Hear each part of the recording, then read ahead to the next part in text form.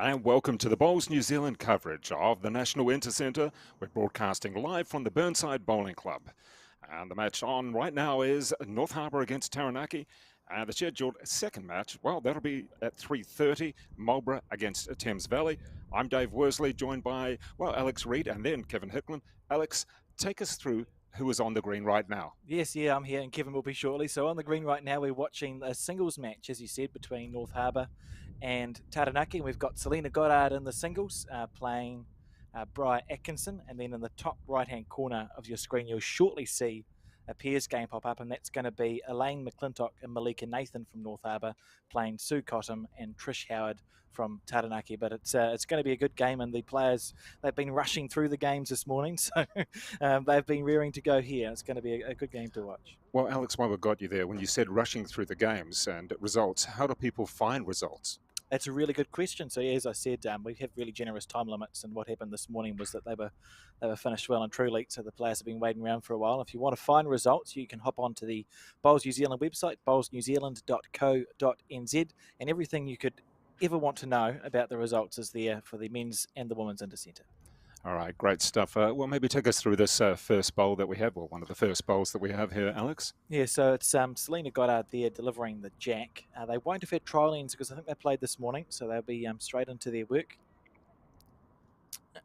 And we can see the jack there thrown just a couple of metres.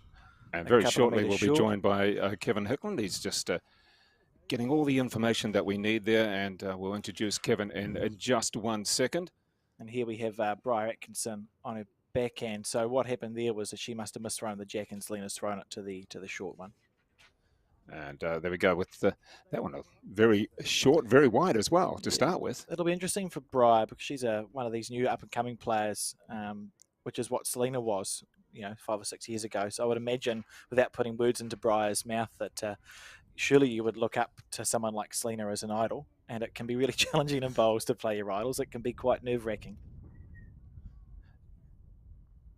And Kevin Hicklin joining us. Kevin, these two young players, what are we expecting? You obviously know them both very well. Yeah, 18-year-old Briar Anderson from Taranaki, very, very promising player, and of course just been selected in the New Zealand under-26 side.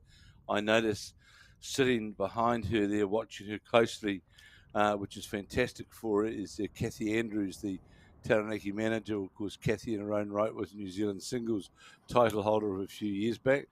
And, of course, also with her is Craig DeFaria, who is one of the very, very, very well-known skips of Taranaki. And, of course, Selena Goddard, dual bronze medalist, of course, and played those last few fantastic bowls in the final of the women's singles this year. Somerset singles, the current New Zealand singles title holder. And, great to see these two youngsters. But not the case now, and it's healthy for the sport, and that's just not in New Zealand as well. That's globally that we're seeing a very, very the introduction of the younger players. We have World Under-25 Championships, etc. now, so it's very encouraging as we watch Briar Atkinson now just go past the jack, the Goddard bowl. Selena Goddard, of course, has got one of that, what I regard as a delivery, which is a non-trouble delivery. She changed her delivery 2 years ago because she was having what I would call some difficulties in maintaining a line, the way her hand moved about. She changed it around. You'll notice now that she sort of cups the bowl. She's a pretty small person, so she cups the bowl, so she's got good control of the bowl in her hand, and at the point of delivery it means that everything's staying pretty straight and rigid and not wobbling around. Well, Kevin, in Alexandra had quite a long time with Morris Symes on the commentary and talking about where people should actually cup or hold or deliver the bowl from, and it was a fascinating conversation, obviously, with someone as experienced as him and who has some very straight up and down views on where things should be delivered from. Yeah, he was interesting. Well, and Morris, great exponent of the game. Played for New Zealand, national title holder. etc. I had the pleasure of a number of years, in fact, when, of course, when myself living in Taranaki, I had the pleasure of playing number 2 in Morris Symes' team for a number of years. So, Morris is a very, I would call him a real theorist and good coach of the game. He's coached a number of good players. But the thing that we've got to remember, Dave, is that, certain players have certain delivery little traits with them.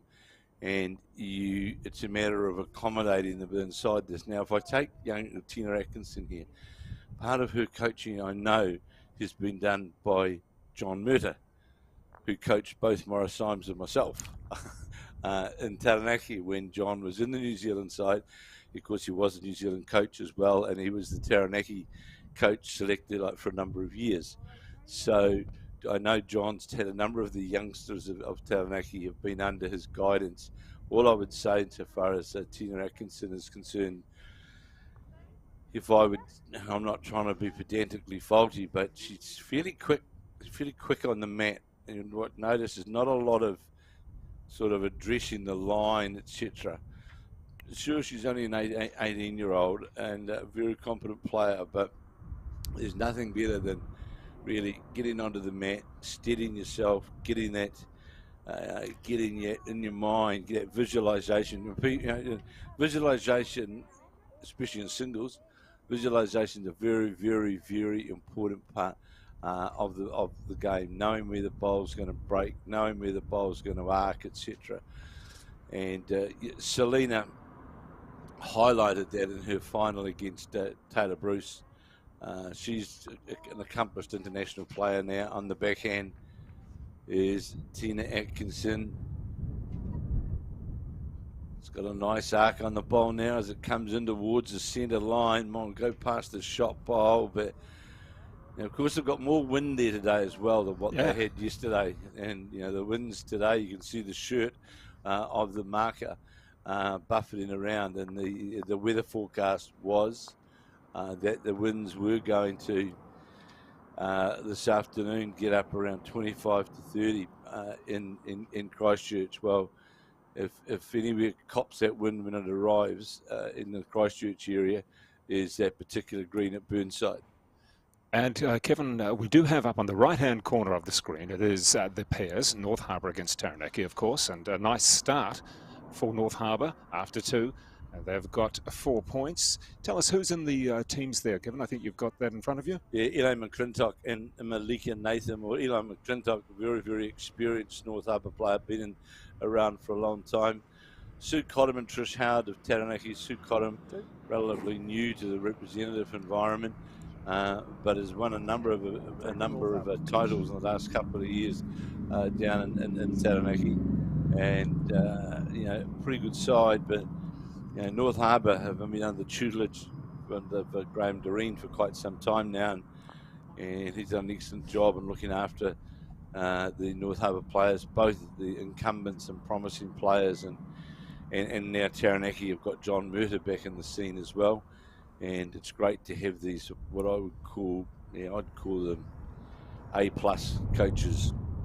So which centre here would you expect to win, Harbour or North Harbour? Yeah, so they are the stronger overall. Yeah, if you look at their team, overall, we've got to remember Robin Walker in their side as well, who was a beaten finalist, of course, this year in the Nationals, and they've got a pretty settled side.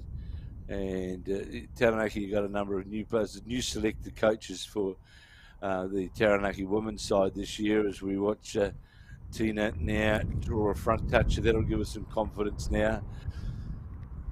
Sometimes it just takes a couple of ends to get the kind of form, make Atkinson change her hand to the backhand. But you notice how quick she is on the mat, though, Dave. And I, being the purist that I suppose I am, I just question that a wee bit. That really, and then comes up with a non-effective bowl, and that's when you've got to think about where your line is. Now, if I look at Selena now, she's thinking about her next shot. She addresses the mat. She knows there's a bit of wind. You can see her looking where that wind is. Now, on the mat, on the forehand, you'll see that she is facing out quite wide on that forehead side. Take that, meaning at the point of delivery, endeavour to get plenty of arc on a bowl. We can let the wind bring it home towards the centre line, which is going to happen. That's well played by Selena, because she really set herself for what she was going to do. It really seems that anything that Briar does, Selena's able to match it, or perhaps better at this stage. As I say, my advice to Tina is to give herself a wee bit more. This is going to go by. Missed that slightly. It will still be one down. But you'll notice the difference in the speed of how they line themselves to play on the mat. And when you've got that bit of a breeze going around and you're playing against somebody like Selena, I just think yeah.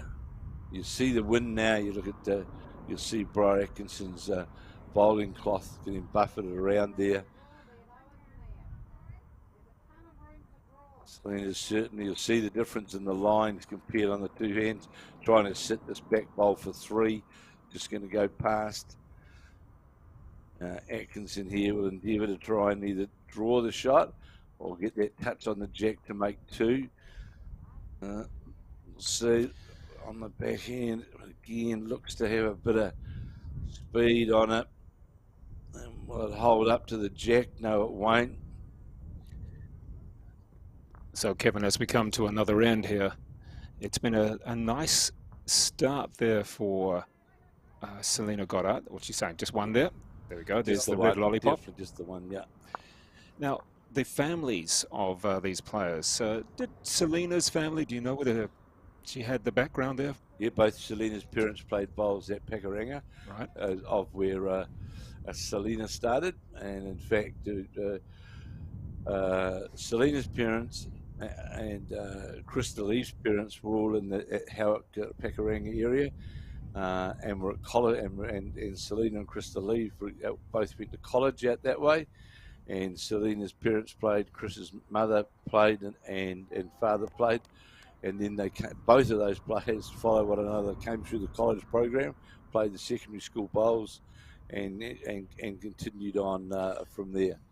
And what about for Briar? For Briar, her mother is very, very much involved. Mother is Tina, is that? It's correct, yes. And it was her late father out of Kaponga. Danny Watt was a very, very proficient player, Taranaki title holder. So, yeah, let's say there's some bowls in the genes, I suppose you could say. But I'm sure if I spoke to my coach, my very first coach in Taranaki, John Murder, one of the things he'd be saying that Briar just needs to slow down on the mat. I think that's probably youth. Yeah, but it's just, and it's great that these youngsters get these opportunities. But that's looking good. And it's great to get these opportunities, and they deserve these opportunities. But I'll always say this, that when you get the opportunities, you've got to know how to take them, manage them, and get results from them. Well, she almost bowled even before the previous one from Selena had stopped. And are you actually allowed to do that? No, you're not supposed to deliver your bowl until the previous bowl has come to rest. And I have seen it happen. In fact, the famous one was in the Commonwealth Games in Manchester in 2002, and it was Steve Glasson playing Mike Kernahan for a medal in the men's singles. Now, this is the maturity that Selena Smith brings, and that consistency. And so Tina Atkinson is endeavouring to crunch to the front of the head. It's going to miss everything, though. Well, it's a very, very difficult shot, Dave, with that other front bowl there sitting just off the line. Kathy Andrews, the coach there, needs to pull her aside and just say, hey, come on, slow down.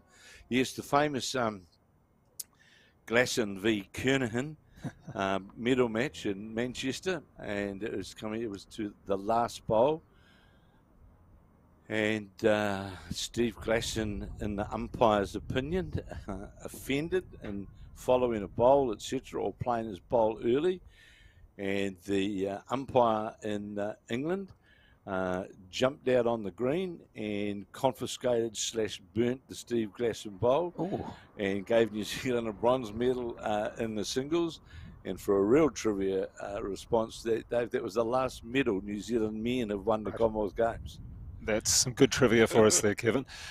Let's have a look at this bowl here from Selena Goddard. She's basically blocking it and got it all, I guess, guarded by her 3 previous well, bowls. The thing is now she's also got she's got a metre to draw. She draws underneath that, just like that, falls in. She's holding 4 shots. Now, you know, what's the sensible thing to do here?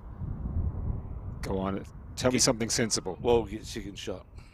That's a sensible thing. And that's just a half-hearted, that's what I would call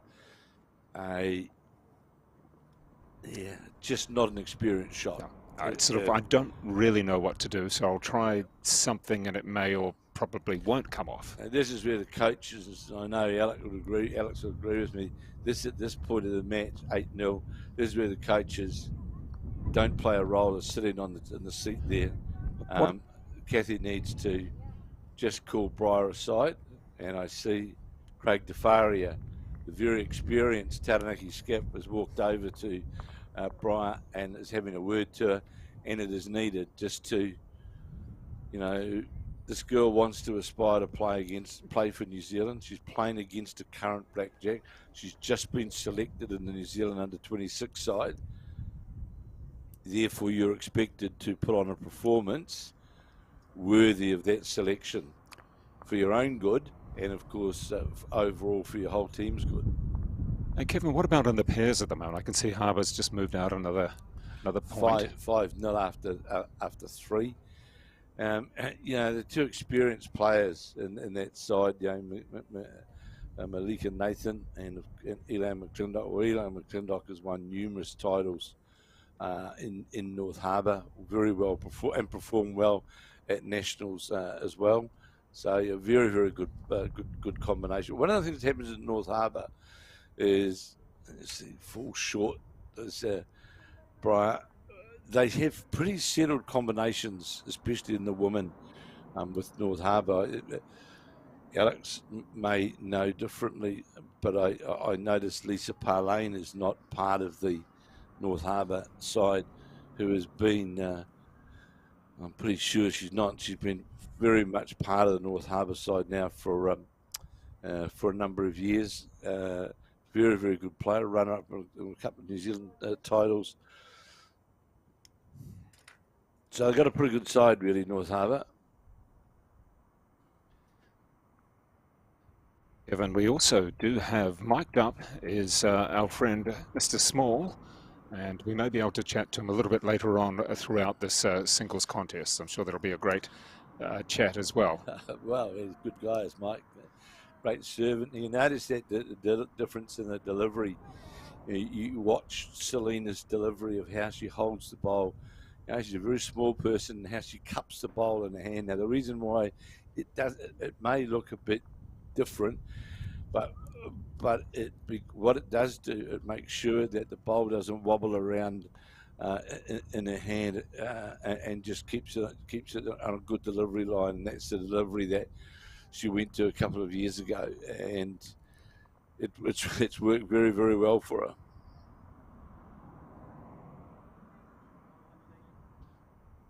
See there, the bowl's cupped, fingers are, and the fingers are very spread across the underneath of the bowl.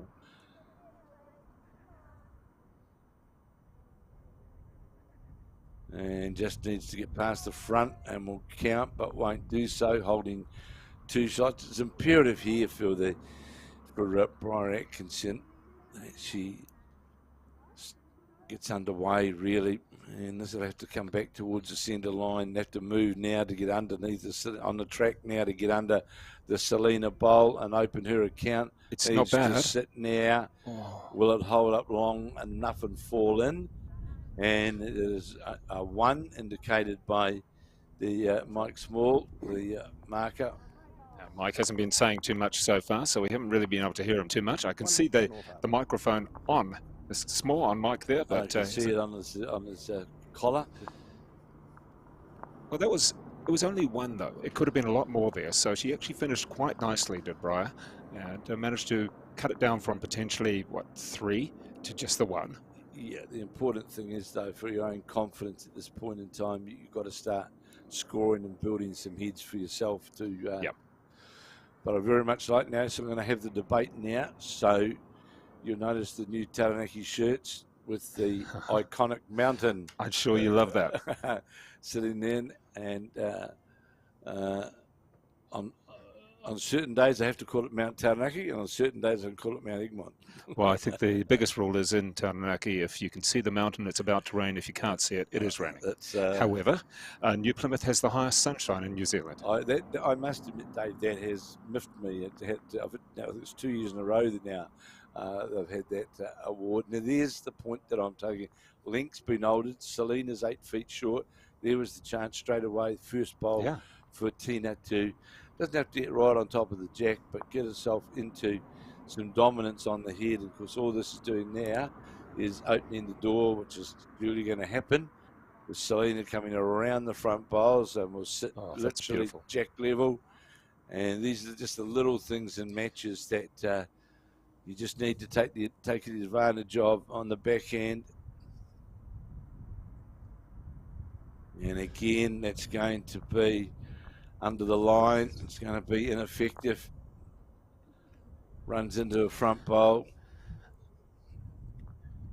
And of course, it is Brian, not her mother's name, Tina. It's easy to get those ones mixed up sometimes. Yes, it is. My apologies. Yeah, Briar, of course, has been playing now. This may well be her 5th year. I'm sure it is, in fact. Another good bowl there from Selena. Briar here on that going around. So it's all progress. I mean, it is. You've got to start at the club and onwards, and each step is a different step onwards, and it's not always immediate, is it? You've got to go to A to B. Well, might be lucky here. Is she just going to go by? Well, is it a 1 or a... Falls in that shot? Oh, there you go. Made shot of it. Well played. That's the... Gonna lift those shoulders, girl. Get that smile on your face, and away you go. It's interesting. I noticed, Alex, that the Inch name again, the forefront in Christchurch, Jacob Inch, won the. I see he just won the Canterbury Secondary. Just won the Canterbury Secondary School Bowls yesterday. Yeah, I'm sure he'll be. There'll be a bit of conversation at the virtual dinner table for that family. Yeah, well, I do know there's a game being arranged. I don't know when it's going to be, but the Bruce family are playing the Inch family in a. Because both Taylor and Caitlin, of course, came through that secondary school program. Look at this here from Briar Atkinson. This is the confidence that she needs. This is the. Just one bowl can make such a difference. And yeah, I would say with that first 25, Kev, that's the good thing, isn't it? Because you can be 9-1 down, but to 25 points, there is plenty of life in the game yet. It's a safety valve. Okay, well, here we go to you 2 historians with me. Which family is, perhaps you mentioned the Inch family, which family at the present time would be the best? Well, I suppose I've got to say the Inch family, because they've got 2, whereas the Bruce family have only got 1. I suppose. If you had to do, if it was instead of intercentres, but it was interfamily. Oh, there's some tough ones. It's a really good conversation because bowls are such a family sport, Dave. Exactly. So you have the generations of Scoglins can probably trace good bowlers back 100 years, and we've still got them successful today. The Scots. Another same story. Exactly the same story.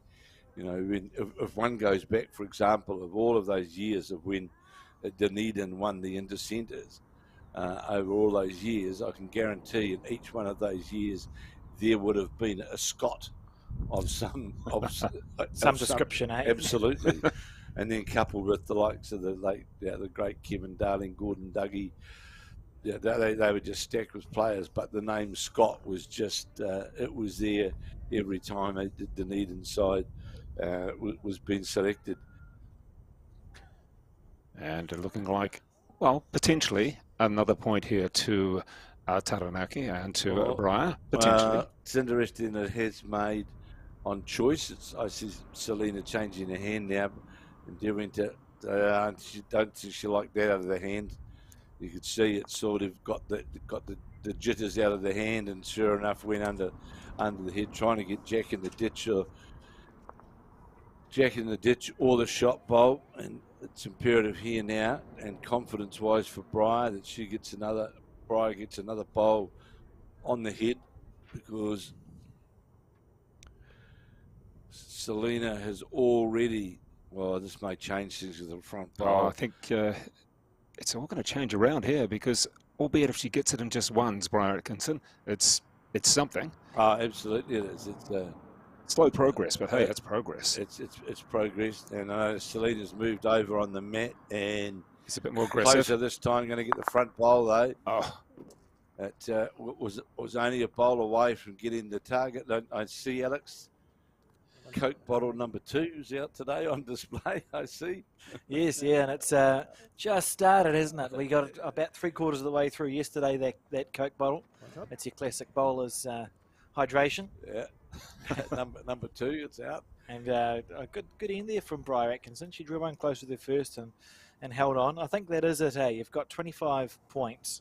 So you're right, Kevin. The Taranaki Centre's got so many really experienced bowlers around. I'm sure that someone must have had a chat to Byron and just helped her manage the game sense, I suppose, and she settled down nicely here. The important thing now for her as well, she has moved the mat further up, playing the jack to the 2 metre mark, so it's imperative that you take ownership of that.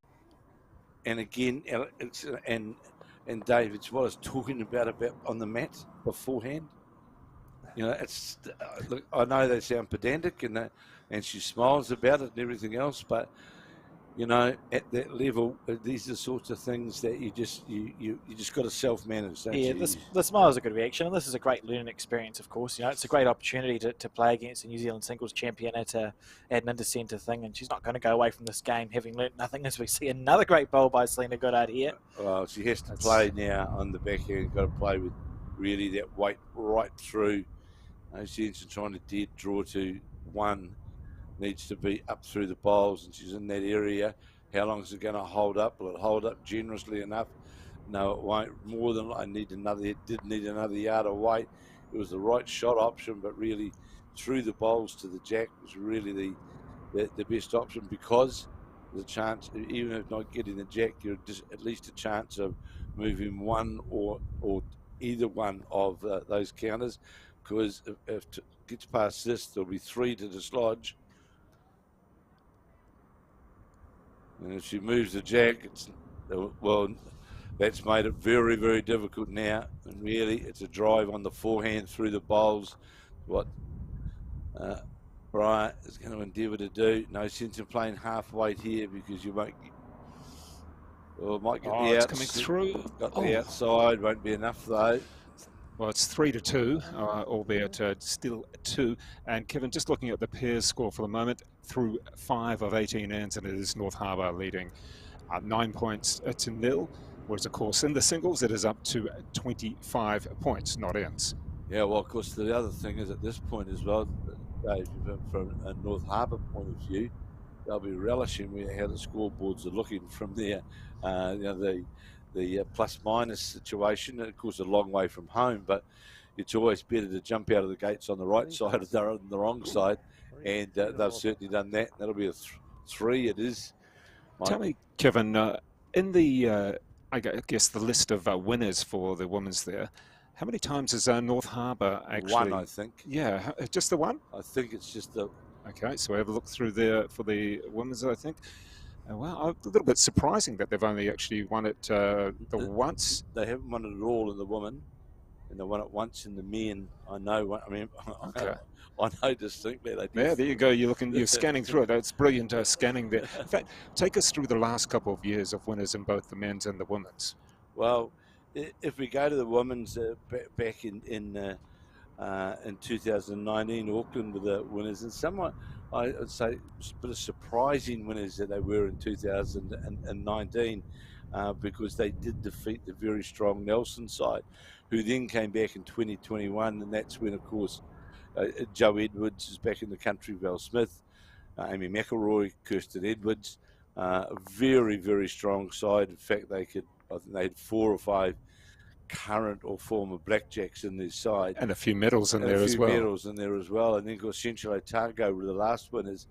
And Central Otago have been a wee bit unheralded because they've got, in that Central Otago region around that of Alexander, Queenstown, they've got some very, very good women players who put strong. They were runner-up in the 4s. Correct, and they've won with a tournament that used to be the New Zealand Open, which was held here in Auckland.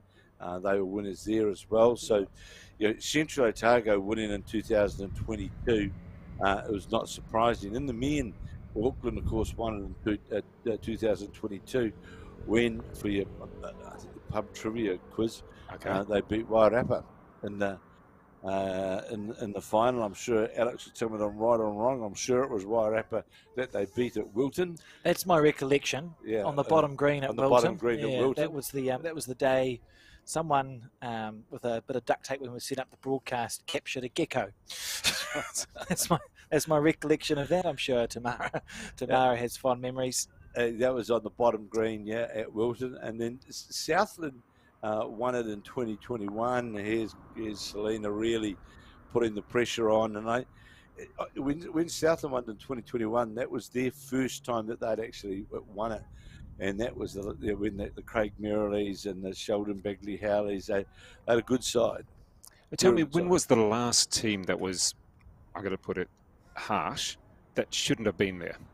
I mean, we've had Otago, Central Otago country there, and Central Otago, and I shouldn't say they shouldn't have won it, but it was the most surprising that stands out and goes, how did they win it? Well, I'd go back in the men. In fact, it was in fact 2006 when North Harbour actually won it, because they came holding 3, and now the very, very back bowl under the ditch board on the back end, needs to get a bowl inside this front bowl here. It's on a good line, needs to work under now, going to go by. That's another, that'll be 2, I would say. Now, what have we got? Yes, we do have a 2. Well done there, Kevin. Your eyesight, brilliant eyesight there on the angle. So another 2. And don't forget, we're now past the halfway mark for Selena Goddard. Up to 14. Need to get to 25.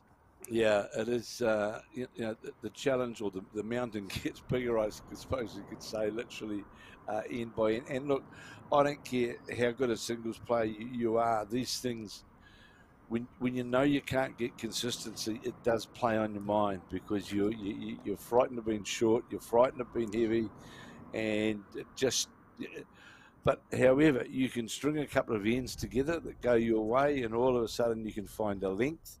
And we saw that, in fact, yesterday in the men's game with Raymond Martin, where we saw Taylor Horn wanting to play the game very much short.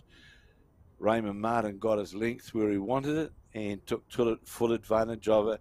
And instead of getting 2 bowls out of 4, he was literally getting 3.5 bowls out of 4 on that consistency scale.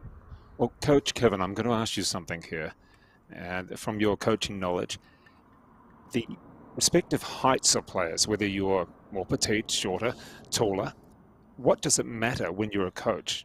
Should it matter at all? No, it doesn't, and it really, if I look at some of the great players like Karen Murphy out of Australia, Martin Castle, both very, very and singles players, Val Smith, very, very short players. It really all comes down to your delivery and where you go at that delivery point. And when I say where you go, is that you're not overreaching through your body, because that's the one thing that puts you right off. Now, here's a chance. There's the shot bowl after 3 short bowls. And got 2 shots. It's encouraging. So it's important that from Selena's, a smaller person, just like Val Smith, that the grip of the bowl is comfortable, so that it's not going to wobble out of your hand and you're not going to overreach or tip at the point of delivery. What about the men in particular? I mean, there's been a few players from New Zealand who have been quite tall in stature. Oh, well, you know, if I go right back, for example, to the days of Jim Scott out of Dunedin, Paul Girdler, you know, like Jim was, I don't know, 6'9". He was very tall. Jim had a very, very unique air, not to be outdone. Well played by the New Zealand representative. Now's the opportunity to play that attacking shot. Got 2 seconds as the young Taranaki player looked to move out of the hand.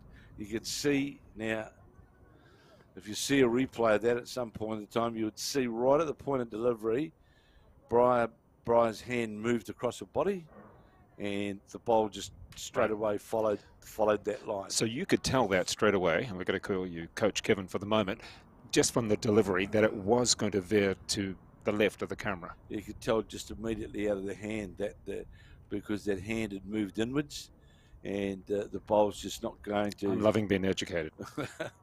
The ball's just not going to stay up, and Selena will run into the front bowler. Briar's turn it over once, but now, of course, the difficulty for Briar is to attack it.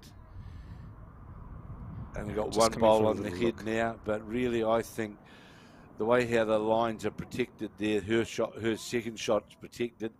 I think Alex would correct me on this. I think she could drive down there safely on the back end. Yeah, the only way she could get unlucky is if she somehow gets that white ball that sits at 1 o'clock to the jack dead square and cannon herself out. But there's a big enough gap. So big enough gap. I think we'll see Briar have a go. And I do think also, you know, she may not win this game. 14-2 down, it's hard to see a road back. But it's a great learning opportunity. And that's the cool thing about having these younger players put in these positions. When we started our careers, we all got smashed by people, you know, and that's how you learn. And do you want me to bring up that one against I haven't learned from Shannon McElroy, but Selena would have gone through exactly the same thing in her career, and I'm sure that they'll have a conversation after this because Selena's always happy to share her knowledge. And Briar opting for less weight this time, looking to draw around it, turn around, roll up. Through, but it's going to run into it though. That's the hard shot to play. And Kevin and all viewers, of course, we will, if this particular contest finishes early, which it may, we'll then switch to the pairs. And assuming that's still going as well, although they're through, or they're on the 6th of 18, this particular singles up to 25 rather than men's. Not that I'm any, you know, expert to talk on singles because Kevin Darling beat me 21-4 one year. You're bringing back all your harsh memories. And the Nationals, you know, he's a great player for sure. But yeah, it's what's happened. I think for the good of the game now, David, we've got some very, very, I think very, very good coaches, right, and now headed up by Mike Kernahan, and those little things that I've noted, for example, with Briar's delivery, game management. Once they get into this New Zealand camp for this tournament here, this New Zealand at 26, they'll be spending time with the Sharon Simses and the Mike Kernahans and the Peter Ballases, no doubt, and others. So, you know, it's a fantastic opportunity for them to get these sort of, what I would call, get the crescent spanner out and sort and tighten up some of the aspects of your match and your overall game management. Well, that's quite a tidy first bowl there by Briar Atkinson. It's tidy. Yeah, and it's a good opening bowl, and we'll give her confidence. And really, I know Mike Kernahan is down there right now, and as is Peter Ballas, and they'll be watching. You know, as far as New Zealand side's concerned. What a great answer, though. It's going to go by. Yeah, they've picked their New Zealand side, but the importance of being a selector is trying to work out who your next side is. That's, of course. You know, that's and possibly in the past, and I'm sure Alex will agree with me on this, is that we haven't done that. We haven't done that very well. I think Alex was just about trying to stuff his face right then when you crossed him. I will give him a moment there. Yeah. One of the, I'm not going to say one of the failures. All good. I'm not going to say, David, it's a failing that we've had in New Zealand, but one of the things we have had in our selectorial process over the years is that we have had a pool of players of about 7 or 8 like maximum. And we're now, with Mike Kernan's influence, we're now introducing like these under 26 players, the New Zealand Maori team, etc. And it's going to give us the opportunity to start giving these players some good competition, which they don't normally get, and to iron out part of what we would say, their shortcomings within the game. And here we go. Selena looks like she's winding up here. Just one bowl on the head. She wants to get rid of it. And is just to the side. It's an interesting psychological perspective when you're Selena, so you're 15-2 up in this race at 25. She'll feel in control of this game. You start taking those shots earlier on in this game. Selena would have drawn on the backhand, see if she can make it a couple instead of trying to play that shot. Well, she's got one, has Brian Atkinson. Looks as though possibly 2. Beautiful weight. I was just going to make that point, Alex, that you said, and again, no disrespect to anybody, but if Selena then had been playing Taylor Bruce or Val Smith, she wouldn't have played that shot. Yeah. We're looking at the measuring here. Are we? Speaking one, of... possibly 2. Let's have a look now. Well, let's see what Mike Small says. 1. Just the one, just the one. Okay. 15-3.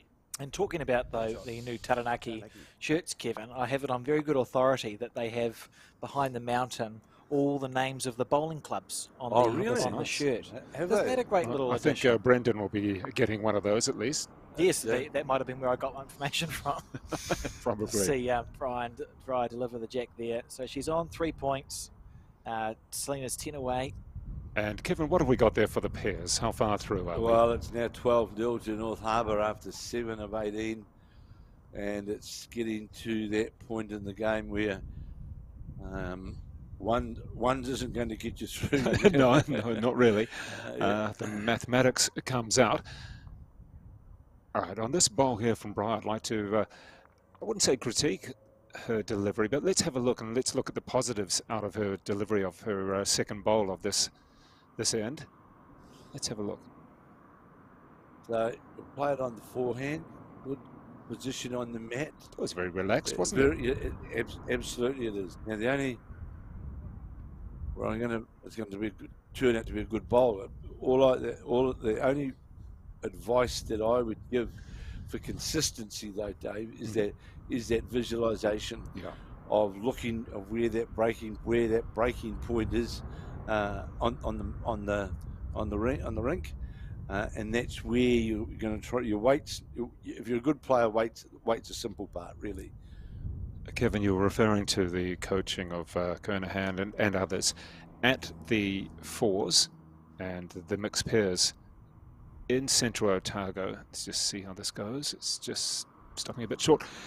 I remember seeing Mike Kernahan having a chat to, I guess what I'd call is regular club bowlers from Alexandra around Otago, and these were players who were never going to make the national teams, who were just getting some tips, and that was the great thing about it. Yeah, Mike's very, very good at that. He's very analytical, and the other thing, of course, which Mike brings is, and he's well known for it within the international arena as a player himself. He was known for the guy. He had Mr. Perfect delivery. He'll love being told about that. Well, everybody really talks about the Mike Kernahan delivery. Needs contact, doesn't do so. So here's a 2 at this stage for the Taranaki girl. Let's see what Briar can do on this one. She didn't get down very low on that one, I noticed. Yeah, I don't think she's going to be happy with it. And this has got a late turn. Well, it's got a chance of sitting on the inside of this bowl. Let's go to the outside. Still 2. There it is. Mike Small very quickly indicating the 2 shots. How do you feel about a player? Here we got Selena coming down to take an extra look. I think really what Selena's doing to look at is, where do I have to draw to? If we're going to follow the 2 bowls up, the 2 counting bowls, where do I have to draw to get shot or second shot? What bowl do I have to beat? How far is it away? Is it a metre? Is it a metre and a half? Because looking that from just the body language, looking at that she doesn't want to play the other hand, run into her own short bowl at the front, and and she might prove me wrong, but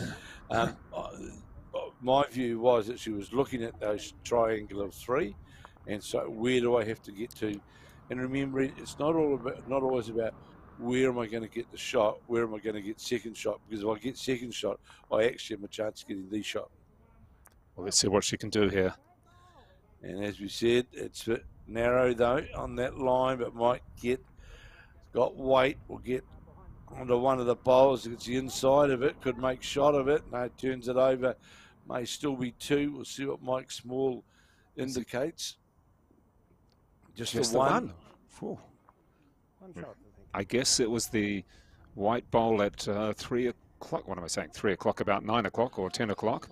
It's about Dave playing the percentages, and and that was, for me, that was good game management from Selena, because playing the other hand, she was playing, it was a bowl in the front that she may well have run into, and she was also playing, there was nothing sort of there. On the other hand, when she came up, she had a look at, she worked out in her own mind and her visualization where she had to get to either get the shot or reduce the count. Well, that's one of the things that was drummed into me, probably like hitting a brick wall, about consistency. If your delivery, for instance, is unorthodox as such, that's fine, as long as you do it that way all the time. Well, but that's a great start. Well, I was going to say, if you talk to somebody like Mike Kernahan will be sitting there clapping that bowl loudly, because that's your first bowl is what, which gets things underway. And now there's the opportunity for Briar to build upon that.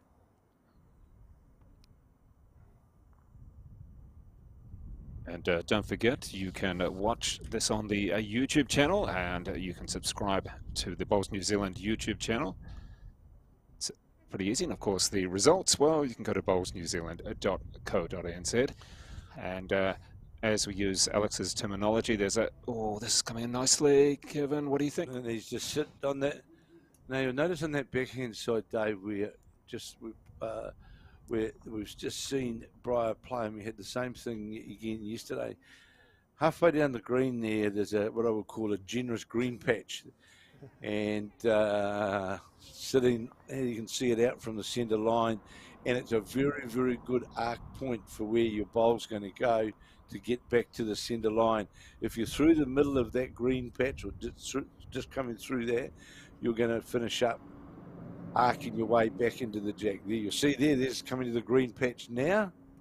Yes, I see it now. So we'd call it probably, what, a third of the way down from where they're bowling? Now it'll start to work.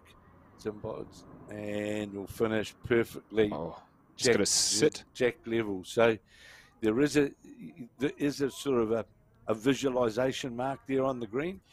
That and there's more than likely one on the hand that Selena's playing as well. But, the good players, they sort those things out pretty early in the game, see where they are, looking for the jack. Is Selena just going to go by? Here's a chance. Still 2. There's a chance for get to 3 shots at least for the Taranaki girl on the backhand.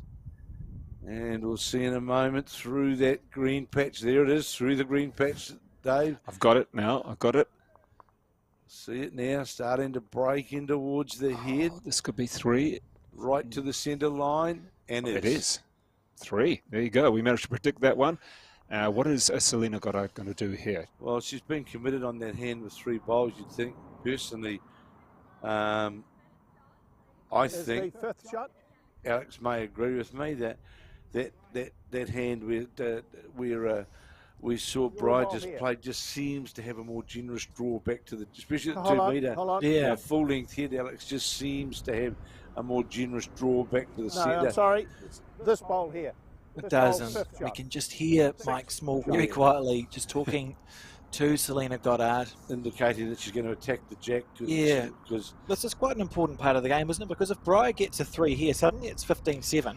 Yeah. You have and Selena's, she's experienced enough not to be panicked about it, but it's... But she's managed to get it out of the last few ends. She's managed to get a few points. It's great stuff from Briar Atkinson to knuckle down. She's put 3 bowls within a foot, and Selena on the probe, on the backhand. Let's watch this bowl. Is it going to break in time? It looks like it's holding to me, and she's chipped one out, but 2 now to Briar Atkinson. Well, the good thing about that, Alex, it's a good result for Briar, and I applaud her. But I also applaud Selena by a couple of years ago, Selena wouldn't have played that shot. She'd have tried to draw away to the head. And we saw it in the final of the national singles. She's now got that maturity and confidence in the game to attack. Absolutely. So 2 there to Bri Atkinson. And when you're playing a game like this to 25, they've got different goals, don't they, at this point? So it's 15-4. For Bri, she's probably thinking, well, I'll get into double figures and then see what happens. 15-6 now. Yeah, 15-6. So she'll be thinking, I'll get to 10 and see what happens then. Whereas Selena will be thinking, well, 21 would be a nice place to be and take it from there. So they've got different things in mind. But I'm impressed with Bri Atkinson knuckling down sort of the first 3 or 4 ends. She seemed quite nervy to me. We saw, which is fair enough. It is fair enough. I'd be nervous, but we saw a wrong bias as well and some looser heads. But look at this here from Bri Atkinson, really hitting her straps now. Well, the last 5 bowls that we've seen her play have all been within that metre consistency of what you're looking for. And I see now, Alex, that the man's hiding the Coke bottle the man's hiding the Coke bottle now. I see it's gone in behind. Well, that's an interesting comment about the about the bottles or whatever you're using it as a marker at the other end. Now, Morris Symes said he will always use a tree, even in the far distance, Absolutely. but he won't use a bag or something that can be moved. Yeah, they move. Yeah, because it can be Absolutely. moved. You never know when it's moved. You're not going to pay that much attention to it. However, when you are bowling to that end, he said use something that's permanent. Absolutely. And that's it. It doesn't matter how far away it is. I was a player that, and you hear me talk about in the commentary, I always look for something on the green. Yeah. That, yes. And even that can change during the day. That's a good point. With the sunshine and whatever, but I always look for something on the green. I think the wind has disappeared a little bit there. We can't see much movement. Calm down a little bit. And when I say looking for something on the green, David's working out where that break point, was, especially if you're a front end player. If you're playing lead or 2, myself, that's where I always played, and I was traditionally known as a backhand player, and I'd always try and find where that spot was. And that was my mark on the green. That I can tell you some amazing stories of the past. Guys used to place their bowling bags at various spots around and players learned that they were using. That's what they were doing. So you'd accidentally shift them a little bit with your foot. Oh, that's nice. So, no, it's still going to be 2 to Bri Atkinson, Taranaki bowler. I will give you a question, which I'll give you a couple of ends to answer. And I asked everybody in Central Otago about where they felt was almost the most distracting, as in beautiful place club to play. Look at this, though, coming through. This could be... Oh, it's just... Didn't really want the jack on that weight because it was going to be to the side. But where is the most beautiful club that you've played at some stage? And obviously we're in Central Otago and just about every club's fantastic, but you can come back to me, have a little think about it and come back in a couple of ends there. There's a few. Well, yeah, you're going to have time to do that. So Selena down on the head here again. 2 shots to the Taranaki girl. I'm going to hold those 2. Going to go by here is Selena. Stay with it unless it bounces. No. So 2. Up to 8 now for Taranaki against North Harbour. That is Bri Atkinson. Well, the good thing from Brian's point of view now, a bit more confidence, scored on consecutive ends, got consistency in her bowls, owns it. And the key part is she can now own her own length. Indeed, I've been very impressed with that comeback after a little bit of a struggle initially at the opening of the contest. What about the pairs there, Kevin? How are we going in that? Well, Taranaki have opened the scoring after 8 of 18.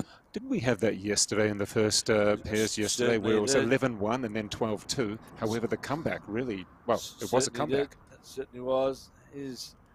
Now again, and I'm pleased to see this, that I hope someone must have had a word to Briar, because she's got that line now, exactly what I was saying before, Dave, being the theorist, I suppose, or and working out. There's Trish Crute, the North Harbour coach, a great advocate from the Birkenhead Club, very good bowler in her own right, but very dedicated to her role with the North Harbour side. But I'm very encouraged from what I've seen these last 4 ends from Bri Atkinson.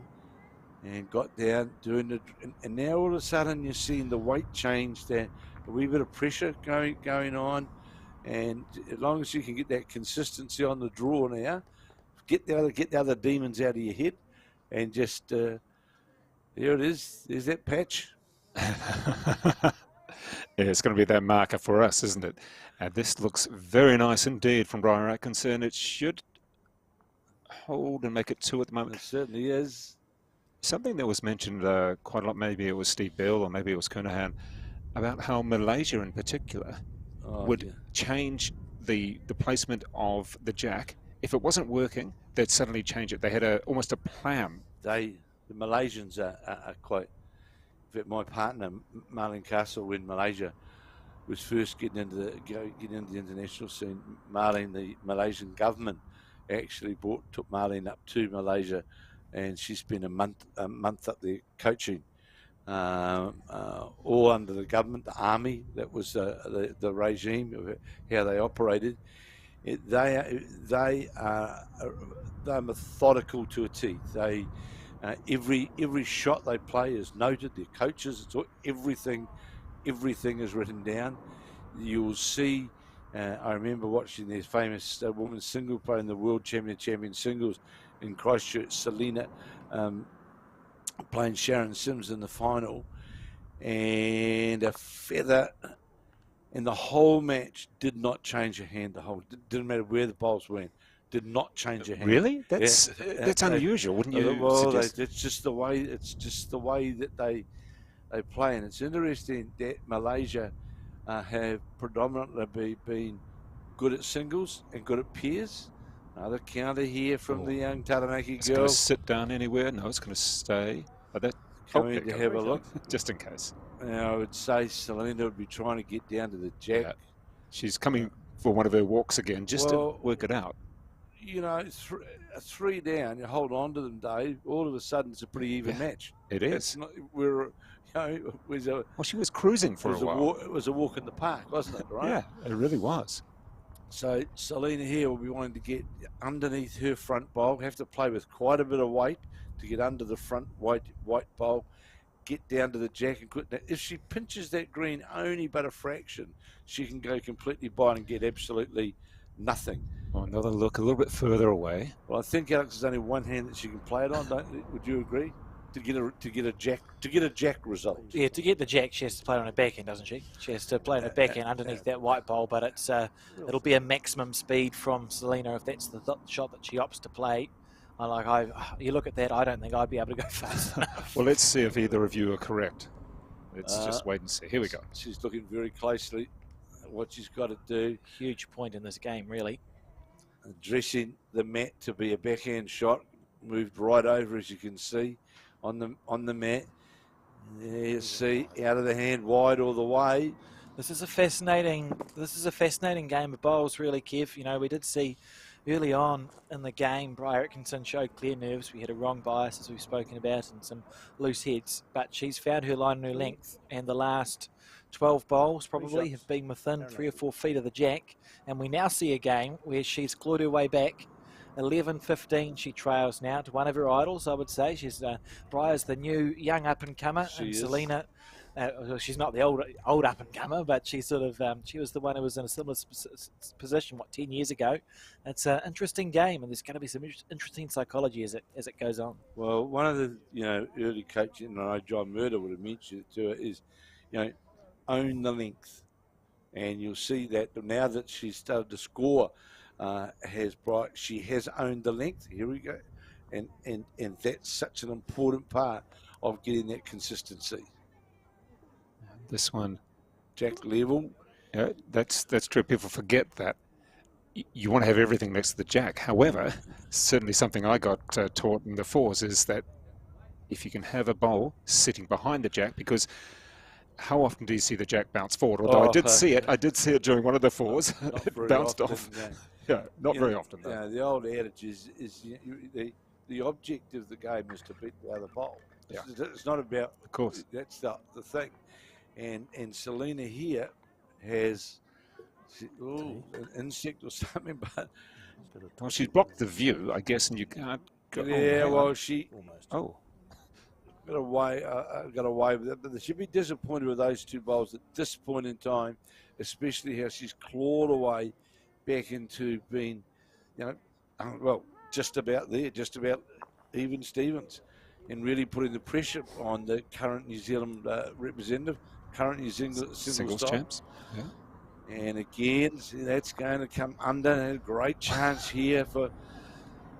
Now, the other good thing, that I like now, what Breyer is doing, she's playing the same hand both ways. Yeah. She's playing the same line both ways, and she's going to get rewarded for that. And she's on to possibly three now. 3 shots. Let's have a look. Three, there you go.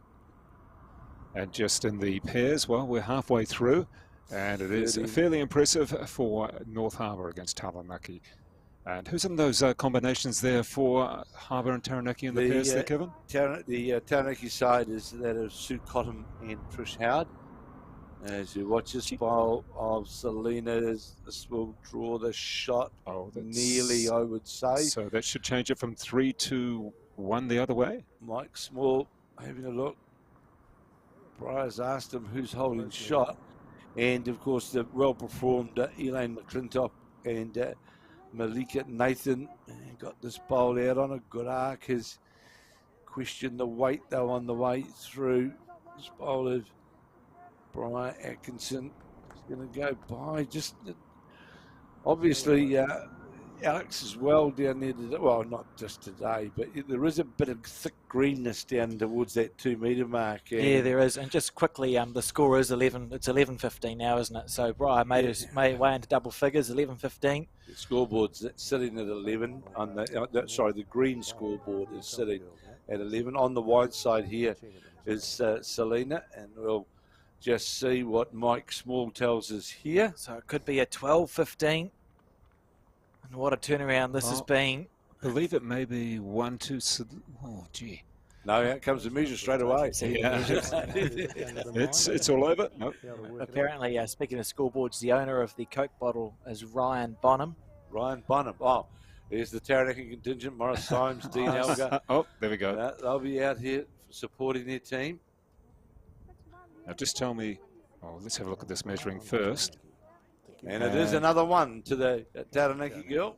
Breyer Atkinson now on 12 points. So if we looked back, she's probably scored maybe 10 points in the same time that Selena scored 2 or 3. So there's certainly a turnaround of momentum here.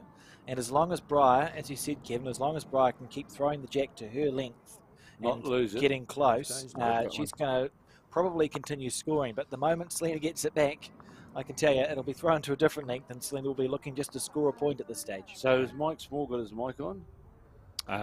Mike's Mike. We can hear him. He can't quite talk to us at the present time. However, as you can see, 12-15. And just going back to the pairs for a second there, Kevin, you've been a Taranaki man. Who are Sue and Trish? Give them their clubs. What clubs? Trish she's from the Sue Cottam's from the West End Club. There, if you're talking about a picturesque club, there's one of the real picturesque clubs. We're getting a head nod there from Alex. Yeah, well, it's got the mountain on one viewpoint, right, and the sea on the other. Right, lovely. Just about. So describe it. Yeah, describe it to someone not from the Naki. It's about 400 metres, 500 metres from Yarrow Stadium, and perched up on the hill in New Plymouth. It's a 1-2-3 green club with a lovely clubhouse, been going for over 100 years, and it's perched right up on top of the hill, overlooking where the old Taranaki Base Hospital is. So you've got a complete northern aspect view, which looks right out over the sea, up towards Awakino, right up the northern coastline, and then on the southern viewpoint is right. The mountain sits right over the top of you. So Yeah, Alex has played there. I think you'd agree. It's one of those postcard. Oh, beautiful club, lovely greens. You know, there's nothing, no complaints. And here we see Selena making a charge back. You know, she had control of this game,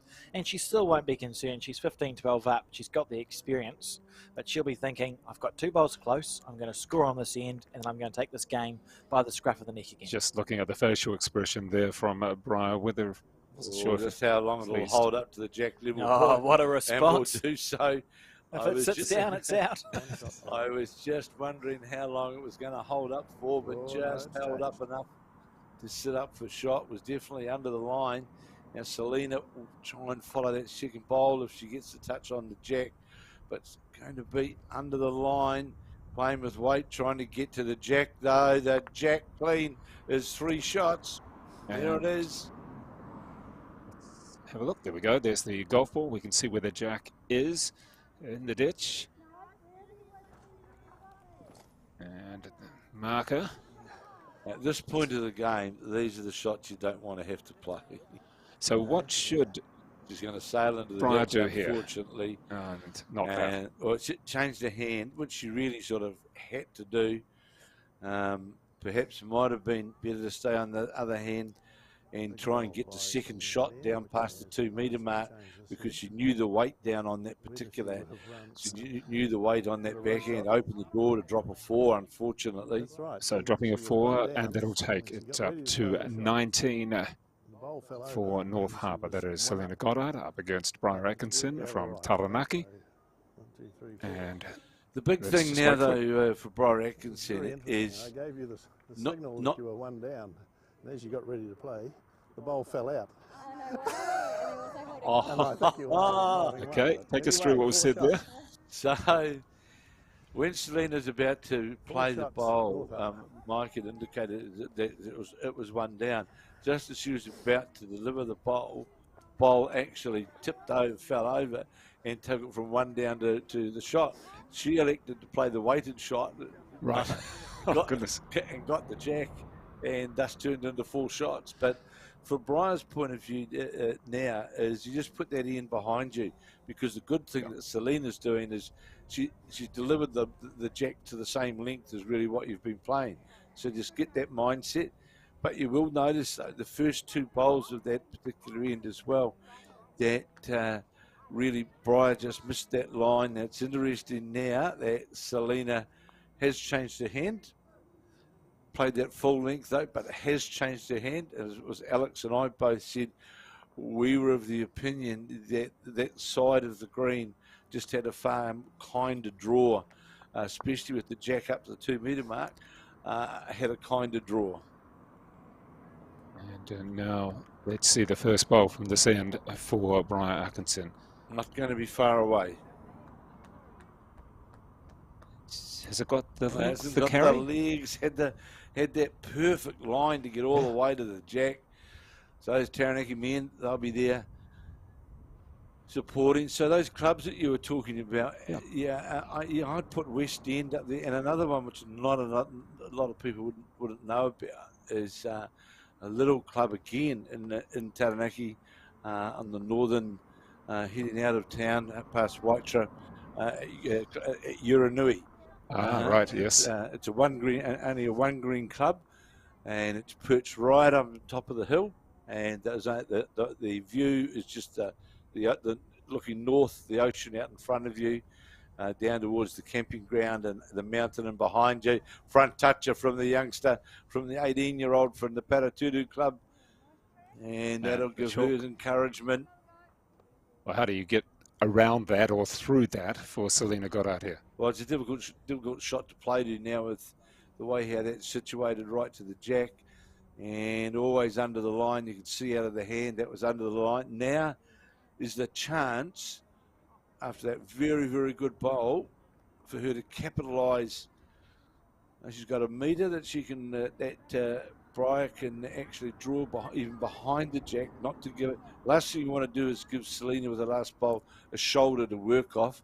At the moment, she's playing on a nothing line to try and get to the result. Gets past the front, we'll get to a counting position, and we'll cover it up, will she? Has she got the legs? Has she got the distance? No, she hasn't. But the good thing is for her that she's covered that line up, which does make it more challenging.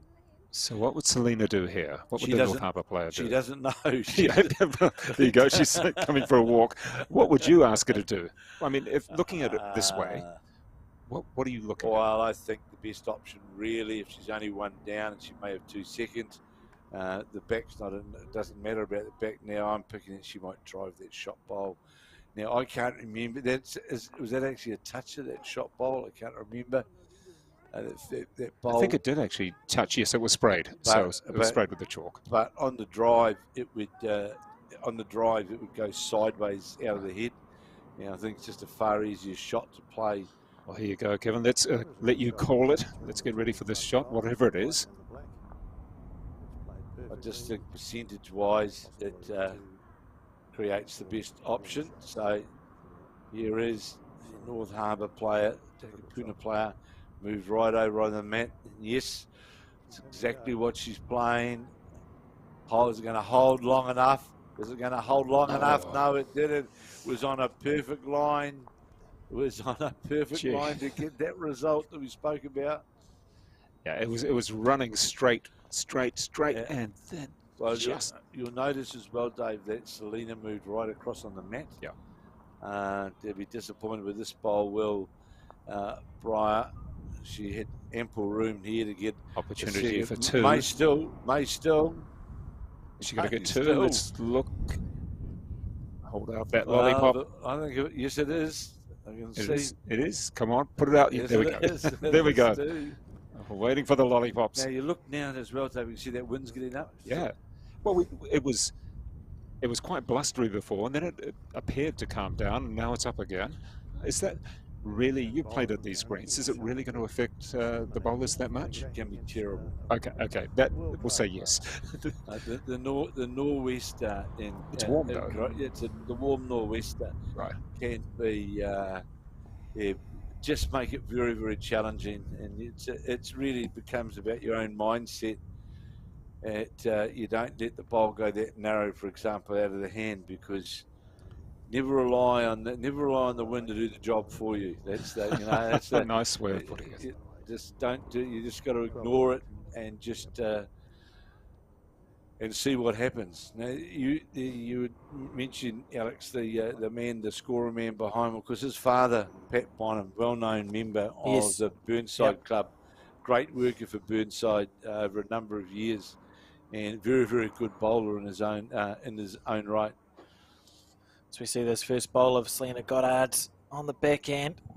So she's leading 19-14 now. She'll be grateful, I think, when she looks back on this game, if she does succeed in getting to 25 first. She'll be pretty pleased at the way this game started. And Breyer, I mean, at 14-19 must be feeling like she's a real chance and should be pretty proud of how she's played. It would have been very easy to crumple, I think, at about 12-1 or 12-2. I think a lot of people would have gone, well, it's not my day.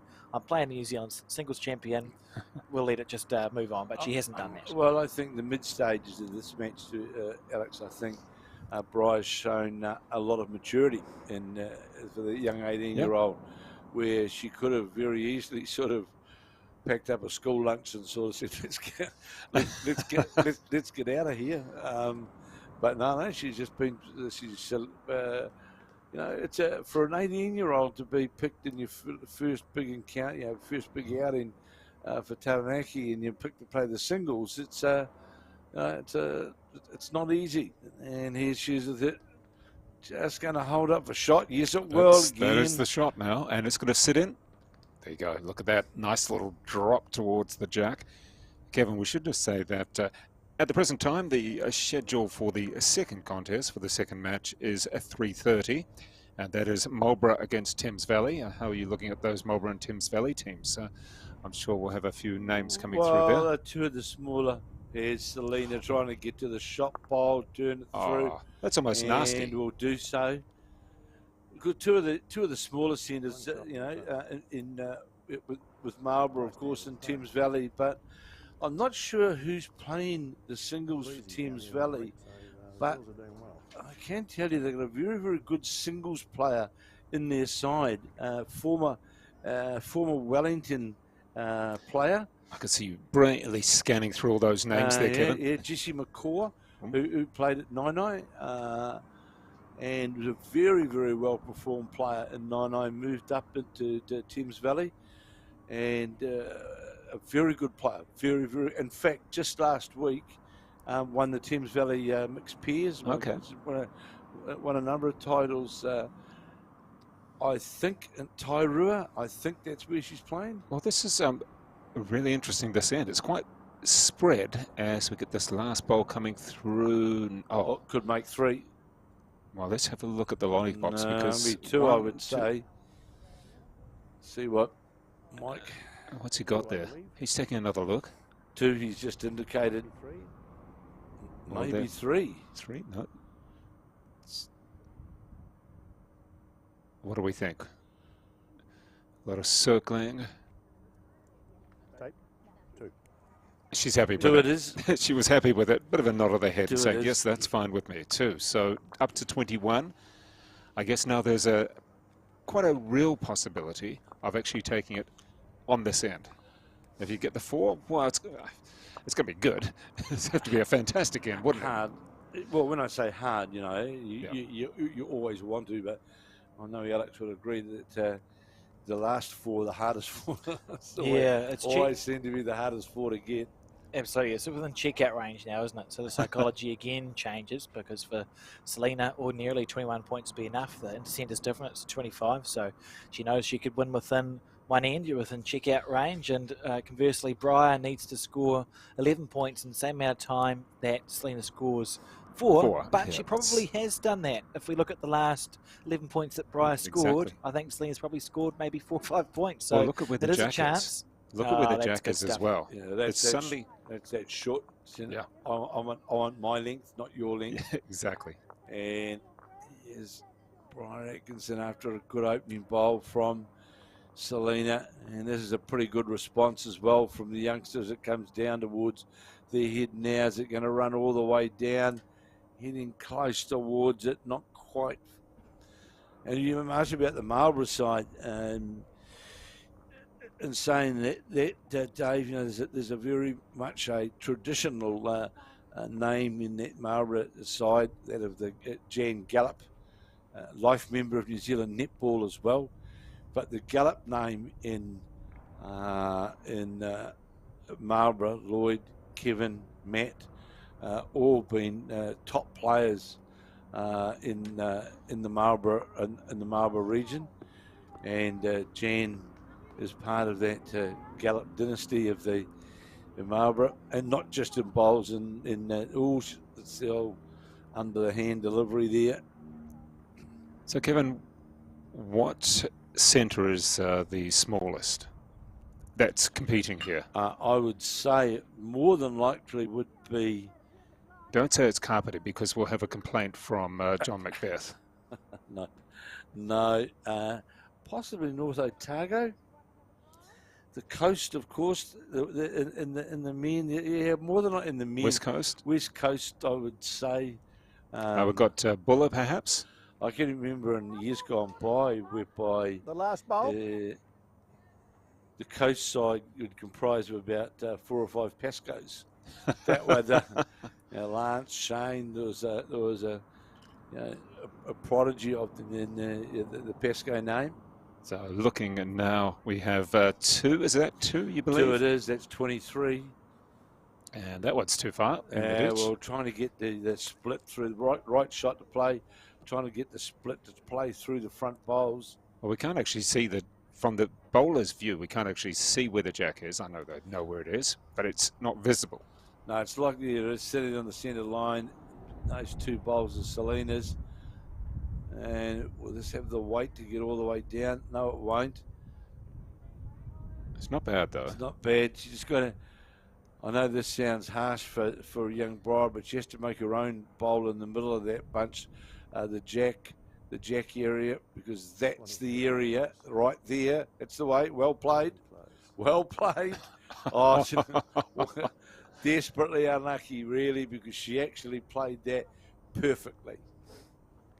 and will more likely still be one down to the side bowl. So just one, we believe. It could have been a lot more. And she got the clean split, was what she went for, and played it with perfect weight. Well, just having another look, you can see Selena Goddard just, it's not that she doesn't trust Mike Small, but she's just saying, well, perhaps I could have more.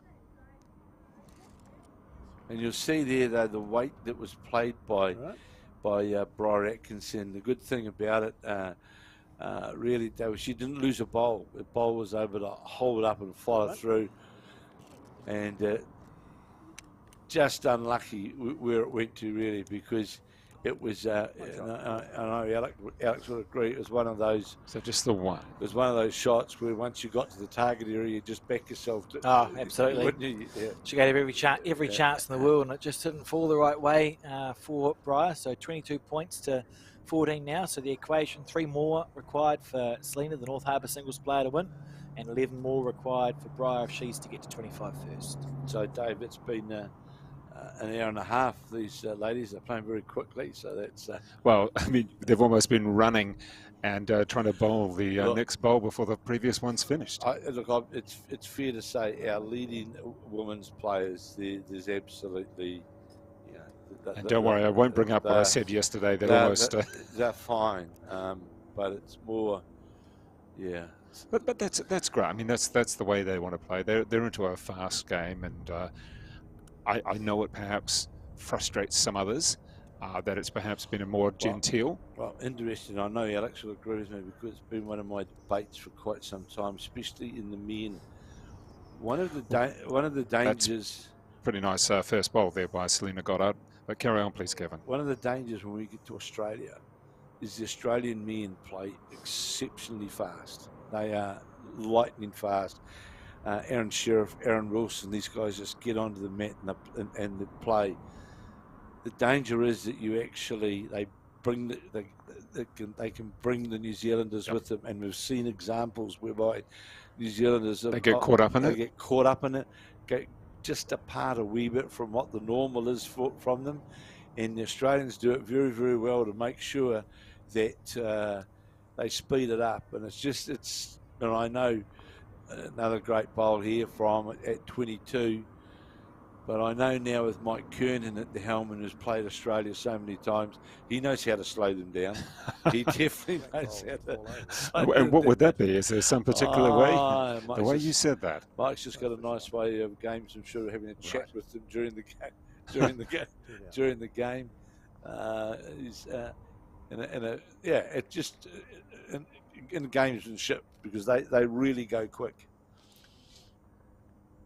And like we said, we are scheduled for approximately 3:30 for this second contest. I'm not sure. That may alter a little bit between Marlborough and Thames Valley. And of course, we do have the pairs taking place. And Kevin, how far through are we in the pairs there? We're playing in 12 of 18 now at 14-4 to the North Harbour combination of Elaine McClintock and Michaela Nathan up against the Taranaki combination of Sue Cottam and Trish Howard. Now, don't forget, to people watching, we're not going to try and give you results because it's too difficult, and we just don't have it at our fingertips.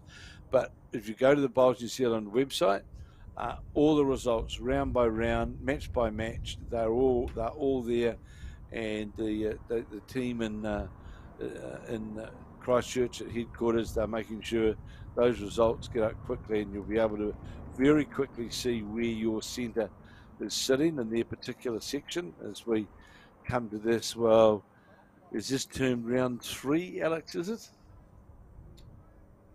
Yes. This match being round 3 now. Game, set and match sitting here. Selena holding. At least, she might only have 2. She may not be. And she might be one down in a second anyway. Let's hear from Briar Atkinson. Well played. She did clip the jack there. Just a little kiss of it. Beautiful shot regardless. I think it should be 15. One shot Taranaki. Yeah, one shot to Taranaki well there. Played. Well, game down was the 18-year-old. Not a lot of room to draw the shot, but with her last bowl, saved the situation, and it's a 10 out of 10. Yeah, 15-22 now. Great stuff. I've been really impressed by the fight shown by Bri Atkinson. I know she's won a few centre titles already, and she's right at the start of her career, Kev, and there's so much room That's not for learning. good, though. As we see Bri. Stayed up. She got it to stop. Oh, it's okay. It stayed in. And I do think that Selena will see a lot of parallels to her own career pathway. Very much so. And I'd love to, I think, you know, after the games, usually in the centre, you have a chat to your opposition. I think there'll be a conversation had, and it's great to see. And I wonder, you know, you think in 5 or 6 years' time, it's not beyond the realms of possibility that they might be in the same team together, Kevin. Look, I would say, I'd say it right now, Alex, that this young player is one of the ones right now who Mike Kernan's got the name in bold and underlined to be part of what he would say the New Zealand scene going forward. And I'm, you know, yeah, I'm picking. You'll see this young lady at some point in time in the blackjack environment. Oh, absolutely. It's great to see her just out here really battling away and playing well at this National Intercentre. As we see, she's put a bowl 2 or 3 feet shy of the jack in this one, maybe slightly overcorrected, but she's going to be holding a couple. Oh, look, I admire the way that that Briar has actually fought back into this game. Was it 15-1 down or something, was it? She was well down, and it would have been easy to capitulate, but she's shown absolute mettle and really come back, and still a chance. You know, it's you have to get to that. The beautiful thing about singles is you have to get to the winning number. You can't wait for the ends to run out. No, Selena has to get herself to 25. Coming down towards that jack now, and this will make shot. Will it? May not have it for it. Don't think so. So, yes. Nice delivery. You'll see that hand just open up at the point of delivery. Oh, and there we go with Mike Small just taking a little bit of a walk around just before the second bowl of Briar Atkinson comes round. This will count for sure. It is. There it is. Go. Mike very quickly. Yeah, he was on to that, wasn't he? Very quickly. You'll notice the difference in the two players in their grip on the bowl with the cupping sort of gesture that Selena has, whereas the taller player. Well, how's this going to go? Has it got too much turn, or is it holding? Underneath. Hasn't got the weight now. If you watch the delivery now of Briar, she gets across on that mat, that nice.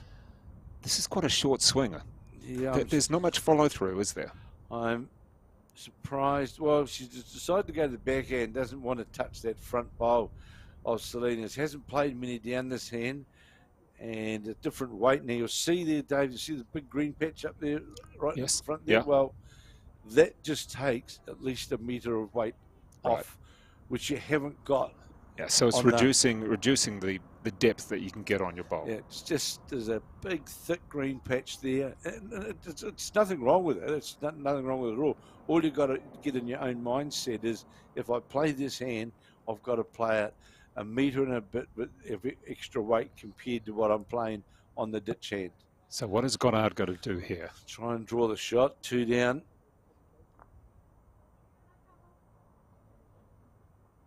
And out of the hand is certainly on a wider line than the previous. Need to stop, though, I would say. It had good weight for the other hand. And too much. So it is 2. Well, 22 Taranaki. 22-17. It's a lot closer than what we thought. And that pair's now 14-4, 22-17. The door's not closed for the young Taranaki player. I see Trish Crook giving sort of a wry smile there to Selena, thinking, well, I thought we were going to be inside by now. It was a pretty quick fire. We could have been finished. We could have been ready for the next one, just about. Well, it'll be interesting to see, Alex, that what happens, remembering that sitting on 22 was Selena, and Briar played that match saver. And I think we should be on the score there. We've just seen it updated. North Harbour 15, Taranaki 4. I believe, though, we are on the 13th end in the pairs there. 13 of 18. Now, I'm just curious. We did discuss it slightly yesterday, but 25.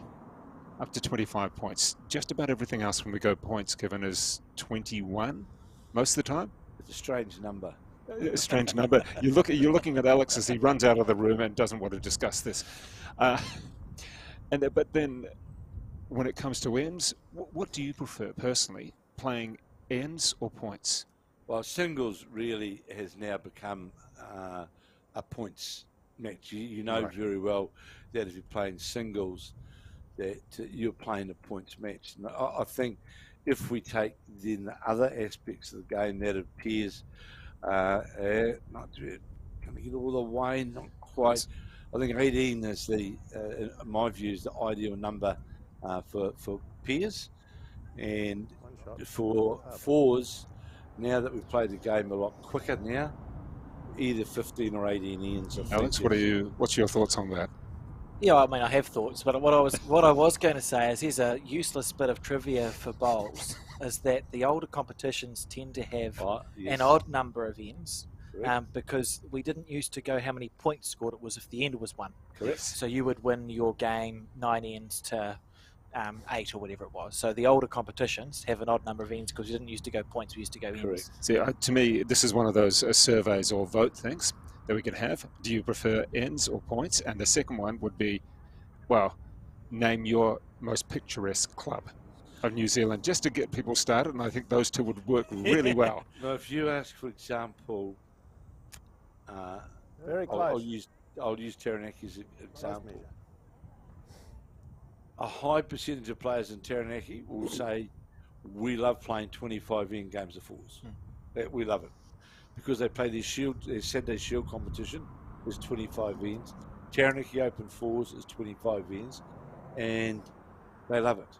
Whereas we've moved away from that in most aspects of competition of fours to either 15 or 18. And because one of the other reasons why was because when we had the longer, as well, you remember, Dave, in the old days of the Nationals, you played 8 games of section play of 25 ends. How many days was that over? A lot. Yeah. It was. We used to start on most times we start on Boxing Day. Right. And we'd go through to around about January the 11th, and there was about just on a week off between that and the start of the Taranaki Open Fours. Well, sounds like a lot of bowls. Sounds like a dream. And remembering those days, the Nationals, you played singles, pairs, and fours. You played all 3 disciplines. So it's a measure for shot. A measure for shot here, and Selena leading 22-17. How far up is there that a shot mat? On for 3? Is that worth? Does she want to go for the win here? Or I think the shot's on, Alex, and came up to have a look. And there's no danger in trying to play to the shot to get to. Smooth out of the hand. Smooth, very smooth out of the hand. Gets onto that jack. There won't be any measure, but she's not going to get onto the jack. She'll be disappointed. That's a very short bowl. It's a nothing bowl, in fact. Well, considering that the mat was quite a way up as well, very short. The closest thing we've seen to pressure being shown, I would say, in this latter third of the game, and it could be one. I mean, based on that, is it going to be one to Bri Atkinson here? There we go. Bry's got the match. She's got the match. She's quite confident. I've got the shot. 18-22 potentially. She wants to get going. Oh, look at that, young eyes, eh? Young eyes, he says. Young eyes. 18-22. Well, this has been a fantastic comeback from Bri Atkinson, the Taranaki Paratutu player, the young 18-year-old who was down something like about 15-1. And it's interesting, Alex, that since when it was 4 down, drew the shot to keep herself, it was a match all over. Scored a 1, a 2, and a 1. Now 22-18. Oh, absolutely. She's shown a lot of maturity, and certainly, has fought herself right back in. And it's anyone's game at this point. It's Bri here on her forehand side. She's not far away if she's got the weight right. Needs another metre. Just that little bit. So you used to play, Dave, in the fours, for example. It was 8 games of section play to qualify in the fours. It was 8 games of pairs with 6 out of 8 to qualify. And the singles, well, you played it all sorts of ways. Oh, it sounds like a lot of paperwork. Well, the singles used to be a 2-life system. Oh, let's just have a look at this first ball from Selena Goddard. That's in a nice position, just in front of the jack. In the meantime, it is the slightly shorter follow-through. She kind of stops and almost goes across her body with that follow-through. Is Briar. But she needs to walk through with the bowl at delivery. That's rather than stand and sort of deliver. She needs to walk through. Well, that's something you did mention, that Selena altered her whole technique a couple of years ago, which is quite staggering. Well, one of the reasons why Selena did it was she knew that she was going to play for New Zealand, that she was going to be playing on a lot slower greens. Being a short in stature, I think we'll say petite. Petite, and I remember having the conversation with Marlene Castle about it, with Marlene playing in England, of how she altered her delivery point and going forward to being a smaller person to be able to get that follow through. Here's the shot coming. She's not out of it, this girl. This is very nice. Which way is it going to drop? It's not. It's going to stay upright. That's the shot. 22-18 to North Harbour. Who would have thought? Still got a little way to go, and we're doing it in the pairs, a big measure there. Very impressed with the comeback, and been very tenacious as the young 18-year-old. A bit of breeze there you can see, but not as much as what was predicted on the weather map this morning. Now, how is this one going to come in? Is it going to come in? Well, might get to the shot bowl. No, it's not. It's going to go underneath and not get it. Yeah, the difficulty here's the difficulty for Briar is to get another bowl on that forehand, to get it on the head. And she's not just going to depend on the weight. It's coming in now. Now we can see. Oh, not enough. Well, here we can see now Goddard can play for match. She can play for that 3 quite safely with a metre of weight through that underneath the to the centre line, just underneath it, get to that shot bowl. Chances there to make 3 shots of it. 19-4 now, North Harbour lead Taranaki in the 4s. So, Kevin, what's the situation here for Selena Goddard? What is she going to do? If you're coaching her and you've got to tell her what shot she should select. She plays backhand with a metre through the head. Just holding your line, though. Yeah. Don't try and cut your green. Virtually holding your draw line, but you're just playing the metre through the head to make it work back to the bowl of the shot bowl of Briars. Going a bit quick in that, but it's a game-winning opportunity here for Selena Goddard. She's very close. This is the same shot she played to win the New Zealand singles. Same shot. She's chipped it out. Same goal. And is that 3? Is that it? That's 3. Shake hands sign. Oh my goodness, that's 25-18. It is to the North Harbour player Selena Goddard over the 18-year-old of Briar Atkinson of Taranaki. And now, Alex, so right you are, because that's an identical shot that Selena played against Taylor Bruce to give her the Somerset National Singles. But in saying that, let's just give a compliment to Briar Atkinson, who was down and out in that race to 25. Oh, great bowler. And really showed tenacity and maturity. And I'll say it right now, there's a future blackjack just in that yellow and black shirt there. She will play for New Zealand. Well, let's just have a look now. Before we go to the pairs, I think we do have a couple of highlights of that particular game. Let's just see if we got a couple of highlights. Otherwise, we'll be moving over to the pairs in just a moment. Let's see if we've got those pairs coming up, or the highlights.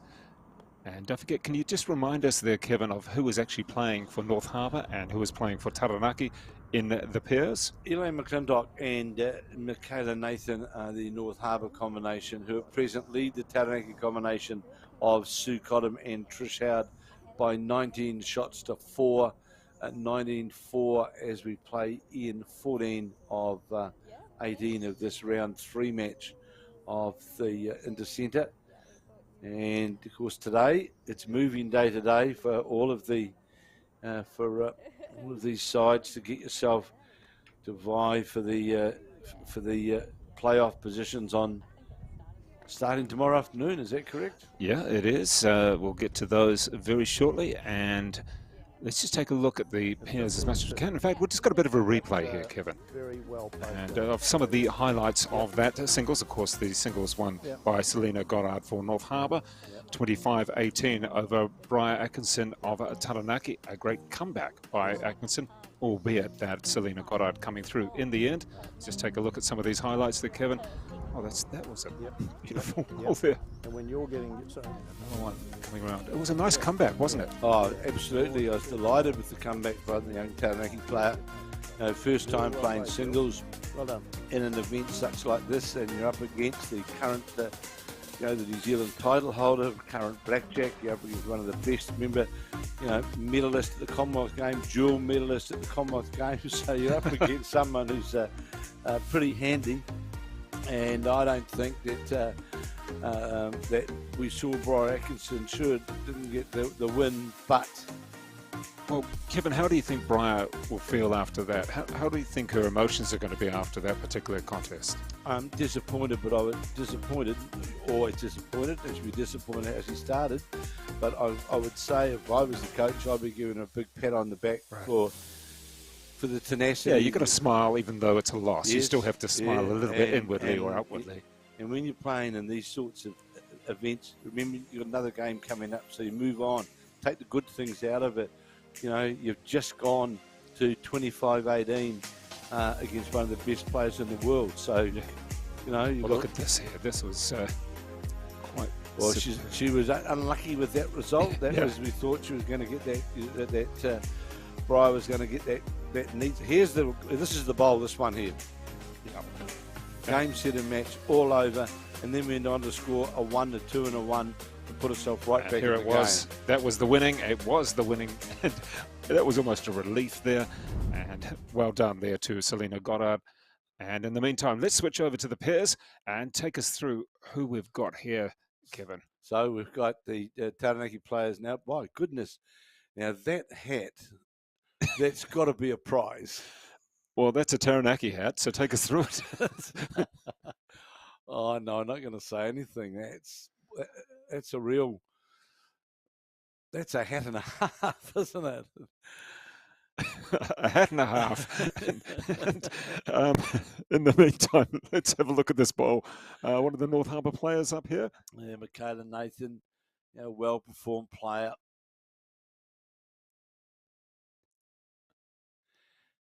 And Sue Cottam. Oh, that one's just sailed behind a little bit.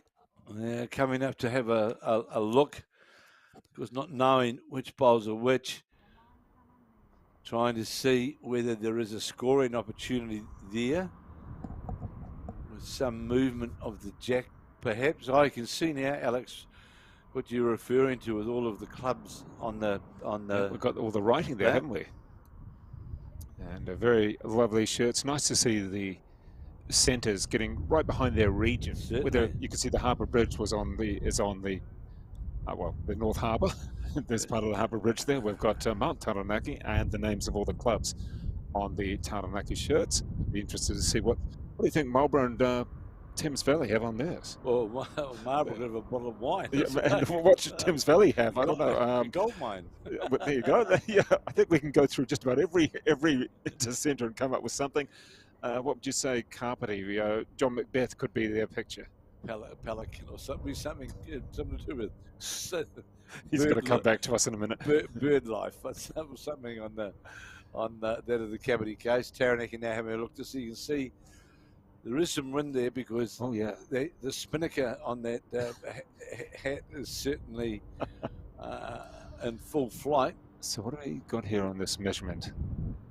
Yeah. Okay, there's the first. And this one is closer, you think? And the one to North Harbour. All right, so Harbour up to 20, albeit that the score as such doesn't matter to a certain extent. It's the ends that do. It's the ends. So here's a question for you that you can talk about the Taranaki jumpers. I want to know whether the northernmost club in Taranaki is actually on that shirt. This is the one that starts with an A. It does start Yes, with it, correct. yeah, I've been there. Yeah, I think it's got Surely it is.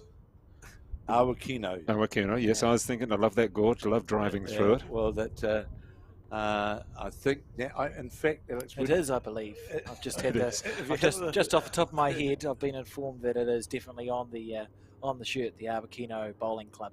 Well, on the way back from the Taranaki Open Fours this year, we called in to the Awakino Bowling Club because in the summer days growing up, when we all used to go and camp at Awakino and Mokau, the bowling club was the enjoyment point, and they used to have campers, bowls days, and all sorts of things. And you mentioned Mokau famous for? White bait. Oh, yes, and white bread, even if you never eat white bread any other time, at that time you do. So, yeah, the famous butchery at Mokau who sells both meat and white bait. Yeah, exactly. As we see Sue Cottam here from Taranaki on her forehand side. Now, we've spoken about how the section play works for the Intercentre, and with the score 20 points to 4 on the 15th end, it's unlikely that Taranaki is going to win this, but it is about reducing the deficit, because if it is a draw on games won or match points, the points differential makes a difference. So we won't see them play super aggressive, but it's about reducing the deficits like they were going to do yesterday with Wellington and the Peers. So, Alex, if I wanted to actually see the scores so far, which are updated regularly, yes, how would I do that? Great question, Dave. There you go. It's not prompted at all. Fantastic. You just go to the Bowls New Zealand website, bowlsnewzealand.co.nz, or our Facebook page, and all the results are there for the men's and the women's section. And so this would tell us how, no, touching the jack in the end. So it would tell us how Taranaki, assuming that they lose this, we're preempting it there, it would tell you how Taranaki could make it through. Yes, it will, yeah, and there are tables at the bottom of every section showing you. And don't forget the tea and coffee in the background there. See, that's complimentary. Yeah, exactly. As long as it's some Kenya Bowl tea, I'll be all over it. But yes, it's got tables, Dave, and also on that same page, there's a little button that says conditions of play. As we see this bowl here, just overplayed, but still counting from Sue Cottam. There's conditions of play, Dave, and that tells you who does what and how. Now we'll just look over to the, on that view there, we could look over to the right and we could see one of the North Harbour, I think it's the North Harbour captain, was speaking to Selena Goddard there. She was one of the people, there we go, you just see over there to the right, and that's Trish Crute. And then we've got Taranaki there. Trish Crute, the manager, and who's talking with Taranaki, can you tell? Kathy Andrews, who is the very, very good player in her own right, and won a New Zealand singles title. So we see she's the manager of the Taranaki side, with three good bowls there from Sue Cottam. Although quite spread, there's nothing. It's not really that condensed compared to what we saw perhaps some of the other rounds for the pairs, and. Yeah, it's close enough. So what have we got? 1, 2, 3. Yeah, but it is 3 playing against Elaine McClintock, whose nickname is Pinky. Yes. Okay. Due to the colour of the bowls. Okay, well that's all right. I was just trying to figure out. Pinky McClintock. And here comes Malika Nathan. She's, I think, either just out of juniors or still in juniors. A relatively new bowler. I got an idea, still in juniors. Actually. Yeah. Found some great success in the North Harbour region. Won the 242 pairs a couple of years ago, I feel, and maybe a couple of other centre events. So the biggest club in North Harbour, is that Orewa? Yes, it should be. Yes, it would be. Well, Kevin, one of my questions is, which club is the biggest around the country? And is that Howard, Orewa, or is there other ones around the country that are bigger? Nainai, is that bigger now? Nainai, well, it depends how you determine the membership at Nainai, really. Nainai's actual club membership is 900. Wow. Well, because then it functions as a chartered club, doesn't it? It functions totally as a chartered club when the two RSAs moved in. So, what the split is, not 100% sure. Howick, more than likely, I would say, would be up there. What about green numbers? Let's just quickly look at this bowl here from Malika Nathan. She was 3 down. She's just drawn the toucher. That's a great bowl. A touch? Yeah, I saw it move a little bit, and Elaine's going to give that a bit of chalk. Oh, the old-fashioned chalk. had spray chalk for 20 years, but I don't have any, to be honest. I usually just liberate some from the scoreboard. Yes, that was always what you did. You just arrived on the green and liberate some. As we see, this is really Trish Howard. Slightly overplayed. She'll be disappointed with that bowl. Howard would have the most number of greens as a collective club. 5, Alex? 5 green club, greens. And plans underway there to improve that facility as well, and a very large social bowling membership at the Howick Bowling Club. So they will be bringing Steve Beale in as facilities manager for Bowls New Zealand. He is involved in that sort of thing. Yeah, I'm sure he will have been consulted. It's his forte, and it's right. Here we go. Last bowl here from Trish Howard. She's now 2 down because Malika's plonked 2 right on the jack, and this bowl not far away. This is a very good attempt here. Got the jack. How did she not get the jack there? Didn't touch the jack. Deserved the jack. That was an unlucky bowl, really, but they're going to drop a 2 to North Taranaki. So Taranaki. So Harbour takes 2 and takes their score up to 22-4, and we'll be playing the 16th end. So just the 3 remaining in this pairs, and we'll let you know what time we'll be coming back for Marlborough against Thames Valley. With the singles and pairs. It's scheduled for 3:30, but we'll believe that it may well be brought forward. So we'll let you know on that timing very shortly. Interesting that you talked about those greens before. So I just recently have had, I suppose it's because of my age, but I've had 2 retirement villages approach me. I've put them in contact, of course, with Bowls New Zealand, who are now one's wanting to get a brand new outdoor green, and the other one, the Sutcliffe retirement village, whereby they want to, they've got a surface there, but it's not the best, I believe. So because bowls now is such a integral part, isn't it, of the retirement living environment. And the irony of that, though, is that our 2 national singles champs are both in their 20s. They are, well, I'm the only one that had the pleasure of this. So I call it pleasure, I suppose I have to. But I commentated the Ryman Games from the other year, and I went to Hamilton to do the final at the Ryman Retirement Village there, and we had one club playing up at that particular facility, and we had another one playing at another facility in Auckland, and the guys who were around the green with the satellite things around their head, playing bowl by bowl, and we actually had to cut the matches back because about 8 ends took about 3 hours. That virtual reality thing, as we see. Pinky with good green, but just passed a couple of times.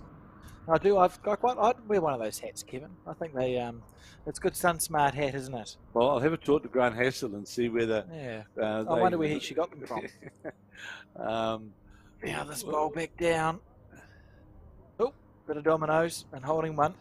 If anybody knows in Taranaki where you can get one from, Grant Hassel would know. Oh, and it comes around the front.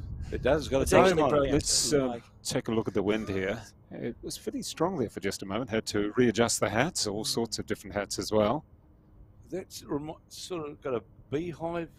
Oh, I love it. I think it's brilliant. Well, legitimately, yes, as Alex, we see. Perhaps. Elaine McClintock here. Now, we've got 1, 2, 3, 4, 5 bowls with perfect green, but not quite the right weight. And it's now I'm not sure she can actually see. She can. Well, I mean, she can, obviously, but it's lovely delivery there. It's unusual. And don't forget, we do have, after this, 2 more ends. However, North Harbour looking extremely likely. You just play that mathematically, they can't come back, can they? No, it's no, it's beyond them. But to give North Harbour 2 wins in this second round match for the day, negating the points or adding points that you can to your total to possibly help through on countbacks. Yeah, so for Taranaki, it's about trying to score the 2 ends and just claw back a little bit of that point stuff, whereas North Harbour's got the reverse situation. Well, not knowing what happened earlier on in the earlier rounds as far as Taranaki is concerned, but going into the next round, they're in a must-win position. If they drop 3 in this round, yeah, they're in a must-win. Going into that last round this afternoon, they're really facing the battle. And this is quite nice, just coming around almost behind. Is it going to fall in? No, it's going to stay. Yeah, very impressive player. I watched this lady play at Birkenhead. In fact, the other year, Karen Murphy came over and ran a coaching clinic at Birkenhead, and they had a bit of a tournament, and this lady was playing Michaela, and I was just happy to be there watching. Very, very impressed with her ability. Yeah, she's a great bowler, Malika, and a brother whose name we're looking at is one here Chad. for Harbour. Well, there was one finger put Chad, up. is it? Chad and their father, whose name's escaped me, but a really good bowling family from North Harbour. And I can tell you, anyone who's interested, that We'll take it. No, we are interested, wow, Alex. We're always interested. Taranaki won all 3 of their games in round 1. They had a clean sweep over Thames Valley in round 1. So they're still alive, even if they do lose this match. But the next round now becomes really, that's imperative. Yes, it does. As we look at the breeze and the trees behind there. And this one, though, at this stage, it is still 1 to Harbour. Will still be the shot coming in there, and it's just sit on the Beautiful bowl. centre line. That's the shot, the amber and black. And just a few little indications of where we'd like it. For a second. Malika on the back end. Steering this bowl down. See how much it's going to turn at the end. They're lovely greens here at the Burnside Bowling Club. I was going to say, watching Malika play, I've been very impressed with her consistency of the green that she takes. You've seen very few bowls, I'd say, under the head. I think Taranaki holding 1 there, looking to make it 2. The maroon bowl. Claw their way on to 6 points with a bit of luck. As we see Trish Howard on her backhand side. So, Alex, is it wins, shot, what's the differential? Goes match point first. As we see this bowl here. I reckon she's made it 2. 2 should be 2. Well, let's have a listen in. See if we can hear anything there. We may not. We'll see it, though. No, they're going to do a measure. Perhaps. Well, that's 2. So the way they figure it out, Kevin, as we see. Well, we believe we've it's got 2. no lollipop man for this one, do we? I think it's a 2 to Taranaki. And so we'll look for 2. Taranaki go to 6 and Harbour 22. However, it is really the ends that we're actually counting on here, more than anything, as we get ready to play the penultimate end. And we'll just check on that score. The ends? Yeah, I'll do my best to explain it. So it goes, the first one we count back on for sections is match points. So a match point refers to whether a match has been won or lost by a centre. So in this situation, we've been watching North Harbour playing Taranaki. Yep. North Harbour is going to win the match because they've definitely won the singles and they've definitely won the pairs that we're watching in front of us. So they get 2 match points for winning that match. So that's the first thing we count back on is match points. Then we count back on games won. So how many games you've won within your matches. So North Harbour won their 3 in the first round, and presuming they clean sweep this one, they'd have another 3. So they've won 2 matches in 6 games. And if a centre is drawn on that, we count back to a net total of shot situation, which I think in New Zealand terms, we often call that points diff, don't we? Yeah. Or colloquially known as points differential or whatever. So match points, games won, and of course that includes halves. Yes, match points, games won, and then net total. And shots. have we had any halves so far? Yes. We have? Yes, I did see a draw actually. Yes, we've had a couple. Yes. And it happens a bit at the semi. We came close to one yesterday, I believe. No. I had a look last night and I noticed there definitely was a draw. Kathy Andrews standing there. There's a street behind the Paratiri Bowling Club comprising of 5 houses, and at one stage all of those 5 houses were all members of the Paratutu Oh, Bowling this is Club. nice. So that is a great Good second bowl. And the most famous one was, of course, Dave Baldwin lived right opposite. Leon Irby, Pat Reardon, and the late John Reed, and they all lived in these 5 houses that backed onto Paratutu. Kathy Andrews is now she's now moved in and lives right in one of those 5 houses as well. So let's just say that someone can walk to bowls within under a minute. Sounds good to me. We see. Let's have a look at the starts here. Just curious about the starts and how we start off and how you finish.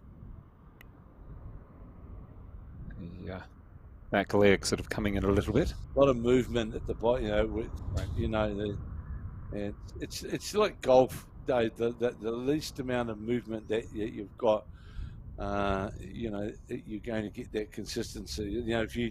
If we go back to golf, for example, and we take Lydia Ko, not the biggest or longest driver on the LPGA, but it's what she does, which means that's where the ball's going to finish in a safe spot. So let's see the stance here. I believe her back leg really does come in. Crouches in behind, gets in behind, and that's sadly, I think we went through an era of where our coaching wasn't like we see with the likes of the Salinas and the Bryars that we just saw, and I just feel that's where we missed out of getting that next tier of good players. Alex should know, like, we go to Australia and we watch the Australian women play, for example, there's not a great variation in those top 20 Australian players, is there?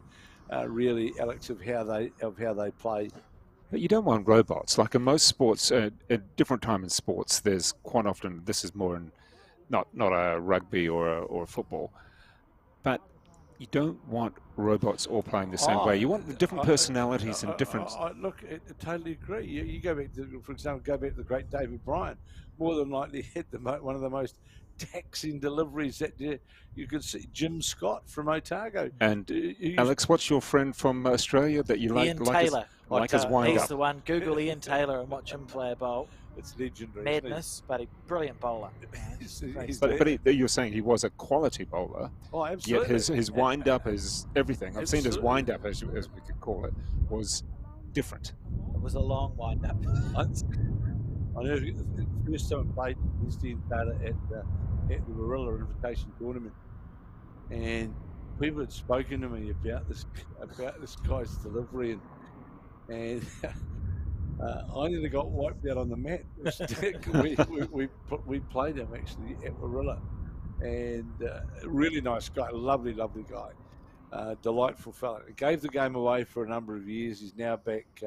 He's playing a lot now, but played for Australia, the Tails, and very, very good player. But he certainly had that uniqueness in his delivery, for sure.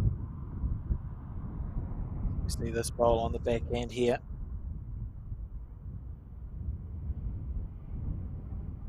On the penultimate end of this game, and I think it's pretty likely that the 3:30 start will be brought forward for the next round. So if you're watching, don't have your cup of tea planned for 3 o'clock because you're going to miss some of the bowls. We'll let everybody know when we have that time confirmed very shortly. But of course, we are coming up after this to the final end of this particular clash. Malika on the forehand, she's promoted Pinky's bowl. And Taranaki bowl as well would be lane 1, I would say. Jim Scott, Dave, out of that famous Scott dynasty, Jim would be around 6'3", 6'4", and he used to, with his delivery, get completely right down to a crouch. It was popular for a while, wasn't it, Kevin? Because that, of course, was how David Bryant played, was crouch right down unless he played a run shot. So it became something, I mean, of course, if you watch someone really good on television play bowls, you go, well, I'll copy that person. Well, Stuart McConnell's nose just about used to hit the ground I remember watching the Commonwealth Games. Our friend there in the hat just had to get a little bit out of the way there, just realised that she was still in the view of the brilliant. two bowlers. I think there's a guy, Robert Wheel, as well from Wales. Robert Wheel from Wales. Similar. Yeah, correct. Malika just deciding what hand. So she must have been called with weight, I think, but she's she was going to play her forehand. I think she's playing her backhand now. There was a little bit of a change of plan there for a second, a little bit of indecision. What's the plant doing? Nothing because she missed it by a quarter of a bowl. It would have been interesting to see. One. So at least one to Taranaki. Maybe more, and they'll be having double figures in their sights here, this team. Well, of course, as you say, though, that the net shot thing becomes so important, doesn't it? In the overall picture of things, it's certainly does, and they'll be aware of that as well. Taranaki having had a good start, and now at least, well, they're going to lose at least 2 games to North Harbour. We don't know about the fours. We watch the singles go to Selena Goddard, and the pairs will go to North Harbour. So they need to reduce that net total of shots and then finish strong. And coming up now for the final end of this, the pairs, North Harbour against Taranaki. And take us through who's playing for who there, Kevin, for Harbour. Harbour's Elaine McClintock leading, and Malika Nathan, who I think out of the Birkenhead club. Yeah. Another very good, strong, active club. There's that shirt. There's that Taranaki shirt. Does it have that bridge? Could you name all of them? It's got the bridge. Did you see? Yeah, it'd be the Waiwakai, the bridge on the Waiwakai. There you go. What a great shirt.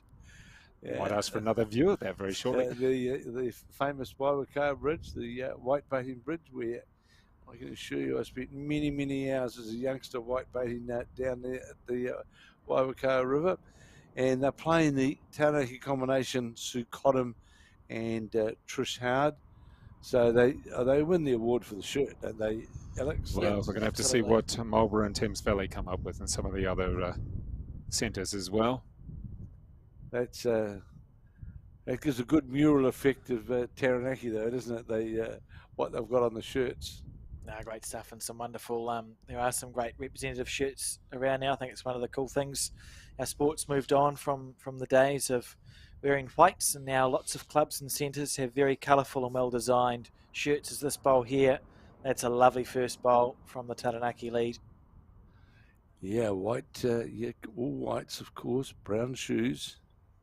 I've got some brown shoes, Kev. I wear them for indoor rep bowls. I have my brown shoes. Greens, G-R-E-N-Z. Yeah, the famous ones used to be cloud walkers. Yes, yeah. They are comfortable.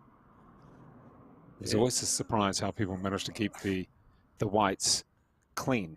But then after living in the Middle East, in Qatar, and a lot of people wearing the white robes there, I managed to come up with a question as to how do you always keep your whites clean? What's the answer? And the answer was, we carry another one in the car. That's a good answer too. They didn't want to tell me, but eventually I found out. It's a very good answer. Here we go, backing up the first bowl is Sue Cottam from the Taranaki Centre. 2 good bowls, and really for the Taranaki team, they're trailing 8-22. It's also about finishing strong, isn't it? Because they have got another round to go. Oh, absolutely. You want to feel like you're playing well at the end of this game and take that momentum through into the 3rd round today. Well, the big thing is, Alex, as well, that you want to wake up tomorrow morning knowing... Well, that's always a good start, it always helps significantly. But knowing that you've still got a chance of being there in post-section play, so to speak. Well, let's just have a look now. The breeze in the background, still fairly strong, a little bit blustery by the sounds of things. There's nothing worse than going out and playing a day of dead rubbers, is there? For sure. There's not a lot of enjoyment in that at all. Sue Cottam here again on the backhand. She's finished well. I mean, we've only really had this on the main screen the last 3 ends, but those 3 ends, Sue Cottam's played good bowls, so she'll take a lot of confidence there going into the next game as we see Elaine McClintock here, very well-regarded bowler. She's got, I think, somewhere in excess of 30 North Harbour centre titles now, a couple of New Zealand Open titles. Certainly a very, very well-performed player over a long period of time. It's close. In North Harbour, and they come back nicely to the centre line. Your job as well, Alex, is to get from Brendan. We need to know about that hat. Yeah, I mean, I think it's a wonderful hat. It looks really multifunctional as well. You can sort of cover it. And I'm really bad when it comes to playing bowls and forgetting to put sunscreen on. Well, you particularly should. I saw that the other day. Yeah, I mean, I sunburn if I'm watching fireworks, which is a challenge. So I need to be more careful. So maybe one of those hats would benefit me, I think. Well, you could go to the you go to the apiaries afterwards, and you can collect some honey afterwards. Right, who have we got coming up now? And what's she going to do here? What's she looking at? The big thing is to score. That'll be their main. To score, get another end, you hold an end. That's the big thing for wide. Taranaki. It'll come back a long way, but will it get back all the way? Gets past the centre line. In fact, a metre and a bit too heavy. That's Trish Howard there on the backhand. They are one down. And Malika Nathan, you just got 3 bowls to play. On the backhand.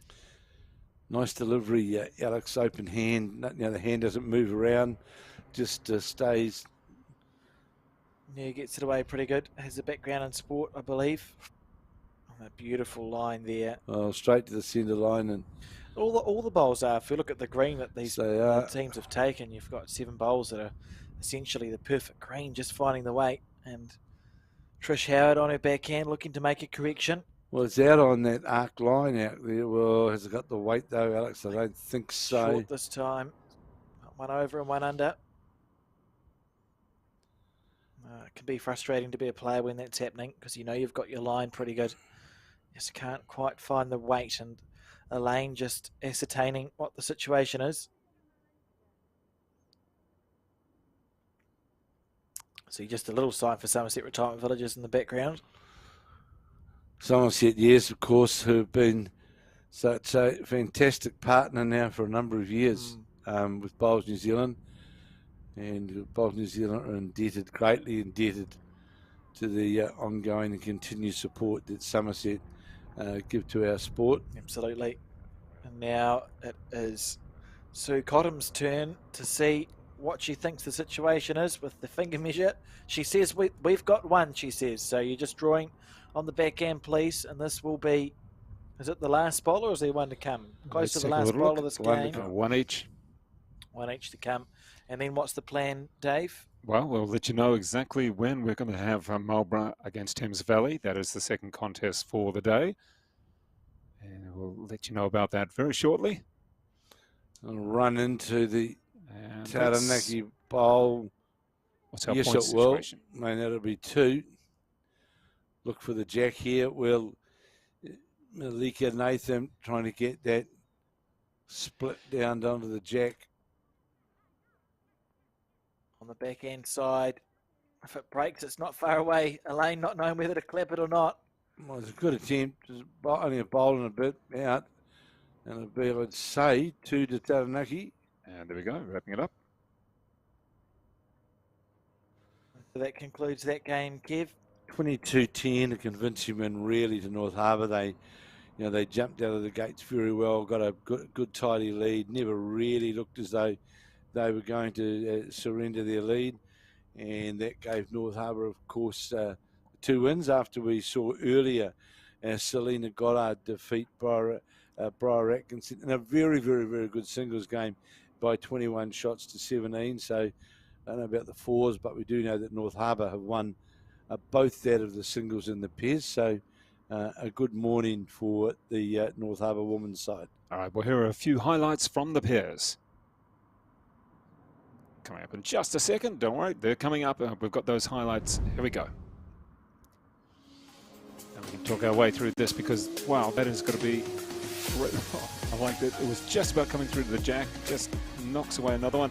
Go, Kevin, what's happening on this one? Oh, gee, that's nice. Yeah, I've been very impressed with what we saw of this game, and Alex spoke about Malika Nathan, and I think again one of those players who perhaps you don't know a lot about. Here's again coming into the head. The North Harbour skip draws another shot. Pretty impressive. Here's Taranaki going for the double split to the jack. So really, out of what we've seen this morning, I've seen two impressive players. Taking nothing away, of course, from Selena Goddard, but I've seen a player of the future, without doubt, of Briar Atkinson. And don't disregard the name Malika Nathan, who I think's got potential to do well at this level or perhaps higher. Just looking at these last few highlights, and of course we will have Marlborough against Thames Valley. That'll be coming out. We'll let you know about that exact time in the meantime, as we just wasn't it? And there was some precise bowling in this pairs. As we did say, it was 22-10 overall in the end to Harbour and 25-18 in the singles. And a bit of breeze coming through Burnside Bowling Club. Wrapping it up there.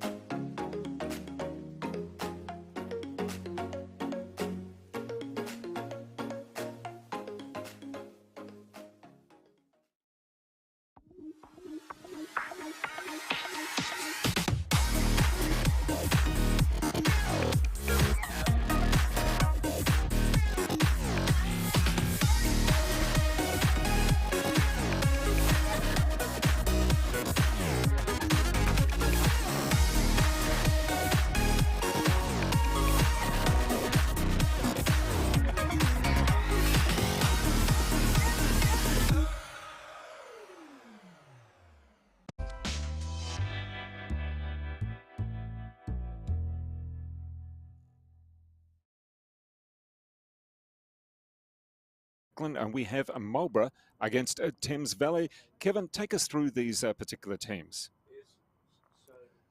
The Marlborough side is Kerry Bond and playing the singles for them, and for Thames Valley, Lindsay Nichols will be there, singles playing. You'll see there, Nichols got the jack there and delivering. And our marker again, I'm just checking. I don't think it is our normal marker, is it? Is it Mike Small, who we've had as our marker for all the matches? No, we've got to change. It looks as though we have got Kevin, the real estate man. Just check that marker. It is Kevin Rowe, in fact. It is Kevin Rowe, a good man. It's Kevin, very good man. Just won last week, in fact, the Burnside Club Pairs, I think it was. And of course, his wife is in fact playing for Canterbury in the women's side. Runner-up in New Zealand Pairs a couple of years ago. So on the mat now is Lindsay Nichols, the Marlborough singles player. And don't forget, of course, there's been round 3 today. And if you want to get updates on all of the results, you go to the Bowls New Zealand website. All the results, match by match, both for the men and the women, will all be posted up on the Bowls New Zealand website. Kerry Bond, pretty good, well-performed player. Lindsay Nichols, very well-performed player. In fact, out of the Valley. Interesting footwork there. Always fascinating to watch the feet placement. There's not a lot of what you would call technical movement there. As we watch the ball come down, trying to get a slice to jack, slides past. And it'll take these players just a couple of ends to get au fait with what's going on. Well, Kevin, we saw that in our previous match that we had, and that was featuring our singles champion. That was, Selena Goddard, and up against Briar Atkinson. It took Atkinson, a younger player, quite some time to actually get into a rhythm, didn't it? Certainly did, but although being defeated by Selena Goddard, really put on, I thought, a pretty good performance going down 25-18. I think she can pat herself on the back, really. John McConnell, I see, sitting there behind the camera legs. Long-time Thames Valley man. He'll be no doubt the manager, coach of this Thames Valley side. As we see, Lindsay Nichols now is going to be under the line. Will hold shot, though, more than likely with that front bowl. We'll see whether Kevin's going to give us some indication of what's going on or who's got shot. They are quite some distance away, and whether Kerry Bond, the Marlborough singles player. Well, Kevin, who would be some of the bigger names out of, say, Thames Valley Intercentre over the years? Well, Val Matthews is one that very quickly springs to mind. Val played for Waikato and for Thames Valley, very, very proficient player. And they've had a number of pretty handy men players as well. And of course in this side as well. Playing in the pairs, Jessie McCaw. Jessie McCaw, of course, played out of the Nine Club in Wellington for a number of years. And it is the one, and Kevin Rowe is going to. Thanks, Kev, most appreciated. There we go. That's an interesting, almost drop out of the hand. It was strange. Kevin, the former stock agent, now real estate agent, rural real estate agent in the south. So, Kevin, just explain the colouring of the different bowls here. Who is who? Well, the mauve coloured bowls are held by the Marlborough player. That's Kerry Bond. Has got the mauve purpley coloured bowls, and the black bowls being played by the Thames Valley player, Lindsay Nichols, who I think looks to me every chance of drawing the shot with this bowl here, and going to come up lower the jack, and that will definitely be the shot. In fact, maybe two, definitely one, as they make their way down towards the road end here at Burnside on the front green, because Burnside, of course, a 3-green complex is another green, of course, parallel alongside this green, and then of course in behind the clubhouse there's another green as well out by the car park, and behind out comes the measure.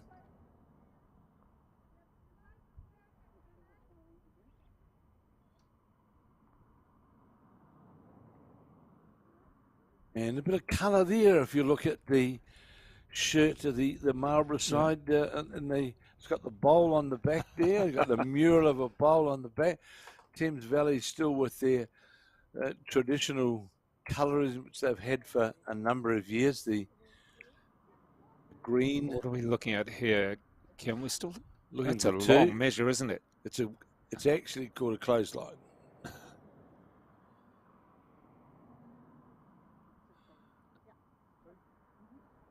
Three. Gee. 3 was the call. That's a good start. Very handy start there for the Marlborough player. Because the Marlborough centre encompasses quite a geographic, of course, because you've got Blenheim itself, and of course Picton, and then out of the outreaches of Picton further, there's Is there a Havelock? Havelock's in Nelson. That's in the. If you were to, it would never happen, but there has been debate around, in fact, that, in the old days, in the provincial play, we used to play provincially, it used to be Marlborough Nelson. It was a combined. It was a combined. I guess like Tasman rugby. Yeah, it was. And anyway, they moved apart. But really, for some of these smaller centres, I know they like their identity, etc. But the likes of Marlborough and Nelson playing under one is not silly. Nelson, of course, got a number of good players in its own right, and Nelson extends as well. Quite a distance as well. And you're going right through the Rye Valley, Takaka. You're going right out to those far-reaching areas. So the Nelson Marlborough region is quite spread. Yeah, the populations may not always be so extensive. However, how far they reach is probably more. It reaches out quite a big geographic. And I think that's the case with a number of places around New Zealand. If you take not necessarily the population. However, it's just that we are geographically, there can be mountains, lakes, rivers, you name it, in between. Well, if you take, for example, although they're not here at this particular event, the far north is a classic example of that, of how far the far north extends. And of course, in days gone by, the far north Whangarei was all one centre. It was all one geographic. Let's take a little look here. Now, let's just explain for some people, perhaps thinking that every bowl looks almost the same. Let's have a look at 2 o'clock. There from the jack, the more purple, I guess if we want to put a colour on it, the more purple bowl, we're seeing it now. Oh, my mistake. I thought Kevin indicated the 3 for that first end, but it was a 2 I noticed now. As we see the pretty colourful Marlborough shirt, Kerry Bond, got the bowl out on a good arc here as it comes towards the centre line. How far is it going to run by? Not going to. Going to get this jack there. Oh, it's a very, very good bowl from. Now that's a 3. It's in the Marlborough singles player. Got the triangle literally there of the 3 bowls, and Lindsay Nichols quickly into her works. Got the bowl out though on a good arc with this one. It's going to come back all the way with that weight. It comes back now. Might in fact get to the jack. Yes, it will. And will it make shot? Yes, it will. That's brilliant, from 3 down to a 1 up. Now I think we'll see with this last bowl whether the type of play that we might see from Kerry Bond, having a look whether she's going to endeavour to attack the 1 bowl on the head, the 1 counting bowls, because remembering that Kerry Bond has got the other 3 bowls sitting all around the jack vicinity, and we'll see what weight she elects to play. And we'll see halfway down what it looks like. It doesn't look as though it's attacking the bowl, which was, you can see there, Dave sitting just beyond, was actually sitting in a Oh, doesn't want to knock this one all the way in, not going to. So one for Thames Valley by the looks of it for Lindsay Nichols. So far, let's see what she can make it. Can she make it too? Well, I think the difficulty she has about getting consistency, and you'll watch carefully, you'll note that there's lots of variation in her hand at the point of delivery. Trying to get to the jack will do so, and will make two of it. Well played from the Thames Valley player. All locked up two apiece in the race 225. Remember, having a chat as they walk down the green there. Wow, yeah, it was, and a smile. Yeah, exactly. That's what we like to see. In this race to 25. Now, Kevin, we do also have the pairs. You can see that in the top right of your screen. Yeah, Who's playing for who? The Marlborough combination, that well-known, name in the Marlborough area. Jan Gallop leading as Pam Stevens skipping. And for the Thames Valley, Catherine McCoey leading for the very, very well-performed ex-Wellington player, Jessie McCaw, who now lives and plays, I think, at the Tairua Club. Well, it's a beautiful little place. Unfortunately, a few issues with some flooding of late. I guess you couldn't really get out, although a lot of people in Tairua were very happy that they didn't want to get out. They were quite happy staying in Tairua and others not coming in either. However, I hope that everybody there and all around the regions have come through the floods and issues with cyclones as well. But Tairua, the bowling club there, a beautiful little location. It's a lovely little setup there. And of course, they have that challenge every time we get rain of that infamous bridge. Yep.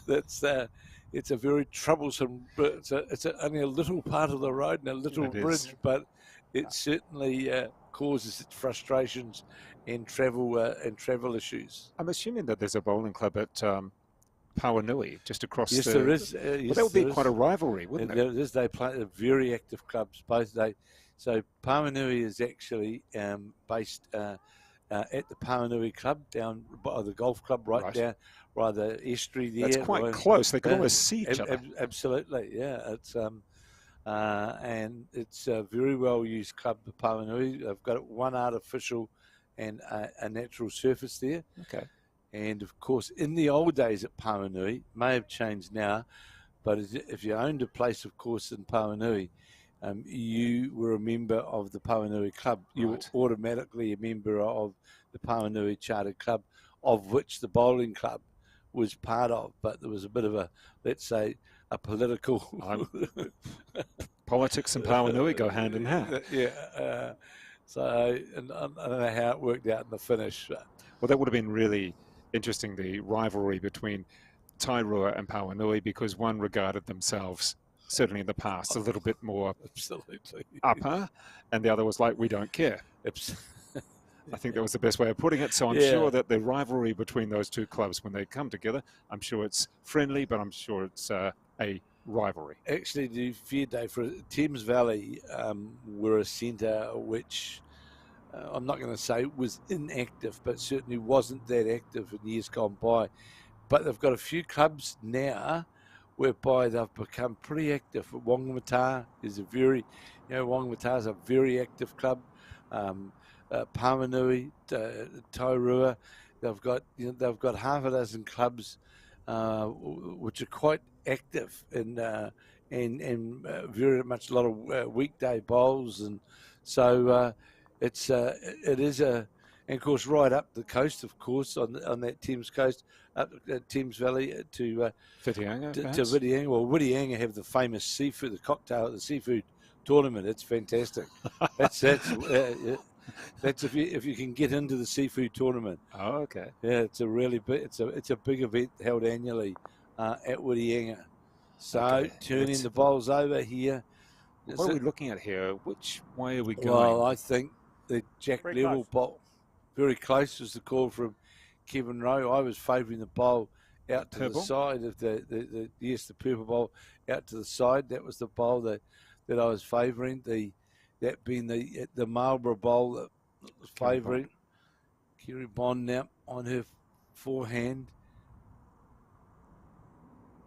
So what we're talking about is the bowl at 2 o'clock to the jack. That is Kerry Bond. Might be one down any tick of the clock here. and will be, and got onto the back of the bowl of Lindsay Nichols and turned it over, definitely made shot of it.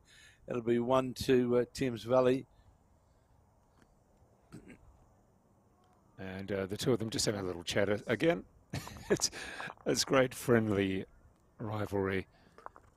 Sorry, Dave, I was wrong on what I said before. Completely wrong. The Havelock Club is part of Marlborough. Oh, okay. Did you get a message from someone? No, I didn't. It just reminded me because they also run a very famous seafood tournament. Well, they've got the mussels growing right in front of them, don't they? Right in front of the clubhouse. Right. Then it's the hills that go across to Nelson. So I think there's a physical border there. Correct. And like in the Rye Valley area, I think, is where that border may well be. But yeah, Andre. You'll never be invited back to that region. Andre Smith and the guys at Havelock, they've had a seafood tournament there. It's a big event. Well, we've got the jack quite a way up here. And it does seem to be that all around the country there was certainly, I think it was Steve Beale that was talking about the tournament in Bluff. Yes. For a variety of reasons, again, the seafood. Yes. It does seem to be that a lot of these tournaments around the country are associated with food. Well, it's interesting in the days gone by, Dave, in Taranaki, the Opanaki Club. Oh, yes. They used to have a tournament which was called the Cucumber Stakes. And first prize was a case of cucumbers, and the second prize was a case of cucumbers. Okay, so no matter what, you just want cucumbers. And I had the pleasure as a first-year player of going out and playing in that tournament with the late Kevin Charles Briscoe, the all-back halfback of years gone by. And let's say travelling, we didn't win the cucumbers, but I must say travelling to Opanaki for the day was certainly an education. And then in the old club, just going by the old club that I first started playing bowls at, where I had the pleasure of playing a lot of bowls with the famous legendary RH Ross Brown, Smart Road Club. Well, we used to have a tournament there, which was the Tomato Stakes. Well, I think you could, that cucumber tournament still exists. And it's in its 25th year. There you go. That's the info we've just been brought through. I think I know who sent that info through, Brendan. And let's just check on this bowl there from Kerry Bond. Just moving around the back. I guess we're looking at one at the moment. Definitely one. Seeing Lindsay Nichols here. They're slightly unorthodox delivery. I mean, it doesn't matter in the end. It's going to stay on the wide side. If it comes in.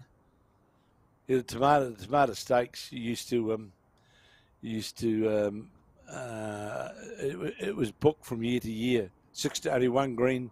The old Smart Road Club was in the middle of a paddock. Actually, it was just. Sounds like Waipiata and a few of the places around Central Otago, which are lovely places. So can now Kerry Bond on her forehand got this bowl well green, having to get past this front, draw through the port, and get to the jack. It's a slide. Will it be enough? No, it won't. Asking Kevin Rowe what the story is in there. I've asked everybody this as well. He's going to say it's a measure. Your bowl, there. Favour the bowl out to the front. That's the bowl of the Thames Valley bowl of Lindsay Nichols. Has been shot. And, well, Kevin Hirkland, finger measuring. How accurate is it? Oh, there's a touch on the jack there, and that's that. Oh, well, we'll see now. Well, I think Alex is still a believer with me. Well, we've sent him out of the room. Well, yeah, I'm completely. I'm a anti. I'm an anti-finger measurer. Well, then I've had people with me in the last tournaments in Central Otago who were avid finger measurers. Yeah. I'll even name Steve Beale as one of those. I'm sure he was. That it's very accurate. Well, the question I ask is, so that means each time you go to do the measure, your hands are going to be in the exact spot each time? I'll let you guys argue about that. I mean, perhaps it's just like me measuring or predicting lotto numbers. Yeah, it's just something, Dave, that I've just never been... right, so each to their own, I guess. It's absolutely, each their own. It's just something that I've never going to get past here. and will do so. Stop. Is it stopping in time? And that'll stay just on literally at jack level. I'm thinking that'll be the shot bowl as Kerry Bond and Lindsay Nichols make their way. We're having a measure. We're having another look. There's the shot bowl that's come out. Now comes the measure, which you'll note in the women's game, so often the measure is hidden in a very sort of strange place. Well, there seems to be... Oh, Kevin Rowe's just waiting for it. And there we go. Where's the next one?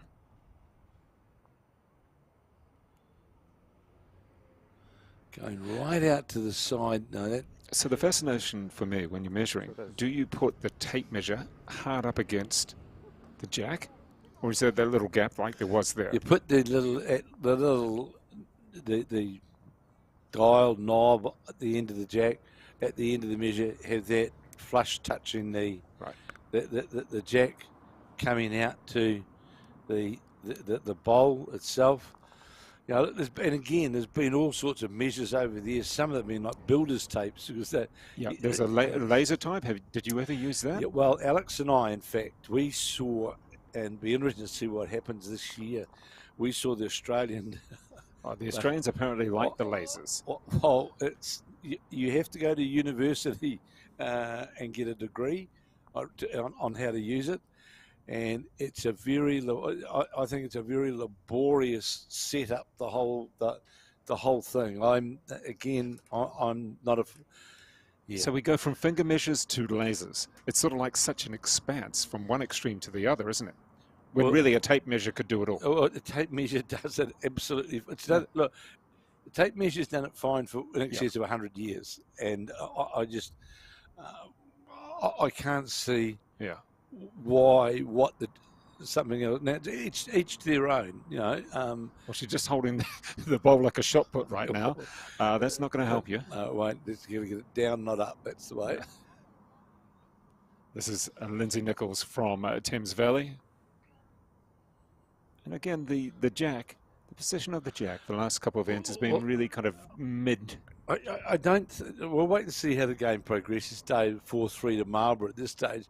I don't think there's a lot of what I would call game strategy at this point on where the jack delivery really is. It's more about we'll put it there and then we'll get it there. Whereas, you know, we saw in the previous game with Briar and Selena where they deliberately, we saw it yesterday as well with Raymond Martin's match and Taylor Horn, where they actually used the length of the jack to their advantage one way or the other, or their comfort area of where they felt. Whereas I don't think at this point in time we've got to that in this particular match at this point. But there's definitely a wee bit more breeze there than what there was earlier on, which is fairly normal for Burnside. And you'll notice, Dave, that none of the bowls are finishing on the green side of the jack. They're all finishing, on the other side, which straight away is showing you that. And you can see the bowling cloth there moving across. So we really need on that hand. You need more than likely another couple of feet of green so that you're going to get that wind movement to bring you back at the finish. Otherwise, you're going to just skip away under the head. Now, we're seeing Kerry Bond take the narrow track down under the bowls, which she wasn't that far away. In fact, more than likely may well have gone close to shot at jack level. And when you get the inconsistencies in the wind, if you can master that of the narrow hand, in singles especially, it's quite advantageous to do it because it's shortest route to the jack. But Lindsay Nichols, she's going to get.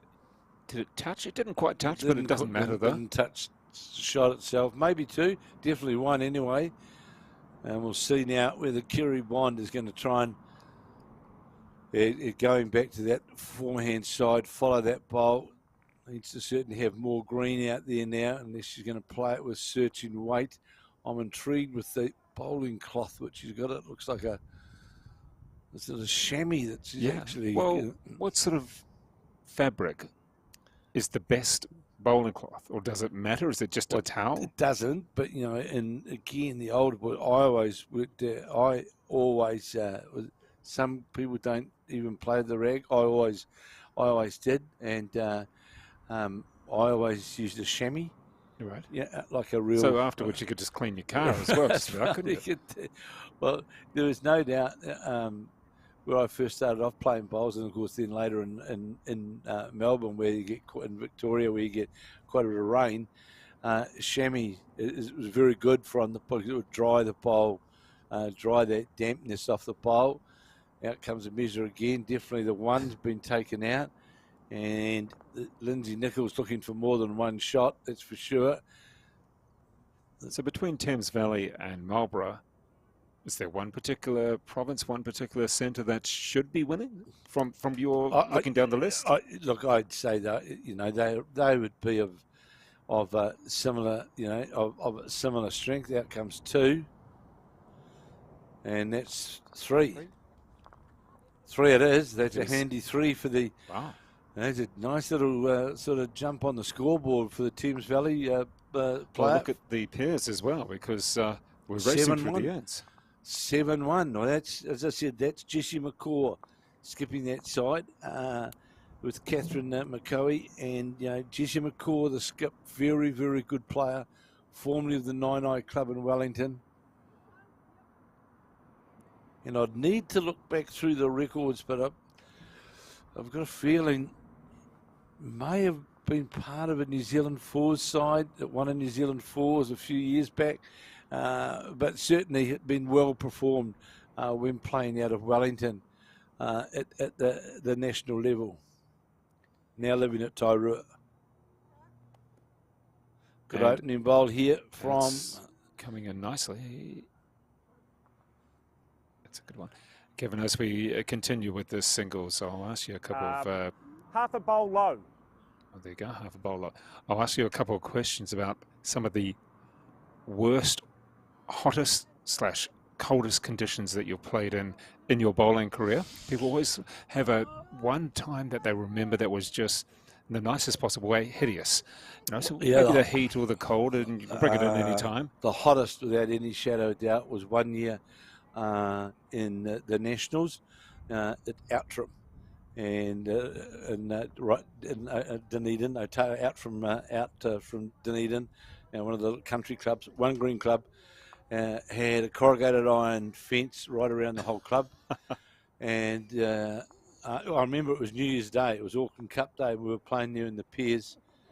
And they, midway through the afternoon, they brought out the buckets and put them alongside each rink because the bowls were getting that hot. The sun was just beat. And strange enough, on that particular day, it was raining in Dunedin, and we were absolutely sweltering in Outram. And funny enough, the coldest, again, it was in Dunedin, and it was it was at a Nationals, and it was at the old Leith Club. And John Murder had said to me, make sure when we go down to Dunedin to the Nationals, take some long johns down with you. And I thought this was comedy. This was December, and lo and behold, we get to Leith to play the singles on the 27th of December, and they had an open fire going in the clubhouse, and the temperature was about 7 degrees. I was frozen. John Murder had his long johns on. John Murder won the singles that year in Dunedin. Oh dear. Well, it says something for experience and knowledge of where you're going. And let's have a look at this, just scooting past. And we do have the closest bowl there, which is probably, what would you call that? That's sitting in behind at about 5 o'clock. That's the bowl of Lindsay Nichols, of course, who's leading. Oh, has one score not gone up? 6-4. Yeah, and she's got a 1 at least on this, and we'll see how this bowl... Oh, gets under the bowl here. Got the weight to get under. No, it hasn't. Of course, the difficulty that Kerry Bond is getting to, that without getting 2 bowls on the head, very difficult to attack now. Just notice then, Kevin, the marker being an ex-stock agent looking up skyward, looking up at the clouds, so whether there's some darkness which is starting to come into Canterbury. There was showers forecast for at some stage, just a couple of showers forecast at some stage today. Being an ex-stock agent, you know when it's coming and where it's coming from.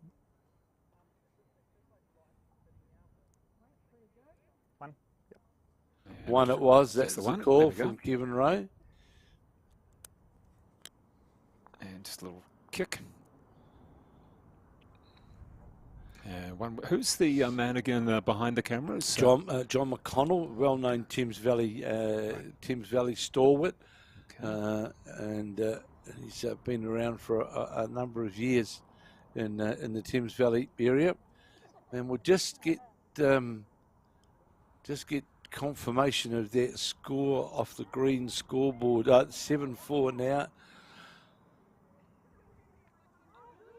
And while we're at it about the hot and the cold, perhaps a couple of occasions that you've covered or commentated or been around where you weren't playing as such, but you've been around a few competitions and the weather was either inclement, hot, cold. I had and still hold been part of, and he was watching this morning, being part of a historic team, myself, Barry Greer, Peter Thorne and Rowan Brassey, when we played against the Barry Drabble Manurewa side in the final of the Taranaki Open Fours. There was 400 and something teams, I think there was, and we played the final at Paratutu, and come about in 18, 19. This is Kerry Bond, just bringing this in close, sorry. The green was completely underwater. It was completely underwater.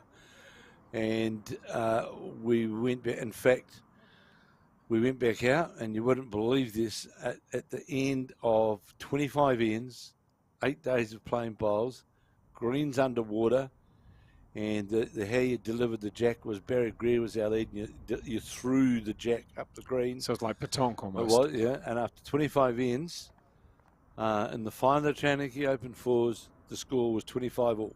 Oh, wow. And if you go back and look still at the history of Taranaki Open Fours, you will see that in that particular year, and the only time that we had a draw in the final, and it was just unplayable. They'd said we could come back the next day and play half a dozen ends or 10 ends or something. Both teams said that we've been here for a week. We're pretty happy with this. And yeah, on the drive. And straight through the gap. Hits nothing but the ditch. So that would be the wettest conditions that have ever played in. And yeah, as it turned out, it was a historic experience. And at one end of the vision, you can see there's a little bit of pale blue cloud. However, the other end is, well, a bit darker. There are certainly some hints of a few spits of rain, and we'll give you a further weather report. We're sending out our spies to actually check that out at the moment. Still a light breeze around, and pretty much all day it's been that way. So we'll take a little look at that very shortly and let you know. But in the meantime, of course, we did have a very good performance from North Harbour against Taranaki earlier today. The singles, Selena Goddard against Briar Atkinson, that was 25-18. And in the pairs, it was 22-10 for North Harbour over Taranaki as well. So good performances there for Harbour. Looks as though they'll be going through into the next round. But in the meantime, in the pairs, it is Thames Valley 8 and Marlborough 1. We're playing 18, and so far midway through the 5th. It'll be one shot there. One shot, yeah. Let's have a look for the marker. That's Kevin got up with the lollipop. Can't quite see him. I see his legs. No, we're just checking.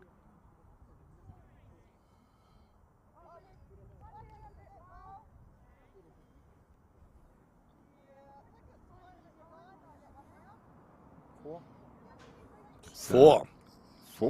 Wow. 4. That's significant. Big turnaround there.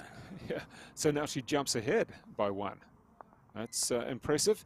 And it looks as though we are getting a few spits of rain. Yes, we are indeed. Yeah, see, you can see we can see it now. The stock agent's view looking straight up. And yes, those drips of rain now comers. I don't think it'll make a great deal of difference. That's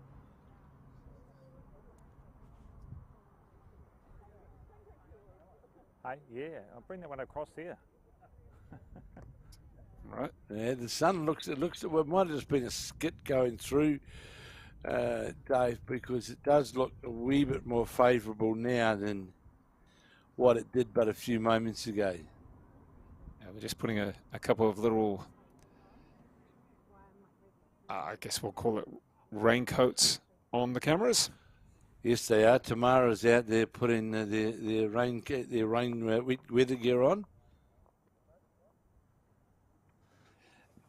And tell me, you managed to get some comments coming through earlier on from some of your Naki friends about how well they've done. What have we got there? Well, the Taranaki men this morning had a very good win. In fact, so they've won 6.5 to date. So Alan Batley and the side, they would be, they'd be going very happy with not so much of the ladies, but certainly.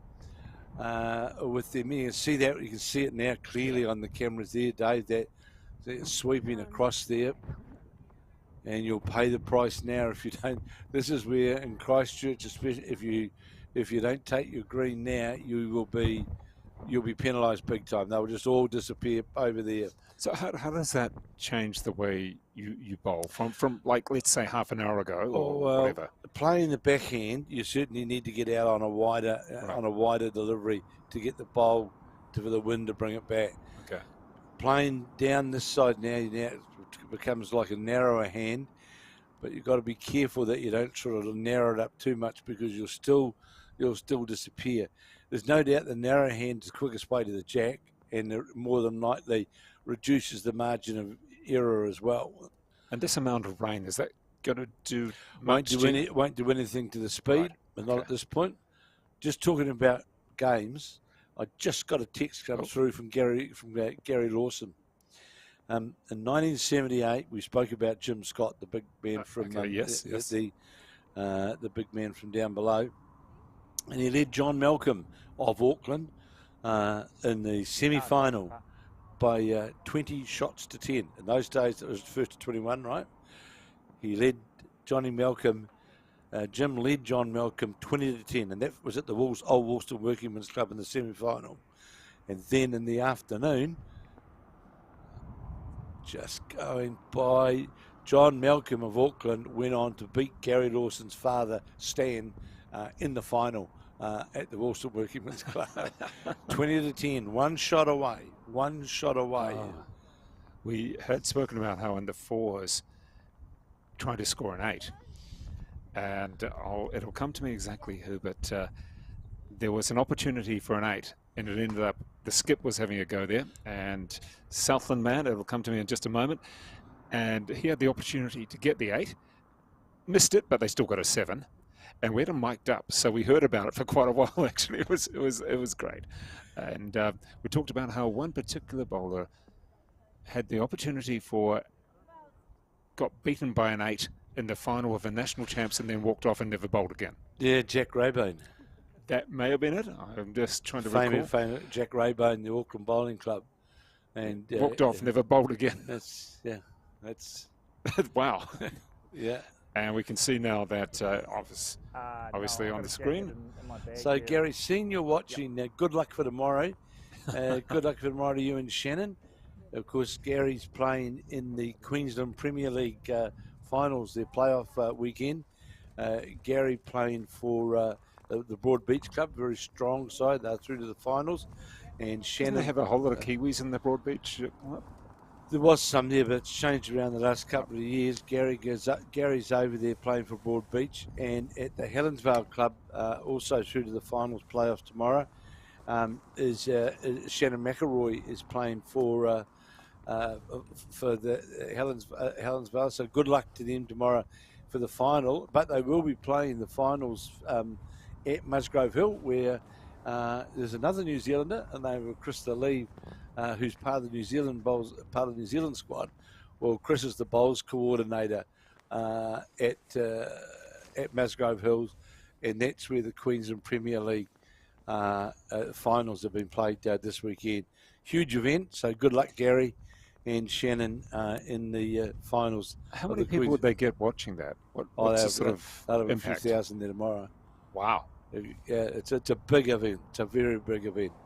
They have, I can tell you that the clubs, what's the Helensvales and Tweed, etc. They'll bring a bus. They'll have buses to come to. Is that because they have pokies like the RSL clubs, also like the NRL clubs, like Parramatta NRL club is just the pokies make a big difference here on the Gold Coast as well. But in saying that, the pennant bowls, had pennant bowls all in Australia last week. In fact, the Melbourne ones were held, of which, of course, was won by Deer Park. It's Mark Casey's club, and they beat Clayton in the final. Ali Forsyth was playing for Clayton.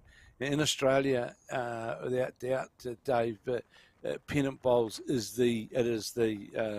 it's the big thing. Pennant bowls, it's everything. I was fortunate. I played 5 years in Melbourne, and I played for Oakley, and pennant bowls. Won the pennant. We won the Victorian pennant last year I was there. I had the pleasure of playing for 5 years as number 2 for the late Dennis Dalton. So and it's and the interesting thing about it as well with pennant bowls is that it's changed in some centres, but you operate off a big scoreboard. So if you've got four teams of fours playing, and if you're playing 21 ends. So the match is actually 84 ends. So you can lose a game, and so winning ends is a key. Winning games, of course, is the key component. but ends is that's how they and at all of the clubs where you play, you have here's a toucher here coming in here from Kerry Bond. So what happens, David? Every club you play, you have your individual scoreboards like they've got there. Yes. But then in the corner of the green, they've got a great big board up, and that's the master scoreboard. So end by end, rink by rink, it goes up the whole time on the big scoreboard, because that's what you're playing. That's what you're playing to, and that's tomorrow. What Gary Lawson and Shannon McElroy are playing in the Queensland Premier League playoffs this weekend. Goes over Saturday and Sunday at Musgrove Hill. So good luck, fellas. Enjoy it. Well, in the meantime, it is still a close affair here, as the weather seems to change its mind every few seconds. It was raining quite hard. In fact, it still may be. It is a little at one end, and at the other end we've got bluish cloud. It is. That's the cricket club corner. You can see the lights at the back there. That's around the back of the cricket club, and where the car park is behind there at the bottom comes a little bridge that goes across the creek there. And that's where the cricket club is in. Now, all of a sudden here, there's a good ball coming in here. This is going to get all the way to the jack. Gee. Falls the wrong way, perhaps. Yeah, fell out, not in. Thames Valley in the pairs now, leading 9-1 at 6 of 18. So which way is this going to go? How many have we got here? Is it it's only going to be one either way. It's going to be one. It's whether that last bowl of Lindsay Nichols, it fell out, not inwards, and whether it made it for shot or not, having a good look is Kerry Bond, and I think out comes the measure. Oh, it's the fingers. Yeah. So here to be used. And it was. Okay. Dan, did you hear the comment from Kevin Rowe then? Yeah, he's Well, he's saying the measures are there to be used. Yeah. Yeah. Nice. That's It's like a recommendation saying, guys, we've got the technology, albeit it's a tape measure. Absolutely. You can use them. In other words, your fingers may be accurate. Yeah.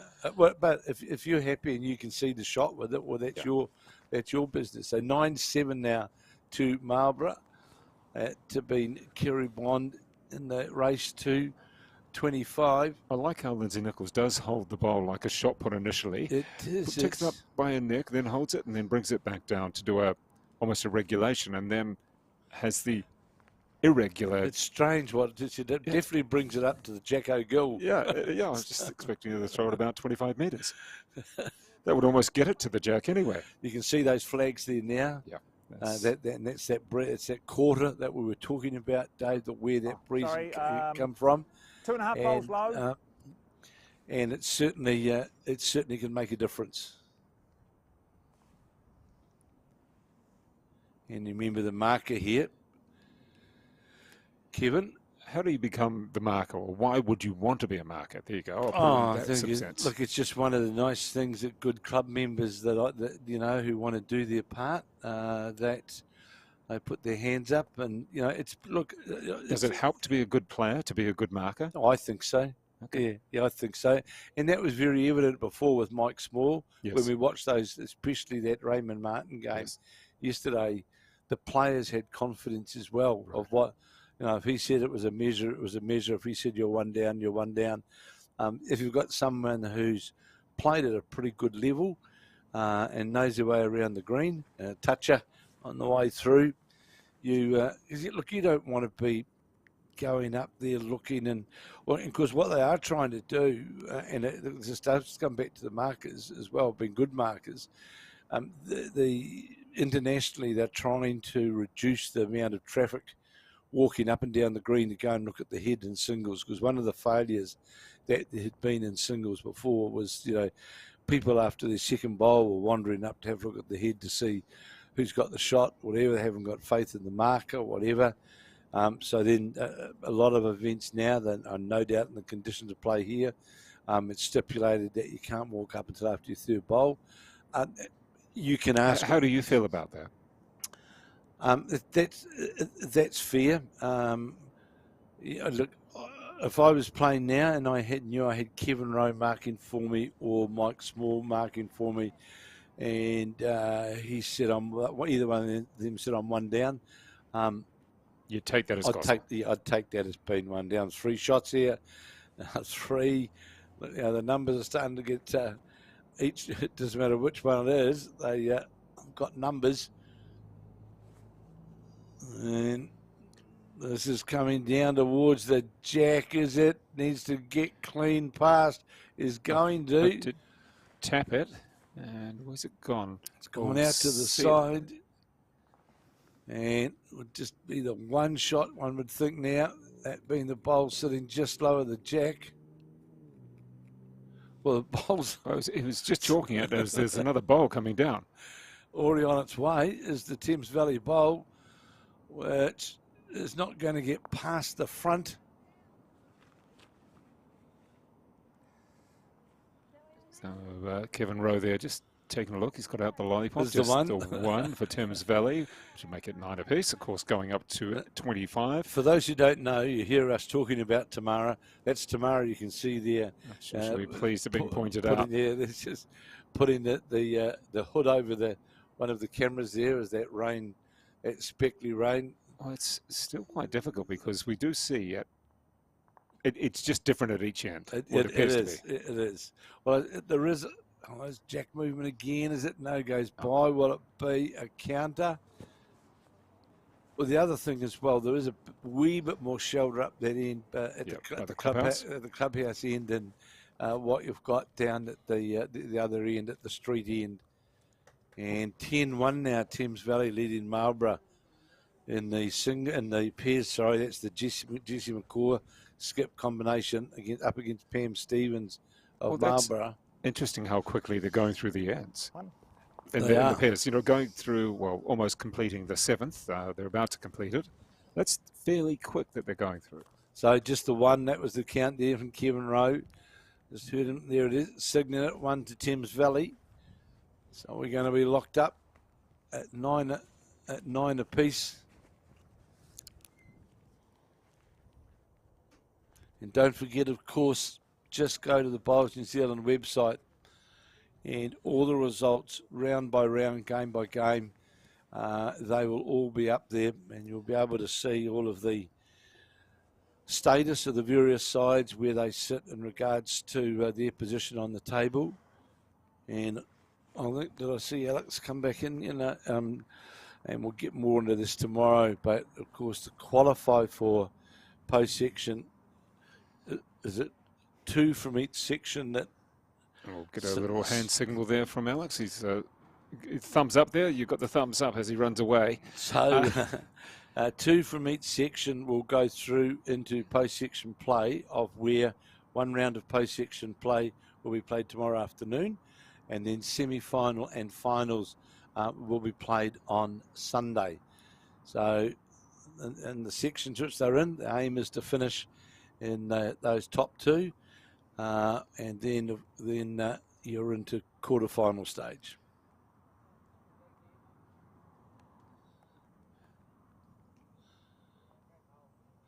9 apiece, sorry, in this race to 25, the game between the Marlborough player Kerry Bond against Lindsay Nichols of Thames Valley, and our marker Kevin Rowe.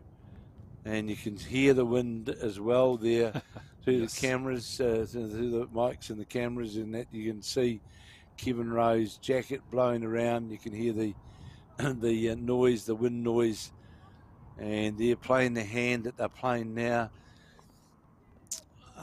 It's really the margin of error now with that wind blowing through there on that particular hand. Really got to be very careful of how you play. You've got to work where your green is.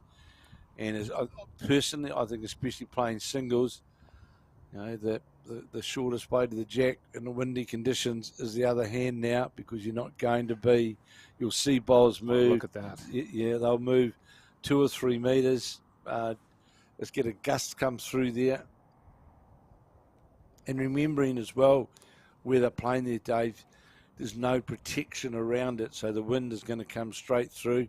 We saw the flags, and they were buffeting about and going direct, straight across the green. And see Kerry Bond now got the bowl out on that good arc, should get rewarded at the finish. There it comes back now, but it's to try and judge the weight and green once this wind gets up is pretty challenging. And we'll see whether their managers might just have a word to them and say, hey, let's get on the narrow track home, because it's all about percentages. And you'll see this bowl now, unless it runs into something, that'll disappear into never. It really is moving, isn't it? And way across. I think it's almost reminiscent of the singles in January. I think it wasn't. Yes, it was in Browns Bay and a few other places around Auckland, where at one stage the weather became so bad that it became a health and safety issue. Certainly at Browns Bay, where there was a building site across the road as well, and a few trees. Half the sand from the beach was coming onto the greens as well, and the bowls were moving several meters across. Had to be taken indoors, didn't it? It did. Like you remember, for example, at Johnsonville, one year in the Nationals, whereby they had to stop play because of the wind. And it was 3 shots, I think. Let's have a look for the lollipop. We'll see to your right there. Kevin Rowe, what's he going to pull out? And that's a 3. That looks like a 3. It is a 3. The wind was that strong, in fact, that it was just blowing the mats like all over the place. And the green, in fact, was against the bias. And then we played one year at Nine and Stu Scott and myself were doing the commentary up in the, they had us perched up in the air, and there was rubbish tins blowing across. I remember it was Ali Forsyth. Ali Forsyth, in fact, played Gary Lawson in the final of the singles, And to say that it was just about impossible to keep your bowl on the green, on the ring, was close to it. And Ellie Forsyth ran out the winner, but they were driving at bowls which were sort of 6-7 feet away because the wind was just, yeah, it was horrific. Now we should say a big thank you to some of our great supporters, Somerset, and also to the Burnside Bowling Club, all the volunteers and all the people behind the scenes there. Also, if you want to, the results, well, the results for this round have been, well, the previous round that is, have all been published as well. If you want to keep up to date with all of the results from everywhere. And let's see what we can see on those results. So we'll take a little look ourselves at some stage and let you know where we're at. But we do know that earlier today, of course, North Harbour a win over Taranaki, but Taranaki had actually been quite successful the previous day. I've just got a note. I've just got a note from Bowls Taranaki just but a moment ago. What a surprise! Yeah. And they tell me Friday afternoon, and Taranaki sits second in their sections at both the national men's and women's Intercentre. Top 2 qualify for the finals. So. There's second. I wonder how close second. We'll have to check that out. But well done to Taranaki. And also good to know about Peter Shaw, former New Zealand player, former New Zealand selector coach. The famous Shaw family out of Manawatu. Pete now, of course, lives over in Brisbane. And thanks. Good to know you're watching today, Pete. And all the best. Hopefully, Peter, that we see you in a couple of weeks' time at the Multi-Nations on the Gold Coast, that we catch up with you at some stage watching the Blackjacks in action. 12-9.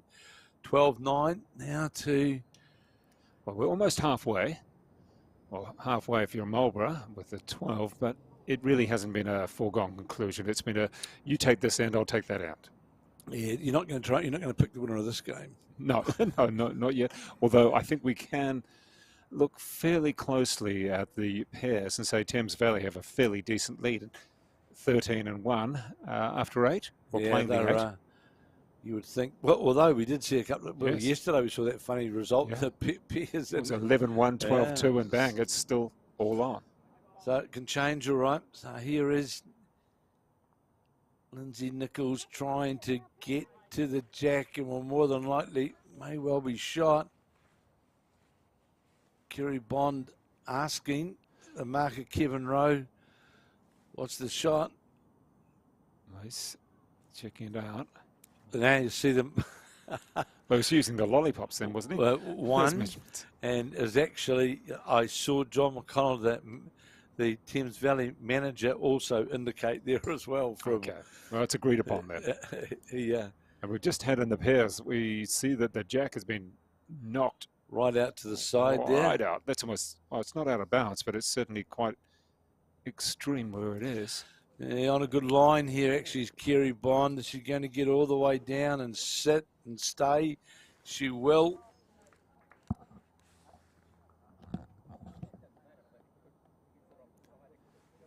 This is Lindsay Nichols. And let's this one go. That's her last bowl of this end. Let's have a look in a minute, and we'll know who's got what. We'll see Kevin Rowe, our marker. It's to hold up to the jack, not going to. Might get a generous slide. No, it doesn't. Which way are we going? We still one? Definitely the shot there, that last bowl that came in. Kerry Bond's bowl sitting down there in front of the yellow jack. It'd certainly be the shot. Yeah, there it is, conceded by Lindsay Nichols. And now looking at that second one, is it going to be 1-2? Kevin say. He set a measure at the time, and it is 2. 2. It is 2, so it's another 2 to Marlborough. That's a nice little lead now. So at this stage as well, Dave, so we'll have another competition as well. So Taranaki leads the shirt competition, do they, at this point? I think so, although we haven't seen it.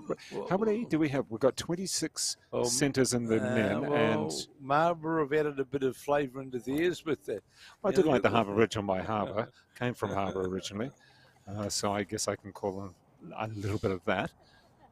But I think that this does show, though, that perhaps next year, that would like to see. That's great. Yeah, I'd love to see the centres really putting a real bit of effort in. I think what Taranaki have done, I think it's tremendous. They're leading the way, and all others have got to go. Well, Okay. the thing which they've also done is they've put some things Pride. within pride and representative of their province. But everybody, the Hara Water Tower example, everybody knows about. The bridge at Waiwakai, everybody knows about. So it's even if you had, for instance, we're just talking about the Thames Valley there, even if you had every club listed, it forms a bit of pride that the Whangamatai Club of Whitianga are listed. Absolutely. And so are all the other clubs, for instance, just using that as an example. And that's another nice thing. It's another nice thing which Taranaki have done with their shirts, haven't they? All the clubs. All the clubs are even listed. That northern one. And Awakino is yes. What's the southernmost one in Taranaki? The southernmost one, because Whanganui would probably question that. Patia. Patia would be okay. Patia is the southernmost. Waverley is in Whanganui. Okay, so they have discussions about that, no doubt. Rugby wise, Waverley is in Taranaki. Okay. Right. Well, I'm sure there's a few discussions about that, and you can see where the jack has been pinged off to, and that kind of makes it awkward in a way, doesn't it? Funny you mentioned Awakino. The other thing which was always famous for Awakino is in Taranaki they have the Shield competition, which is a Saturday, and everybody plays in it, and you visit the clubs, and every time at Paratutu that you were going to Awakino, you'd more than likely, even in those days, it might have only been 2 or 3 teams.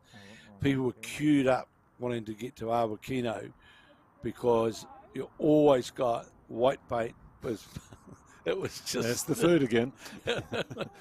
Yeah, it was a ritual to get to. Well, there was certainly get to Awakino for their white bait treat at afternoon tea time.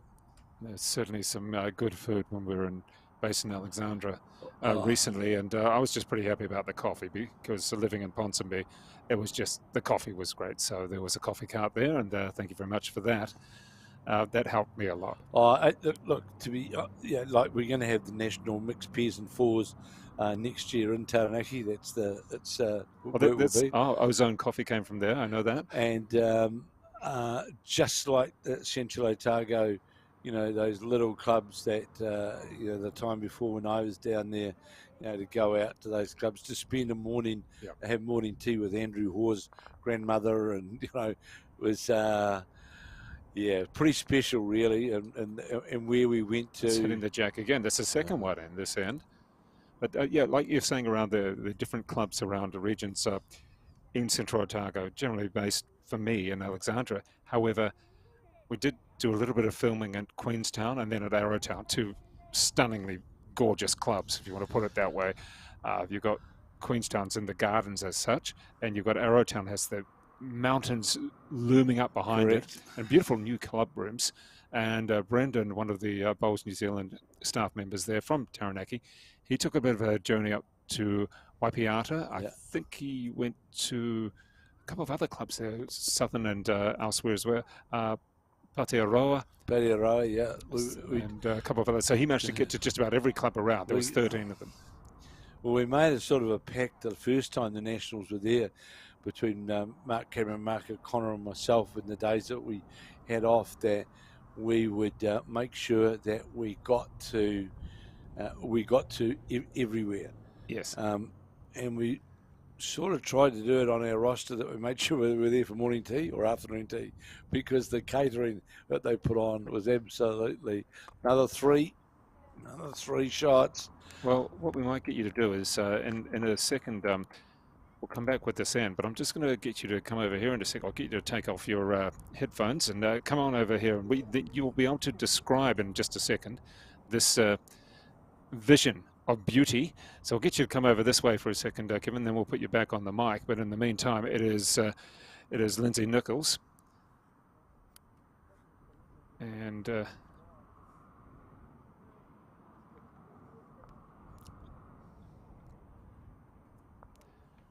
as we see Kevin Rowe there just putting the jack in the middle there, about midway through. And it is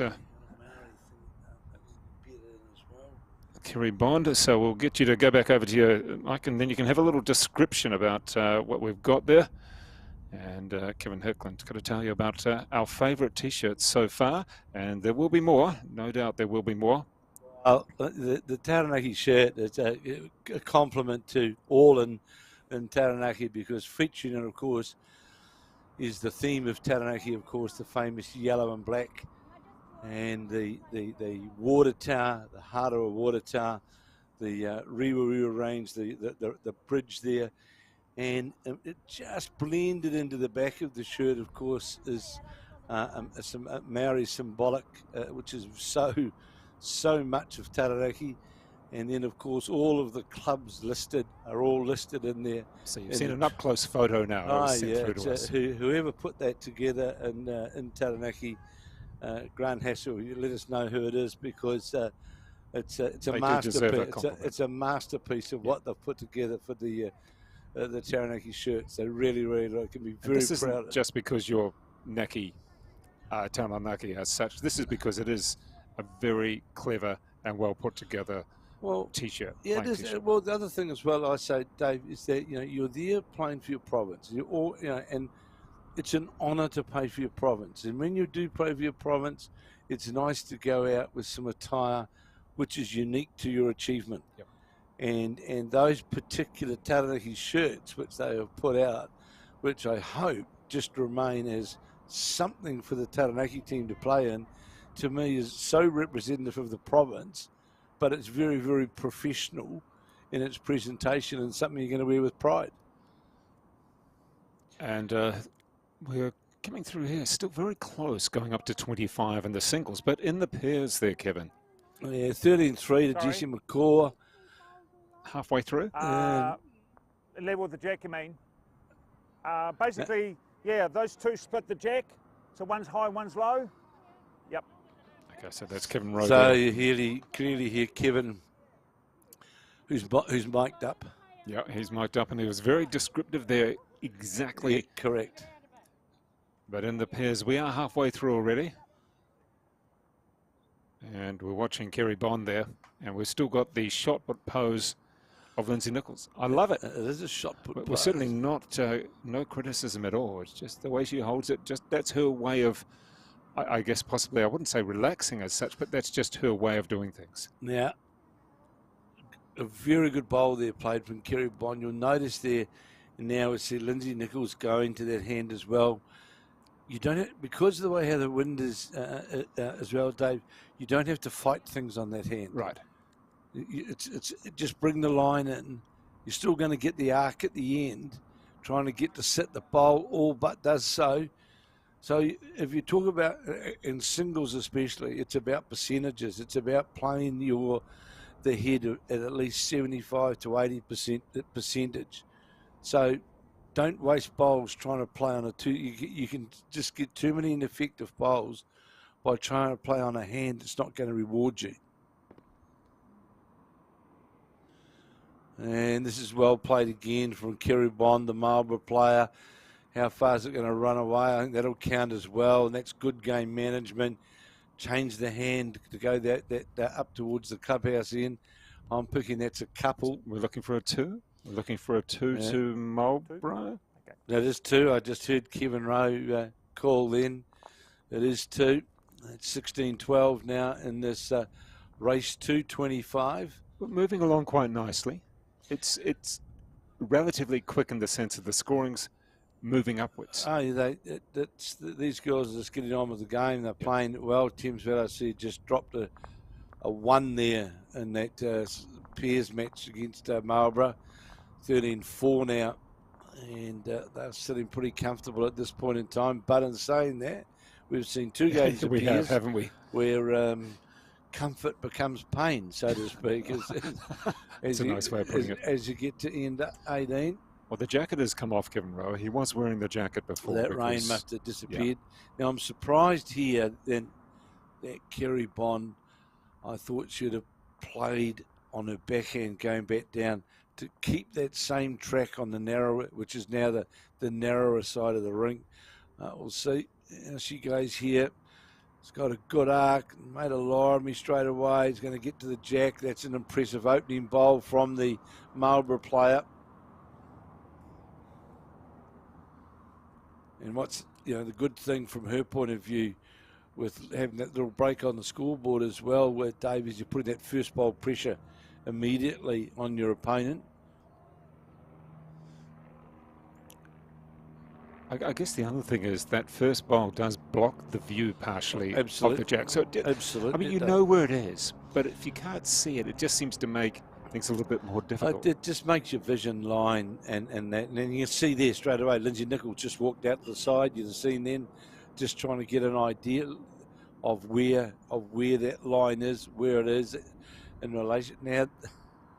Now with the second bowl, we see Kerry Bond change her hand to where I thought she would have played a first bowl. And she's listening to you, though. Just hasn't got the weight, but you can see there, though, Dave, that's that natural arc still down through there. That's a good arc down through there. And that wind that we spoke about, it seems to be coming and going. It's not a constant sort of windy breeze. It's just coming and going, really.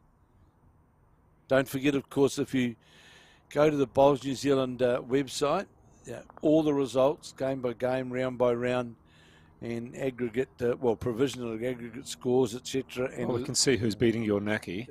I think in the women's it'll be North Harbour at the moment, I would suggest. Well, it depends what sections that they...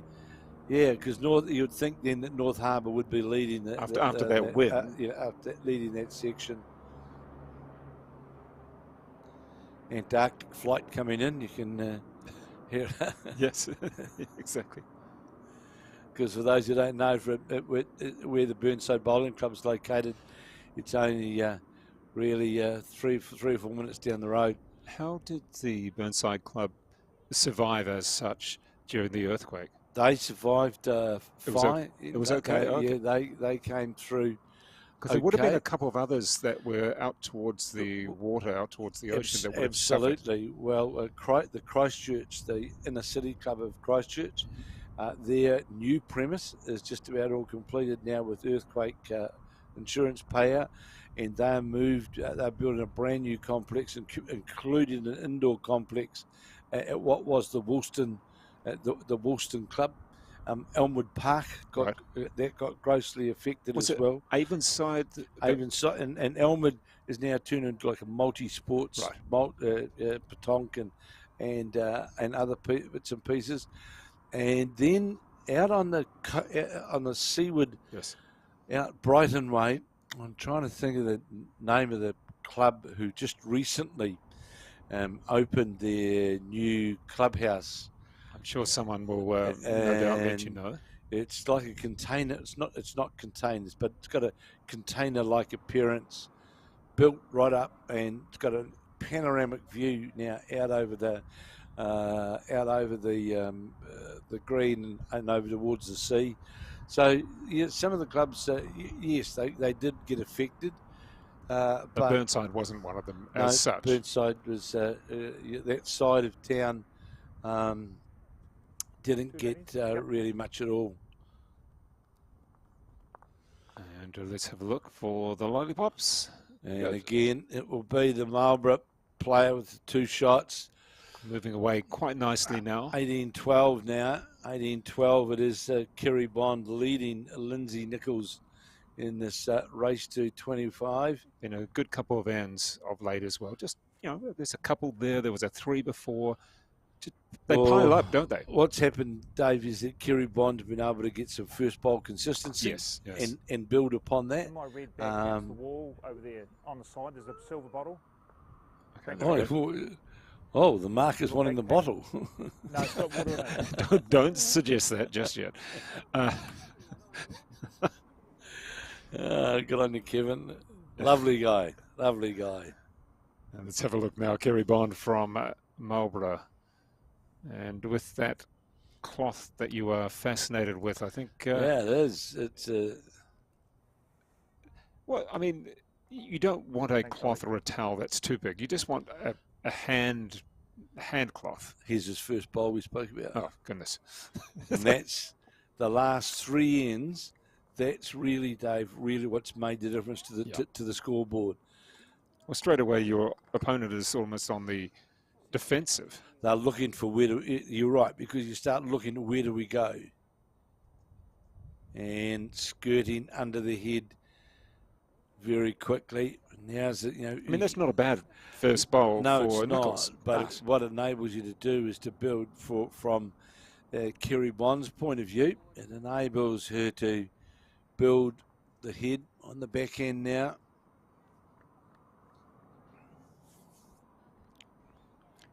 Going out very wide. She'll get rewarded though at the back end of it. It'll come back right back to the 2 metre mark, and will do so. And she'll be happy with that. 1 on, 1 over. Not that with these players you're going to see a lot of jack movement of drives, or like we saw with Selena Goddard this morning. What we're seeing here, though, straight away, Dave, is the danger of when you get a bowl like that, your opponent endeavours to try and. This is where the whole hand thing becomes so important, because really what she's doing, she's steering the bowl.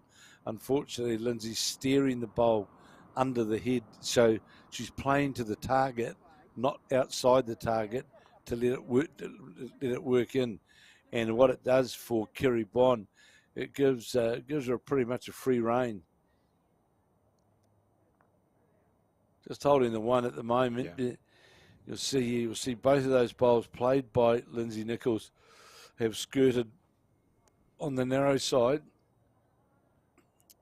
This has got better width on it, but now it's going to go now. You'll see it go again here, Dave.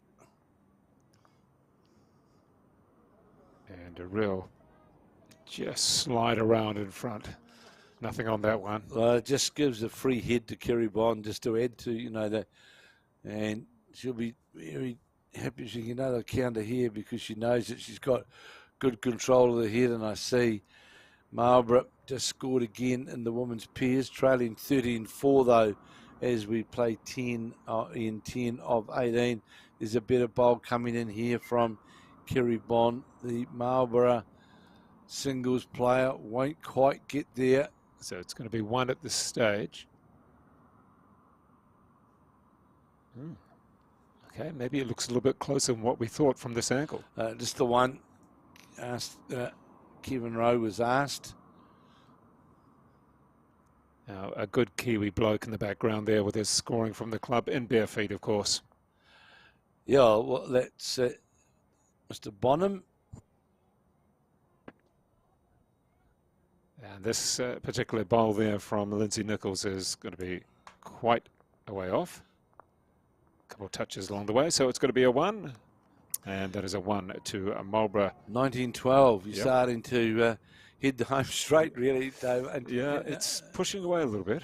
1. Well, psychologically at this point in time, from Kerry Bond's point of view, she knows very well that if I can get that first bowl consistency, I'm going to put pressure on the remaining bowls of my opponent. In other words, my first bowl is going to close the gate. And we've seen that the last 3 ends that she's done that. And let's have a look for the jack. Are we going short, middle? No. It looks to be around about, just ordinary length, nothing too special in the length. 3/4, pretty traditional length. Yeah, that is the thing. I mean, we spoke briefly earlier on about Malaysia having a plan that if it doesn't go well at this length, we'll go to this length. They're methodical. Yeah, just you don't see that from Australia. They would hardly change it up. Not a lot. Okay, not a lot. So here's just exactly what we're talking about, Dave. This is the second time. It's just like identical. And it's about owning the head from bowl 1, and it just makes so much difference. You don't expect that quite that precise. No, but I think now Kerry Bond's got a bit of confidence within herself, and it just. I mean, we were still talking. She just loads it up, and it's like, we'll just carry on. Just makes a big difference. And what the Australians tend to do is they not so much alter the length of the jack; they alter the mat.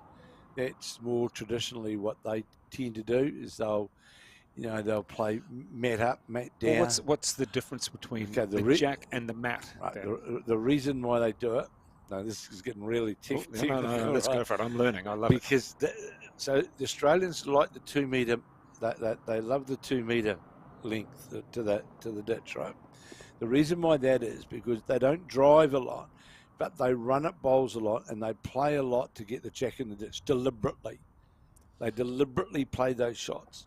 So what they do is you'll see the likes of Aaron Wilson, Aaron Tees, Aaron Sheriff, where we might be trying to draw second shot. They play it with a yard weight through the bowls. So they search all the time, and they love getting the jack in the ditch. It's just the way they play the game. So, which nation would go on the drive more? Is that New Zealand? Scotland. Okay. Scotland more than likely. Burnett, Marshall. We used to, but now also what has happened as well is that with the different bowls which we play with now, which are more accommodating and the draw, more consistent in their draw, and also the pace of the green. So when we go to Aussie, when is it? Next week? In 10 days' time when we go to Australia. Find your passport. It won't get a stamp, but you still better find it. When we go to Australia for the Multi-Nations, that, I'm picking the greens will be running around about 15, 16 seconds. Here we're at 17, 18 seconds. And a different surface. So in Australia, you're actually playing on a different grass altogether.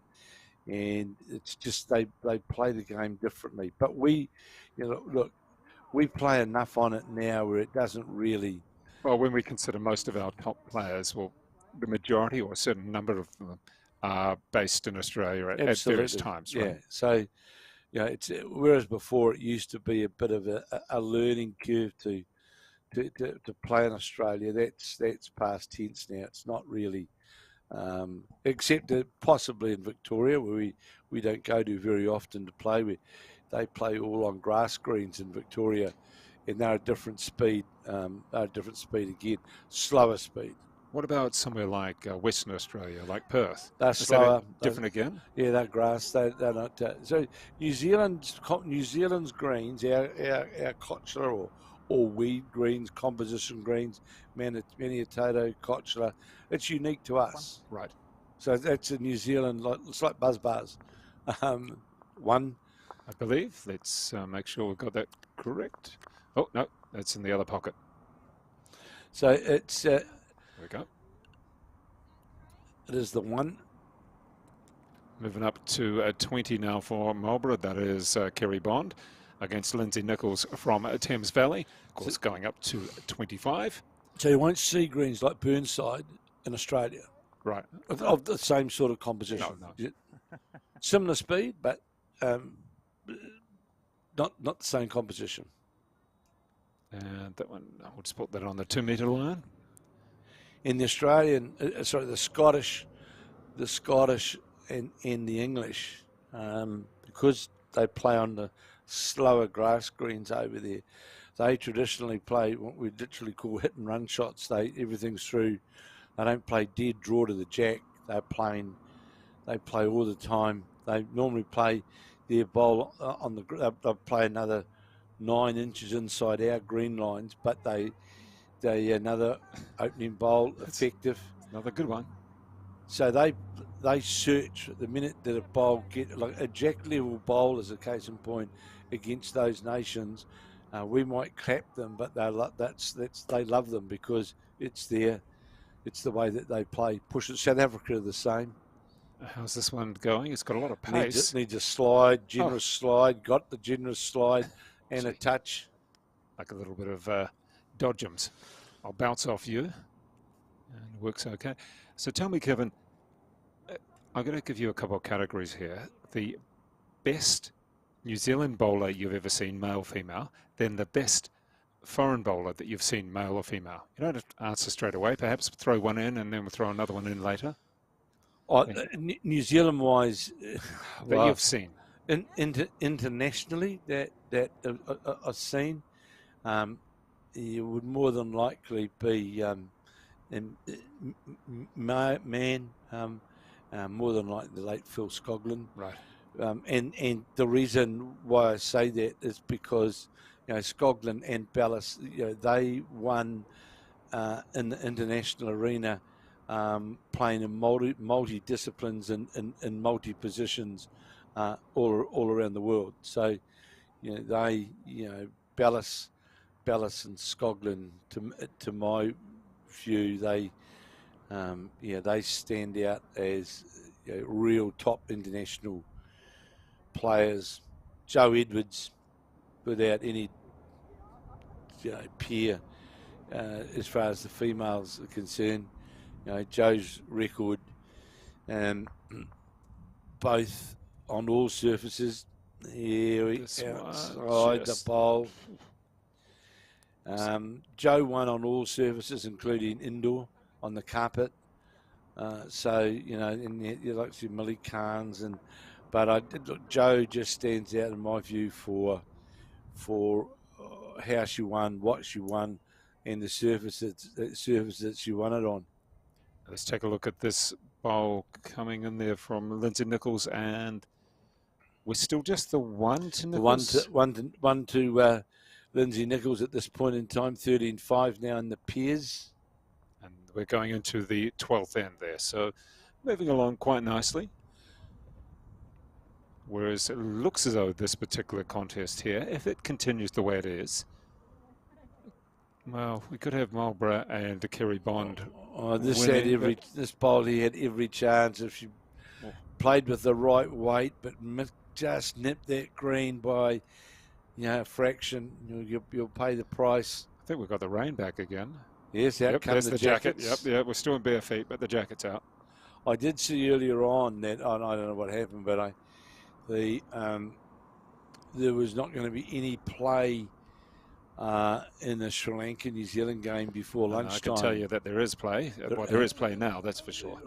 Just the earlier mandate that I got, that they didn't expect to get underway before lunchtime, the scheduled lunch break.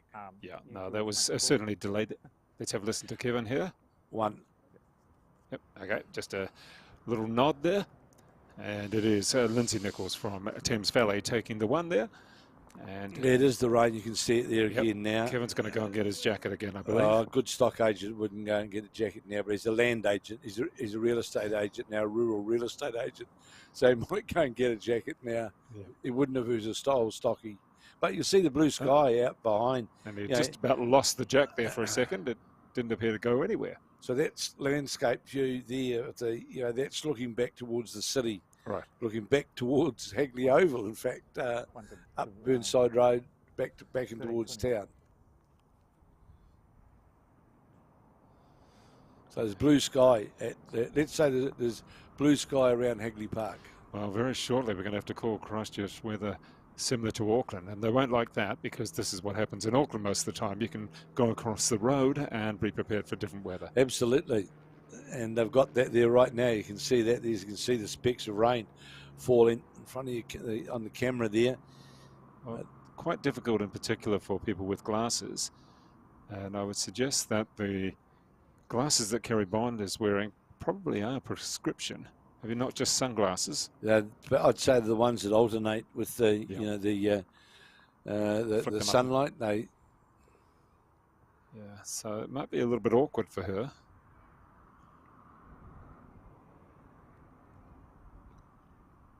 And how happy is Lindsay Nichols? Well, it's interesting that, of course, that she had the opportunity and did so, Lindsay Nichols. She shortened the length up with what they'd been playing. And of course, that is where Kerry Bond had been scoring numbers. And you can see there a wee bit sort of put off by the weather, tipping the cap back, and looks to be, needs to sit up on the line. Not going to do so. Well, gee, it does turn early, doesn't it? Yeah, it does, especially on those shorter ends, of course, as well. That weight comes off very quickly and disappears. 14-5 and 12 of 18 of the pairs. That's Jessie McCaw skipping the Thames Valley side. See the pairs there, almost having a bit of a meeting in the middle of the green there. up against Pam Stevens and Jan Gallup, and a touch around the corner from Lindsay Nichols. That'll be a couple. Important here now, when you sort of own the scoreboard at present, which Kiribon does, that.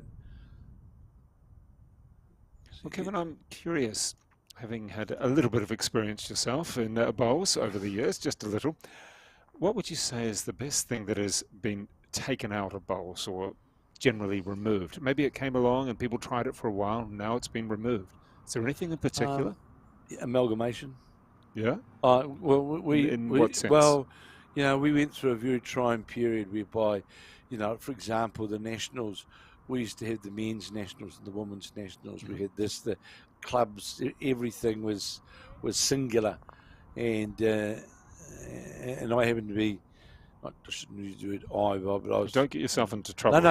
I was chairman of the board. Or anybody else. I was chairman of the board of Auckland Bowls when we went through the amalgamation process here, and it certainly presented its challenges. But if you're talking about bringing the sport into the modern era and into a unified environment, the biggest development that I've seen was the acceptance of amalgamation, and got enough weight. What are we looking at here? It was 2. Is it going to be a measure? What's Kevin having a look here.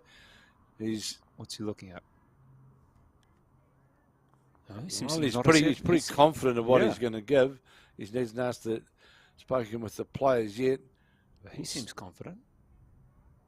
Can't quite tell in this angle. 2. There it is. 2 to Lindsay Nichols. Nice little comeback. 2015. Just sort of slowing the progress, perhaps. Or maybe it's starting her progress. What amalgamation did as well, Dave, is it brought the younger females into the game. Okay. Because under the older regime, let's just say it wasn't always welcoming for the younger. And most of the women's bowls, of course, were played midweek. That was traditional. Yes.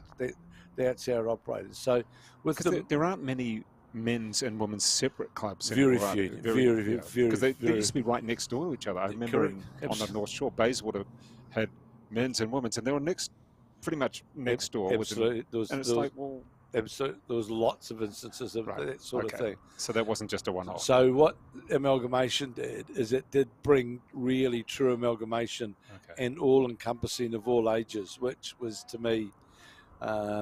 this is short, by the way. You can see the jack is, again, quite short. Second time in a row that Lindsay Nichols has targeted that. In saying that, a tip to New Zealand, not all countries around the world are as advanced in as far as amalgamation as New Zealand have done so. So what's it like in the UK and England, perhaps? You get changed at afternoon tea time and put a tie on and go and have a cup of tea and scones. Okay, that's very quaint. I doubt that's actually going to bring many new, younger people into the game, is it? That's what they do.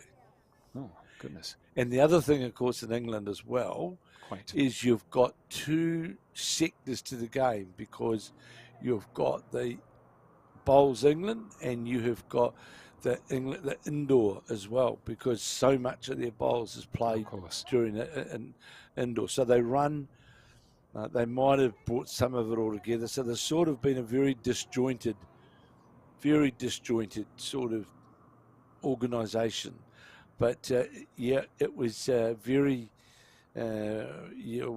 bowls in England, I can remember New Zealand teams in years gone by. I'll tell you the story about that. The English men's team in a minute. But the men, I remember Kevin Darling, Morris Symes, those guys who were away in the New Zealand side, and you played with there was nothing to play with ties on. It was quite. It was quite common. In some ways, it doesn't surprise me, but in other ways, it's just almost shocking. Well, Well, I mean, could you imagine some of our competitors now? They wouldn't be playing. No, they're just like, forget it. Yeah.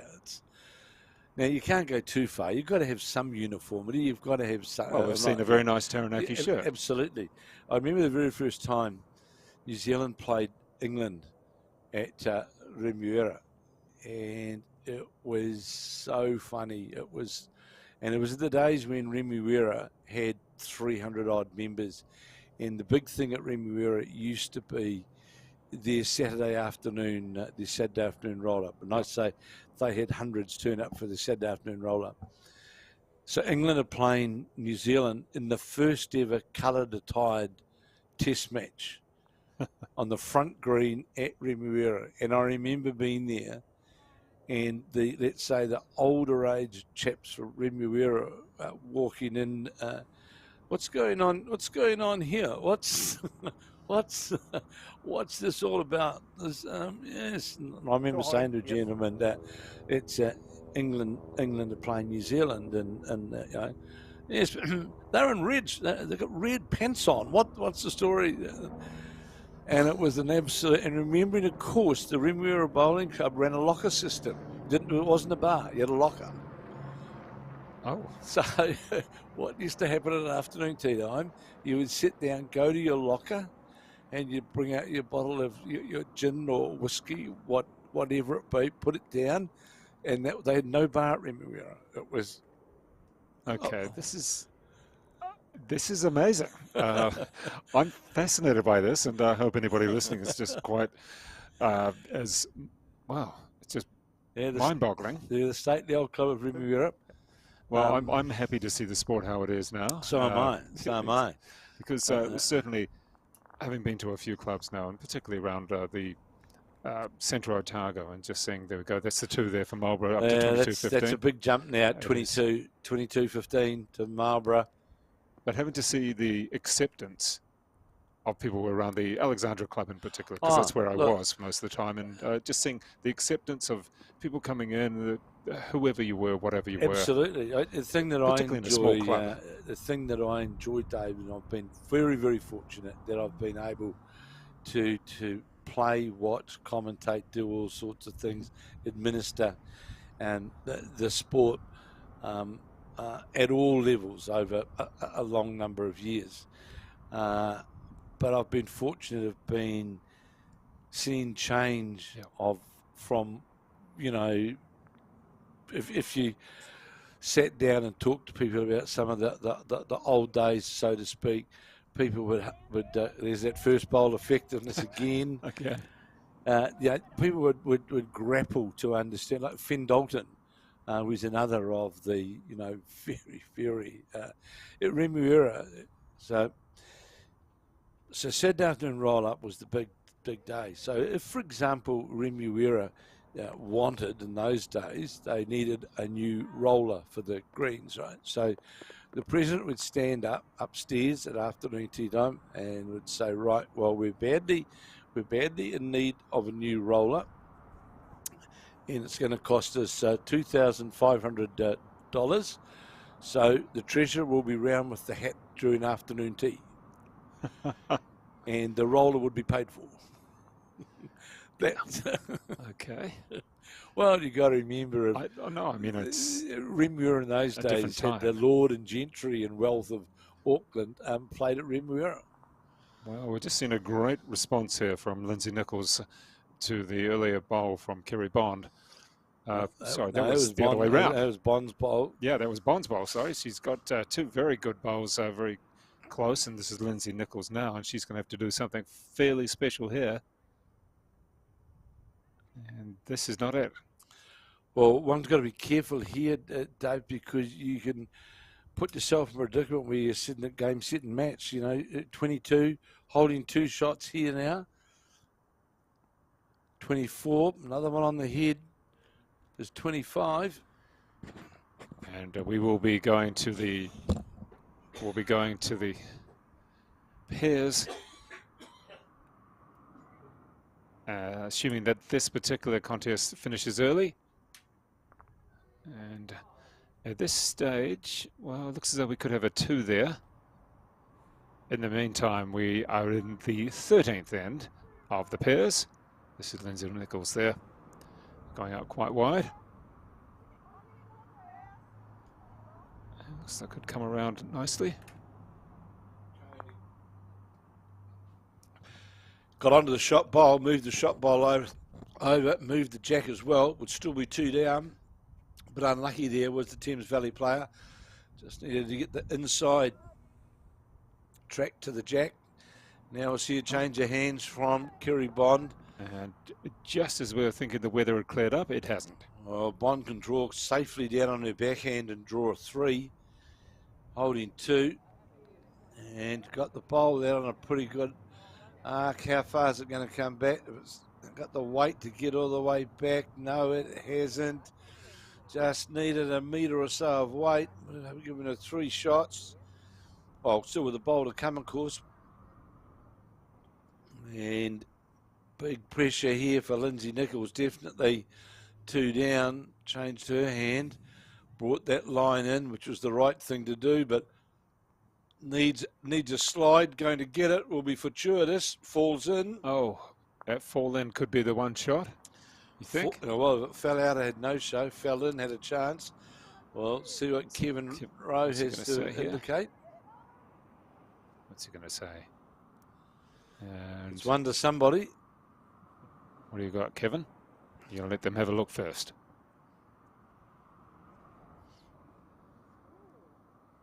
Oh.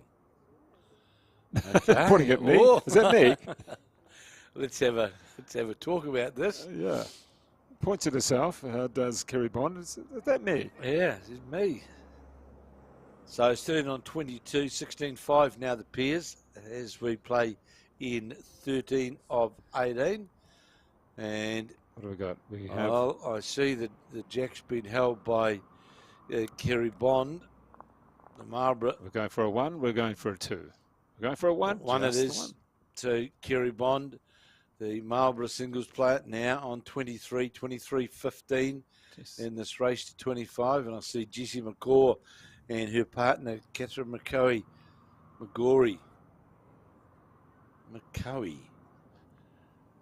Well, what was the comment that we got that she's not too sure how to pronounce it herself? She was happy with McCoey. Okay, we're going with that. That's then. what she went. If she's happy with it. No. When we spoke before the game, she said, "I only got this name because I'm married." So she said, so she was happy with McCoey at 22-15 in the race to 25. The Rawleys lady there, sponsor here at Burnside, Fiona Head, a member of the Burnside Club. And by goodness, what a very generous in her sponsorship to Burnside, and absolutely loves the bowls and plays a role in the community. And always wanted to try and do something at Burnside for the club. At Wind has changed. It's disgusting now.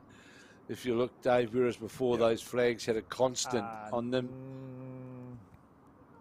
No, I should be right, I think, Vince. Thank you. Kevin Rowe been asked whether he's going to run out of ends on his scorecard. Remembering that the scorecard which Kevin has got will more than likely have 25 ends, I imagine, on it, because ends don't matter in this particular format. That rain is now coming down. Yeah, it's quite heavy now. Tomorrow, yeah, it could be all done though in this end. It could have been done last year in many ways. It could have been. Tomorrow, of course, has put the umbrellas. Yeah, I think Brendan's out there with the raincoats all over the cameras just to make sure. This is just going past the jack there. There's Kerry Bond just slipped by. So don't forget, you can get the updated results by going on to the Bowls New Zealand website, and it'll give you directions from there. You can see all the results. You can see how Taranaki is going, just for Kevin there. Or any of the 26, I believe it is, centres in the men's, and I think 25 in the women. 26 and 25, that's correct. And we have just about every centre possible. I can tell you, I've just got a note from Bowls Northland. Oh, good. That's from their men's, that after 2 rounds, Northland are ranked, they're leading Section 1. Oh, that's great. Great news there for Northland. As the boys from the far north, there's a toucher there, sitting right behind the jack.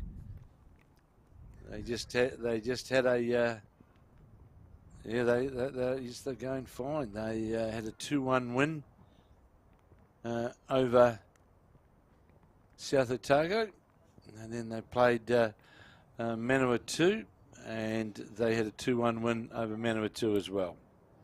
And you can now see Now you can the see. rain is coming, and it's getting a little bit smudgy on the Now cameras you can there. certainly see it. And that's where those chamois, those rags, come in very nicely. Absolutely. That's the the chamois. As the old chamois that, as we know them, the car valet chamois. They become in very, very handy in conditions like this. So in a condition like this, where it's only sort of coming and going, but it is a little bit heavier now, it's more about keeping the bowl, or has this one going, drier in your hand so that the release doesn't slip. Yeah, what I always tended to do, holding 2 shots now at 23. I always used to put a bit of bowls polish. Okay. And it just sort of helps, takes that. So that's like surfboard. So here's the drive for the jack. Oh, How's that? It's gone. Got the jack, killed it clean in between the 2 poles. That's the first drive that we've seen. And what a time. Lindsay Nichols. What a time. A game, set and match it was. And Lindsay Nichols. Big smiles.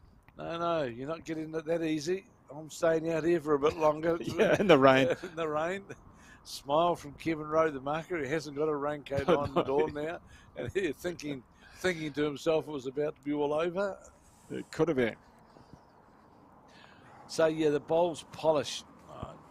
Just to put a wee bit of that onto your fingertips or a bit onto the bowl, and just more to, because it takes the shine out of the bowl just in the wet conditions to get a bit of a grip. Okay. A bit like the surfing. Absolutely, like surf wax. Certainly not like anything you put on a cricket ball, because that's not allowed. No, it's not allowed. Well, depending on which country you play for. No, you said that. Yes. Well, don't you tell stories of you misleading or cheating in cricket. No, it's just that it's called, the Australians would call it taking advantage of the opportunity. Well, with sandpaper and goodness knows what else. In the meantime, it is getting heavier and heavier. It's got heavier now. And that rain. There's Brendan. Yep. I see in behind the cameras there, checking on them. It's pretty valuable equipment, Dave, isn't it? It is. Very valuable. Let's see this first bowl.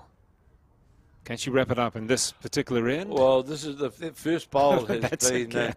It's been and full marks to Kerry Bond, because that's really been after the first half a dozen ends. Regular. It's been regular. She's got that first bowl effectiveness, and it makes such a big difference as you go through the head, to build your own head and just get some control of the match for sure. Whereas the first bowl from Lindsay Nichols is a little bit astray. Just waiting there was Kerry Bond as the bowl on the other rink in the Thames Marlborough Pierce game playing next, just goes by, and Bond, she'll be endeavouring to get another bowl close, really put the pressure wrap it up on Lindsay Nichols. And it's going to finish under the head, jack level. But she'll be quite happy with that. Still holding the 2 shots. Now, straight away, on the charge. Going for the jack again. Oh, it's going to hit it. Going for the jack again. Can't kill it again now in the ditch. And that'll be the shot. You'll see Kevin Rowe go right over that far side there, at the road end. Mark the ditch where it marked the bowl, and then we'll come all the way across, put the golf ball marker out there, showing you where. Now they ask the question, who's got the shot, because that becomes a real hard because this is where it gets a little messy. Yes, it does, especially at that distance. And Kerry Bond's got. So what's she got to do now to actually? Well, just draw between there and the ditch, give herself hopefully a metre to the peg. Can she win this end now? Yes, she can. How can she do that? Oh, this bowl here, there's the shot, I would think. There is the shot. Let's see where Kevin Rowe is. Is he pulling a marker? I'm not sure. He's lost his markers, no? Oh no, he's just doing up his doing jacket. over his jacket, Okay. all right? So now for Lindsay Nichols, that looks to be going on the high, wide and handsome side. We'll get a look in but a moment. No, it sits up, stays up. That's the shot. Okay, so the golf ball that you can see sitting on the mats, the jack is sitting literally underneath that. I just had this discussion with a lot of people about killing an end. Yes, it's great, but is it really great that it continues things going? Well, there's a couple of there's to all and sorts fros. of debates about it. Sometimes, sometimes it's possibly your only, well, not scoring option, but your defensive option, really. But most of the modern day players now, you don't see them do that because there's just other ways now how you can get the shots. And these greens here, as you're going to see in but a moment, because the cotula is right down to the end, you can draw right down to the ditch. Okay. And which is what we've just seen Lindsay Nichols do. And I'm saying she's got 2 shots. Let's see whether it's agreed by. What's Kevin there? He's having a look. 1. We agreeing on that? Both players taking a good look. Yep. 3. 3 it is, because the one in the ditch is well counted. Okay. So we move to 18, 23, 18. Can you see the plus and minuses on killing? Well, Is there a plus and minus? The definitely to get yourself literally out of trouble.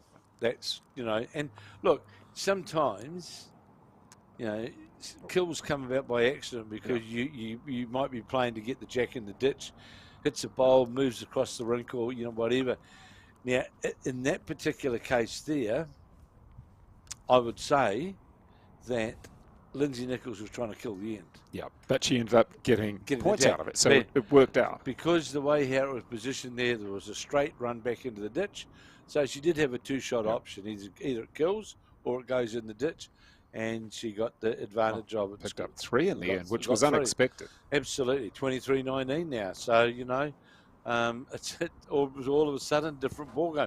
First bowl. Change around.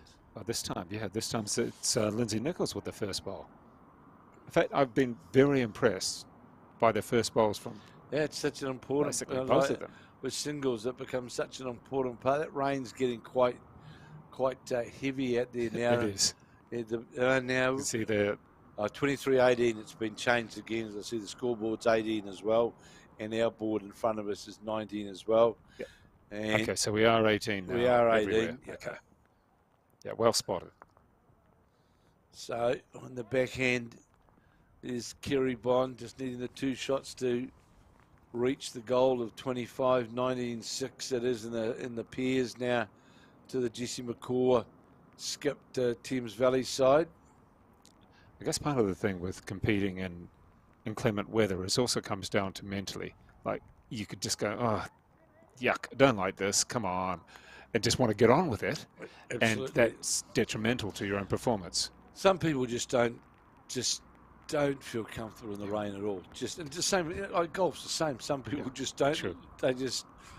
The rain comes and they just want to get to the 19th as quickly as possible. Yeah. It's it's just and of course it's interesting. Kerry Bond hasn't even bothered to put a jacket on. Obviously feels she thought she had it wrapped up almost a couple again. A couple ago she was there. Some people just don't, put the jackets on. And this is on a fairly good line to there. How's the weight comes down towards the jack? How far is it going to run? But that is the other thing. With the rain, as it gets more consistent here, does it mean that they're running, or when we say they're running, how far the bowl could continue? This continues near they'll shortly lose a metre of weight. Okay. Now that's about. So you have to anticipate that and bring that into the game. It normally doesn't make a great deal of difference, but when you get it consistent, it'll just take a metre of just take a metre of finish off. That's heavy. And you can see how much she's actually having to wipe down the bowl all over now. Well, because you don't want it sliding in your hand as well. That's the big thing. You see again, you saw it wasn't happy there. Back at rubbing the trousers again. Didn't quite feel right because of that dampness on the backhand. Now is Kerry Bond, and out on a good arc again. She's got it out pretty good. Who's got this one? What do you think? Breaks underneath. Looks underneath. Okay. That's two. Definitely one, I would say. So you think this is going to Kerry Bond? I think the front bowl of Kerry Bonds, I think, is shot. Well, she's making her way to 25, well, albeit slow. One would think so, because that would appear that there, to endeavouring, was Lindsay Nicholl to try and remove that bowl out of the head. Let's see now what Kerry Bond from Marlborough can do here. Does have the lead 23-18 against Lindsay Nichols from Thames Valley. I don't know if she got that ball. Not sure if she's overly happy on that. Well, I'm not sure if she got that wide enough with that weight line, actually, Dave. And well, it might sit on something inside here, and if it hasn't got the weight to do so. So the indication was that front bowl is definitely the shot to the Marlborough player.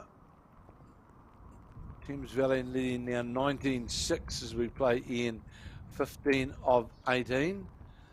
And we can see that there is a very accurate bowl. Looking at that second one, I think it's just the one. That range pretty heavy there now. Yeah, that's nasty. That's heavy there now.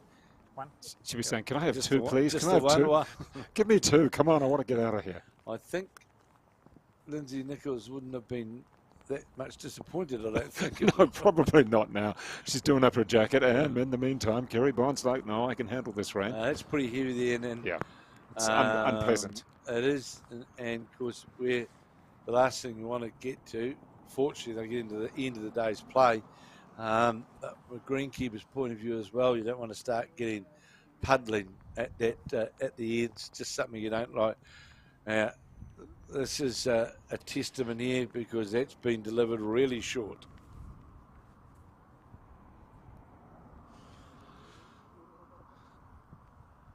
So all but 24-18 is Kerry Bond, the Marlborough singles player, against Lindsay Nichols of the Thames Valley.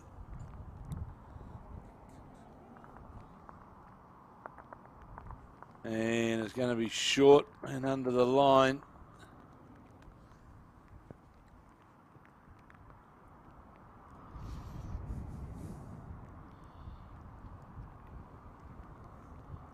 So can now Lindsay Nichols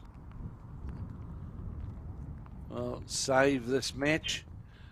1-in-1 is the Marlborough player.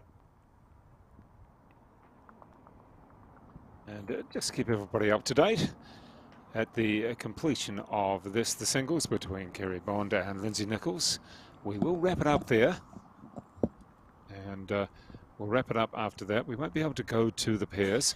Obviously, we've got some weather issues. It looks as though it's coming in a lot more at the moment. But in the meantime, we do have a very good first bowl there from Lindsay Nichols. And that is, well, pouting down, you might say. And not sure about the weather forecast for the next couple of days, but I'm sure it's going to get better. And that one quite a way past the jack there for Lindsay Nichols.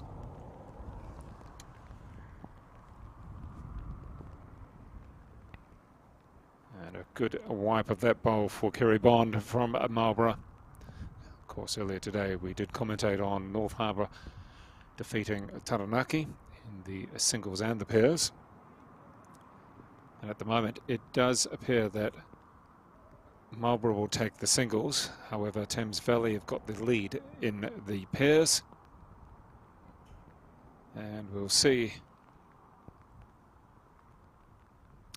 What to Kerry Bond? She's just run inside, perhaps to get a jacket. Oh, that's beautiful. And just touching the jack as well. Nudges Lindsay Nichols' bowl out of the way and is now touching the jack. And so there you go. It is great position there for Kerry Bond. She just needs the one. And at the moment, she has got the one. And it is Lindsay Nichols here. Oh, she's... Oh, no. Did have the one. Well, she did have the one. I was thinking, oh, goodness, she's going to end this one as well. We'll get another replay. So, and there's now 2 down. Yeah. We did have Kerry Bond run off. I thought it was to get a jacket. And she's not going to go, what happened there? We just went away for a second. I had one. Now I'm down. Yeah, you can see the water at the end there on the pathway there. Dave, that rain's pretty heavy there. Oh, it is. It's heavy now. Not sure what the forecast is for tomorrow. I haven't checked on that just yet. We might just do that in 1 second. So Kerry Bond going for the win. How far is this going to come back towards the centre line? Certainly looked pretty good out of the hand. Looked pretty good all the way. Looked pretty good all the way. Is that going to put it back on it? I think that shot. Let's listen. No. What are you going to tell us, Kevin? One down. Yeah, it's all right. Yeah, it is.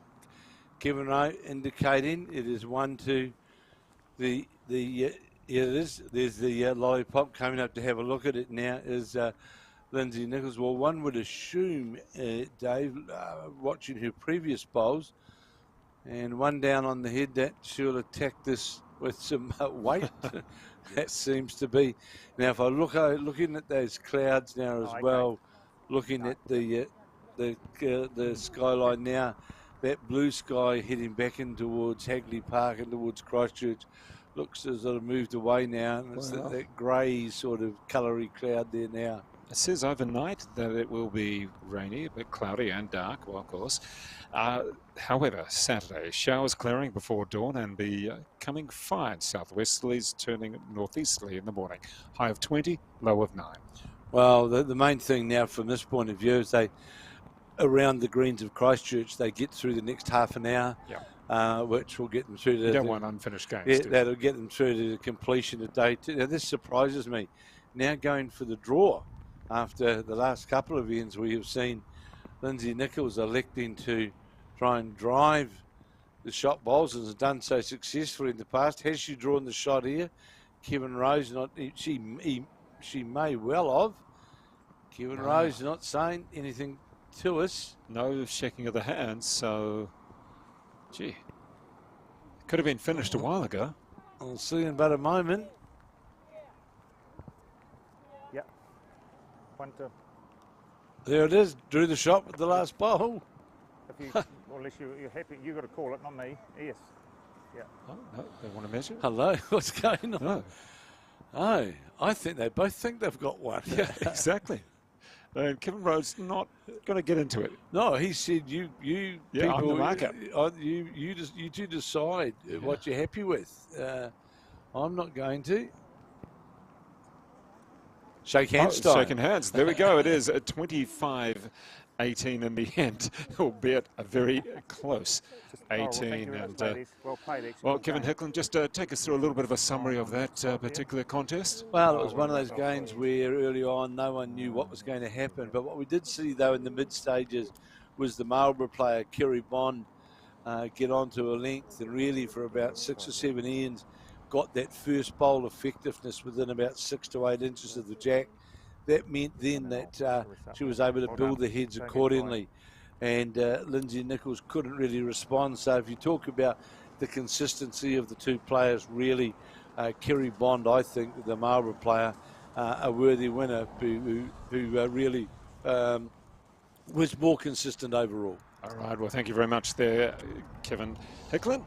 And we'll come back and tomorrow, that is, we'll come back with more great entertainment from the bowls. We won't be taking the pairs here. We know that Marlborough with Kerry Bond have won the singles 25-18 against Thames Valley Lindsay Nichols. We'll have some highlights and thank you very much from us for today. Thank you. I'll give you the pen back. Thank you.